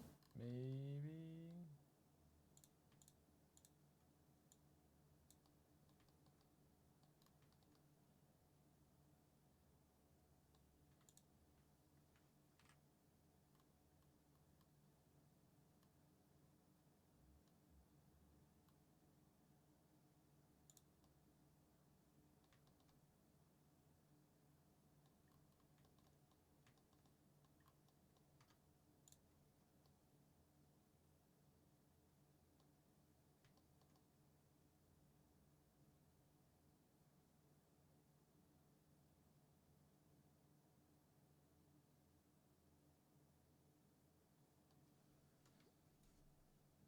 Hmm.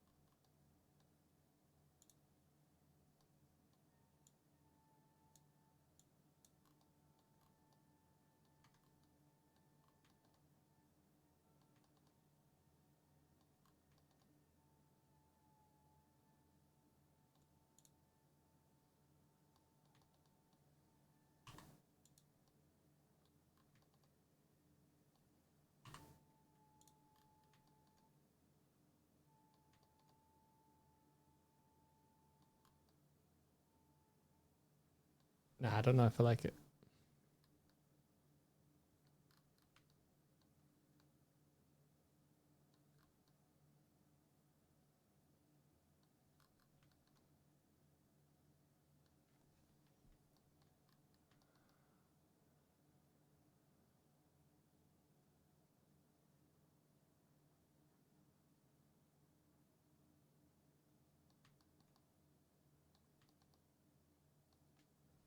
I don't know if I like that. It's like the ship has arms.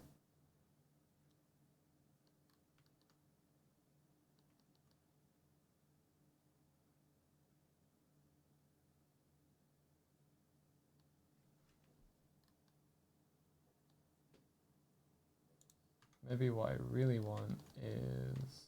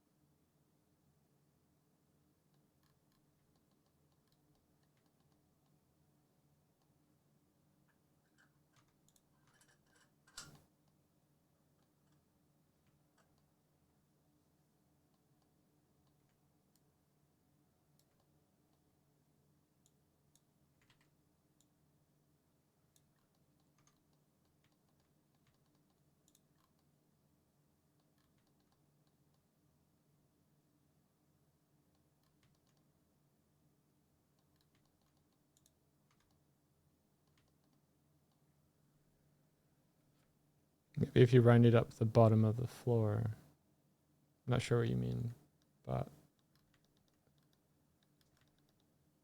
I'm probably gonna.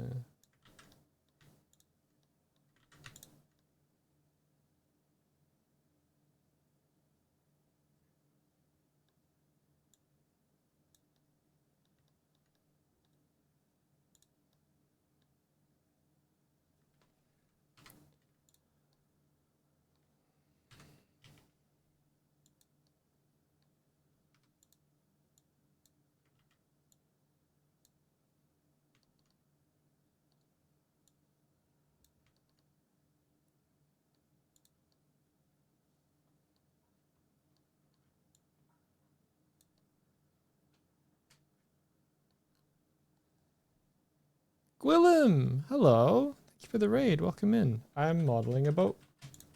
How was your stream? Hey, Juffy. Welcome in. If you've not been here before, I usually have an overlay running where I'm running around and being a bear and stuff, but it keeps freezing, so I have it off for a little bit. I'm using Blender right now to 3D model a new stream environment, which is an airship. So this is how it's going so far. There's a lot of scatty bits around and stuff as I've been building it.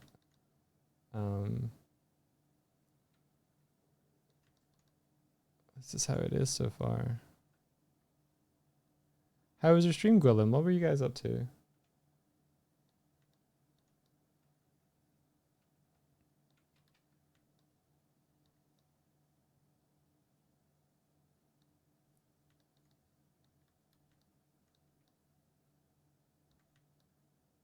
It's going to have interiors as well as exteriors for this one. But it's still very, very work in progress.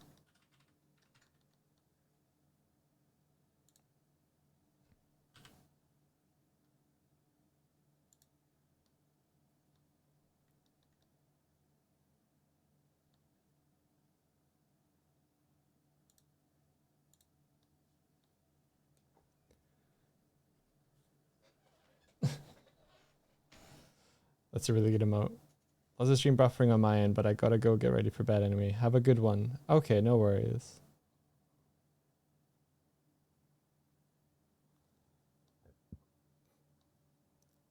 Rest well, sir.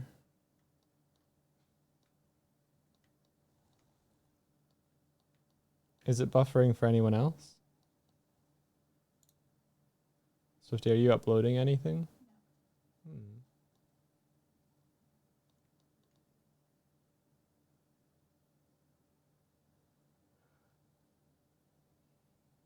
No, good here. Okay. At some point, I'm going to need to put in the windows that are implied here. I might make those windows bigger. We'll see.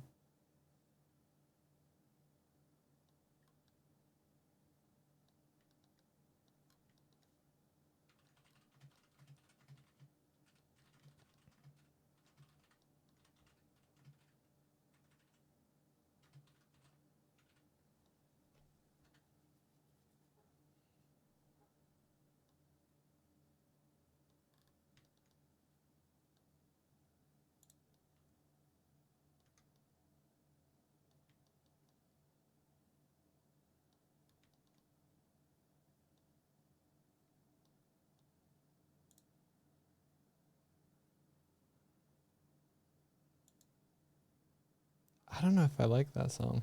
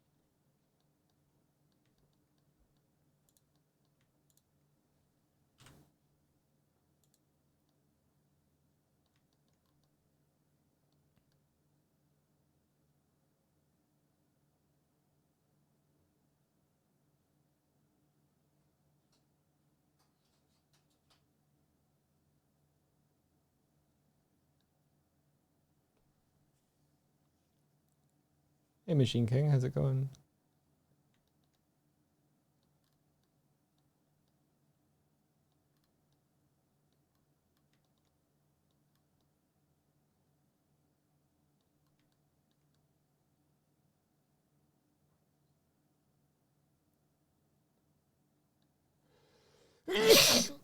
Ooh, go.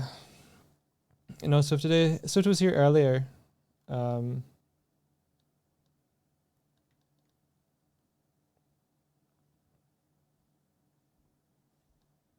Thank you.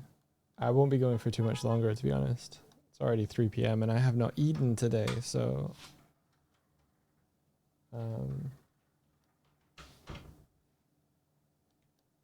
it is very much pending.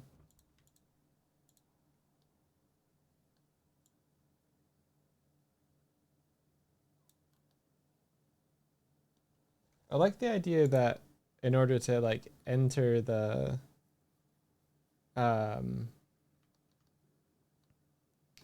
airship, this could be a cool, like if it's docked or something, little ramp up to here maybe.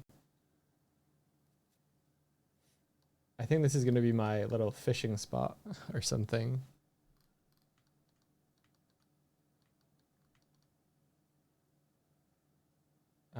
I think there's going to be like ooh, I wonder if this were glass, that'd be kind of fun.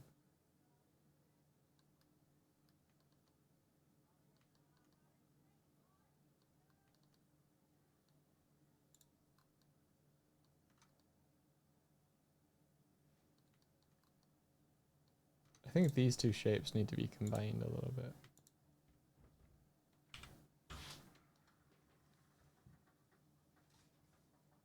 It's the box.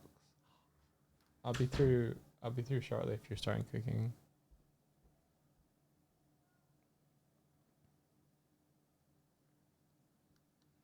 Oh, they're rockets. These, yeah, they're gonna be boost rockets.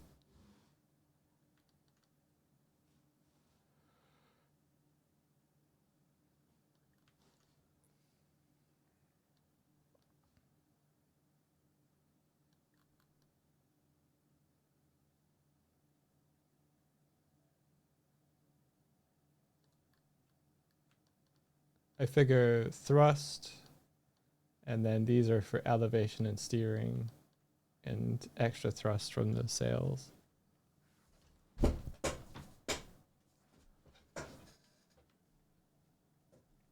I love in Treasure Planet that they have solar sails so that it's like not wind but sun that catches on them. I thought that's fucking brilliant.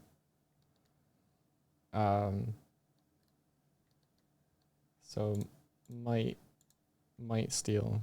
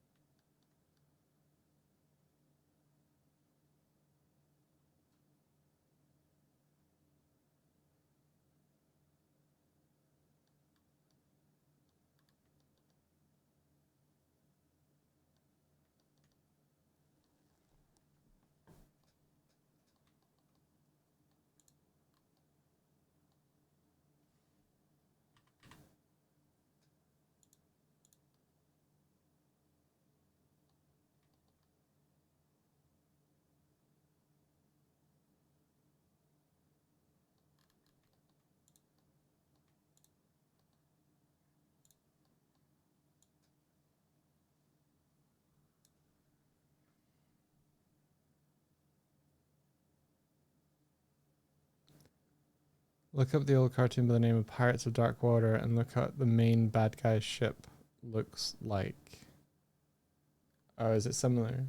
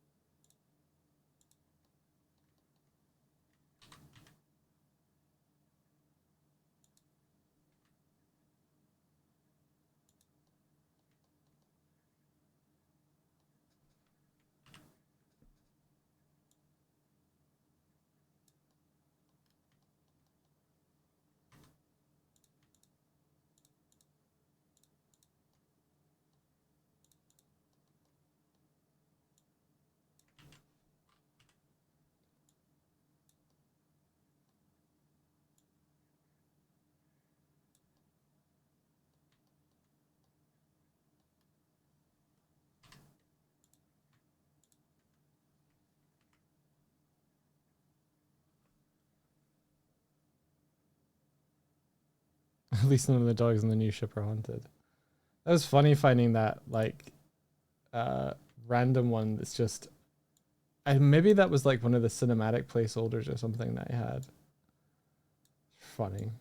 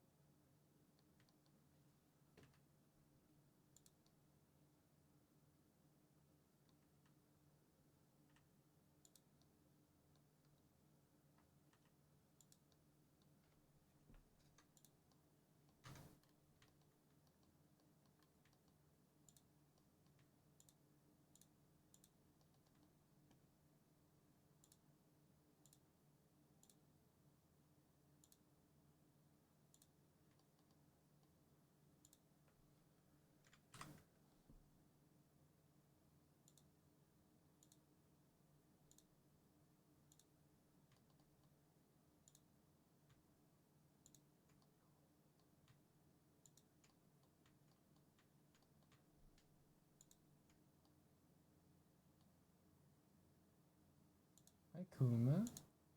Oh, is your bed gone? Here you are, buddy. You went to bed. You went to bed. Yeah.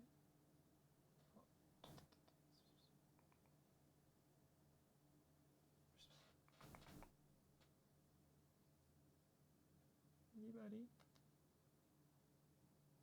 Kuma. Barrow.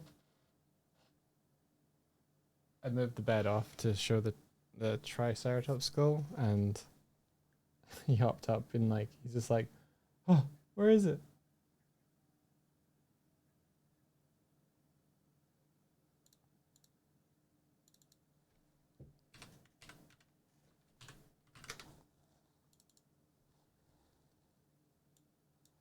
Metal.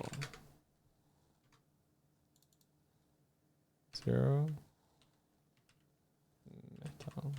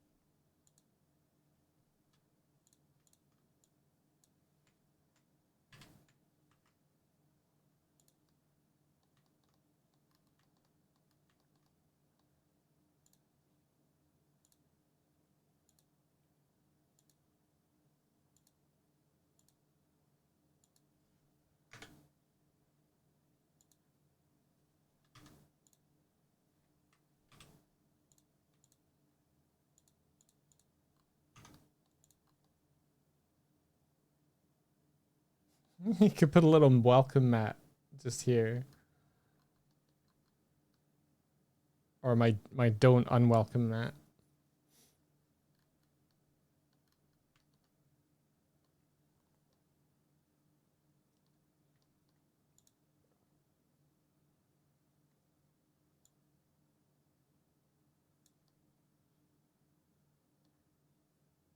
Ooh, what's this?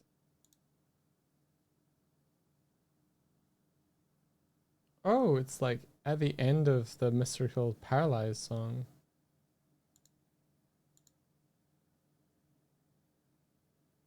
That's cool.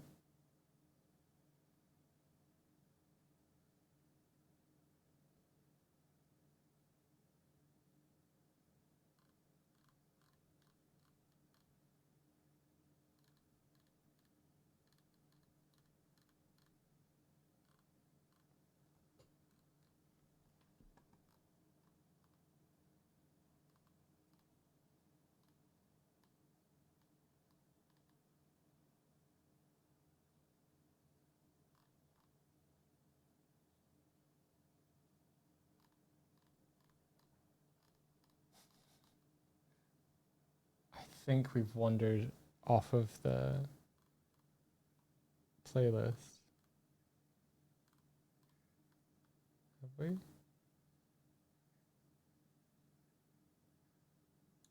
Still good though.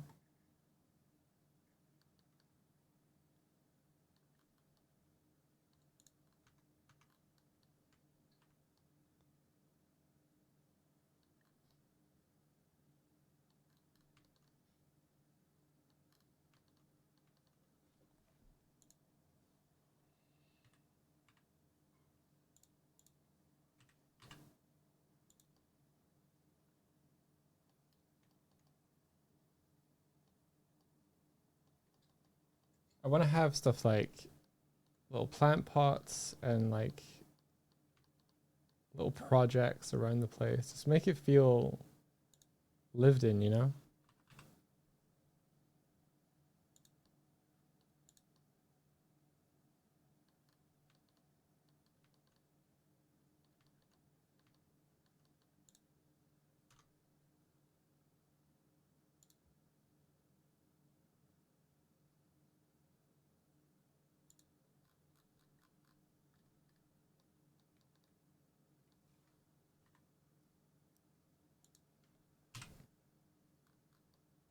Oh, shit.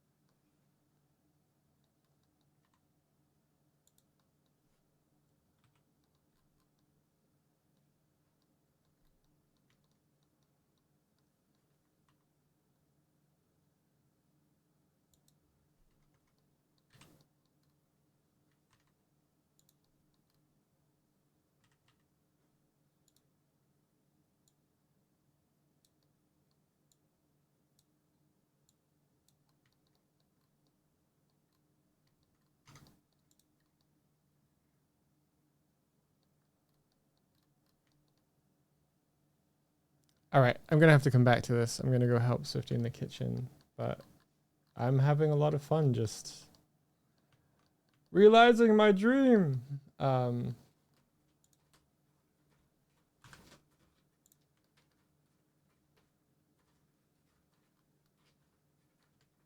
Thank you very much for joining me today. Probably be back tomorrow for a bit more.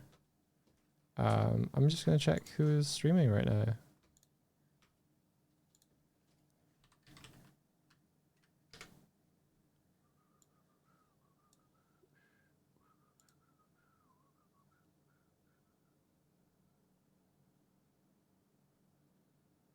What the fuck? Sorry, I just looked at the dashboard again for the first time. You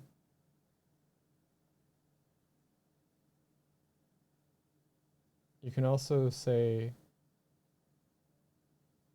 there's a thing that just says Twitch, clip that. Did it do it?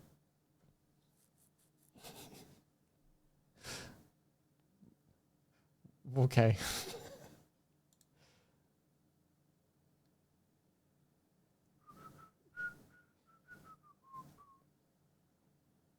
Yeah, the thing I was saying what the fuck at is at the top it says broadcasting in 1080p horizontal and then a setup for a vertical, not streaming in vertical. Click to learn how to stream in vertical and horizontal at the same time with dual format. That's new. Does that mean we can also stream to TikTok? Because that might be really fucking funny.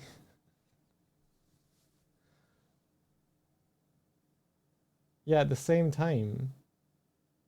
I don't even know what that would look like. In-game Asylum does that. What, he streams to TikTok as well. How would he do that with his setup? Click it. Set up now.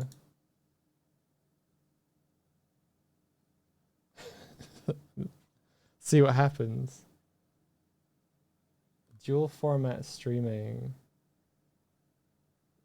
We've added server-side transcode support for these streams for all partners and select affiliates to reduce strain on your system and improve performance. This added server-side transcode support lets us utilize your GPU to encode the highest resolution horizontal and vertical streams while using server-side transcoding to fill in all the lower resolutions. Ultimately, this results in your viewings getting a high-quality experience. Dual format streaming allows streamers to broadcast in both horizontal and vertical optimized formats, whether watching on web or mobile.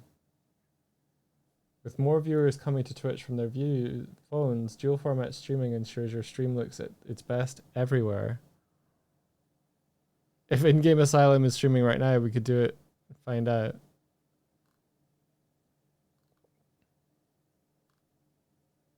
Kind of neat, but I don't know how that would, I don't know how to make that look any good with the Unity stuff.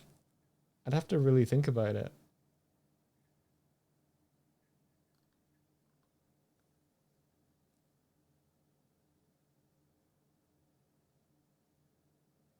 They are relying on Item for the vertical plugin stuff for OBS. That's really interesting.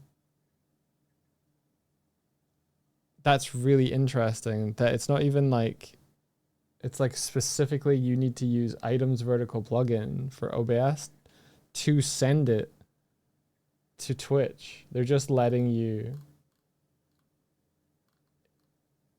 So we have to do it on OBS side anyway. Yeah, all right. Should it look good? I'm going to look into this because if we can just stream automatically to TikTok or something like that with the vertical format, they might go nuts for that.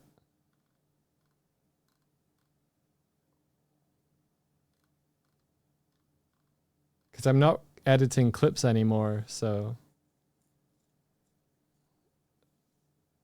the poor TikTokers that have thought we've died like once again.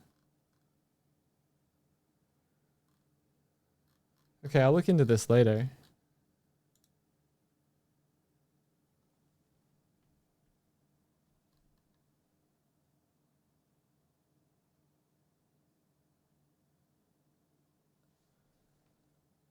TikTok does have weird rules that in-game jumps through. Like he says purple and red instead of Twitch and YouTube. Well, they don't let you say Twitch or YouTube on TikTok. Interesting. Even for like just uploaded clips. That explains why if you go, come and watch me on Twitch on a TikTok video, it doesn't do very well.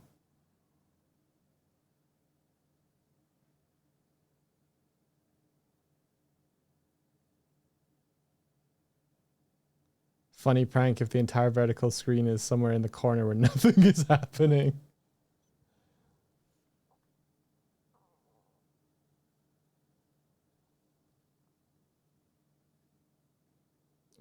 Okay. Yeah. Let me do the raid browser thing, and I got some interesting stuff to research, I guess.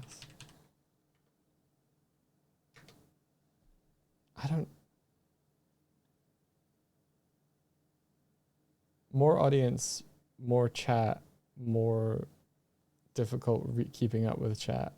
It's not something I necessarily want.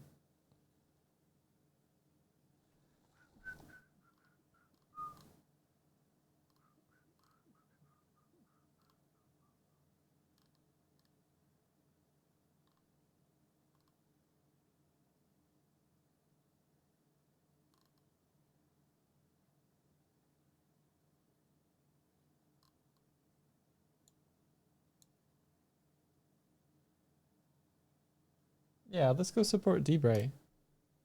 They're testing their stream connection, so this'll. I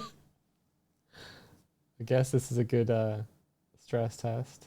And they're also polishing their multi-VPO extra level. They've been working on a multiplayer VPO for the past, I guess, few months.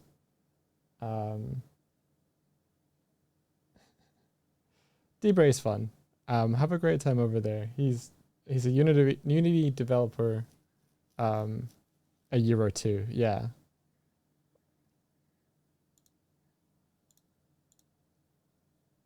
Okay, start raid.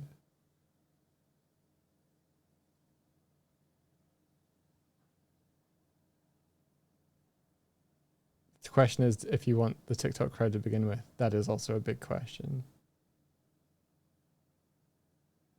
Unsure. Each platform has their own vibe.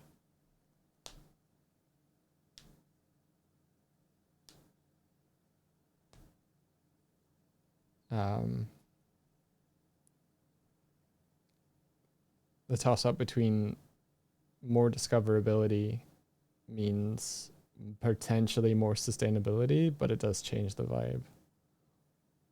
Dual stream, Delta Room, what could go wrong? Everything could go wrong.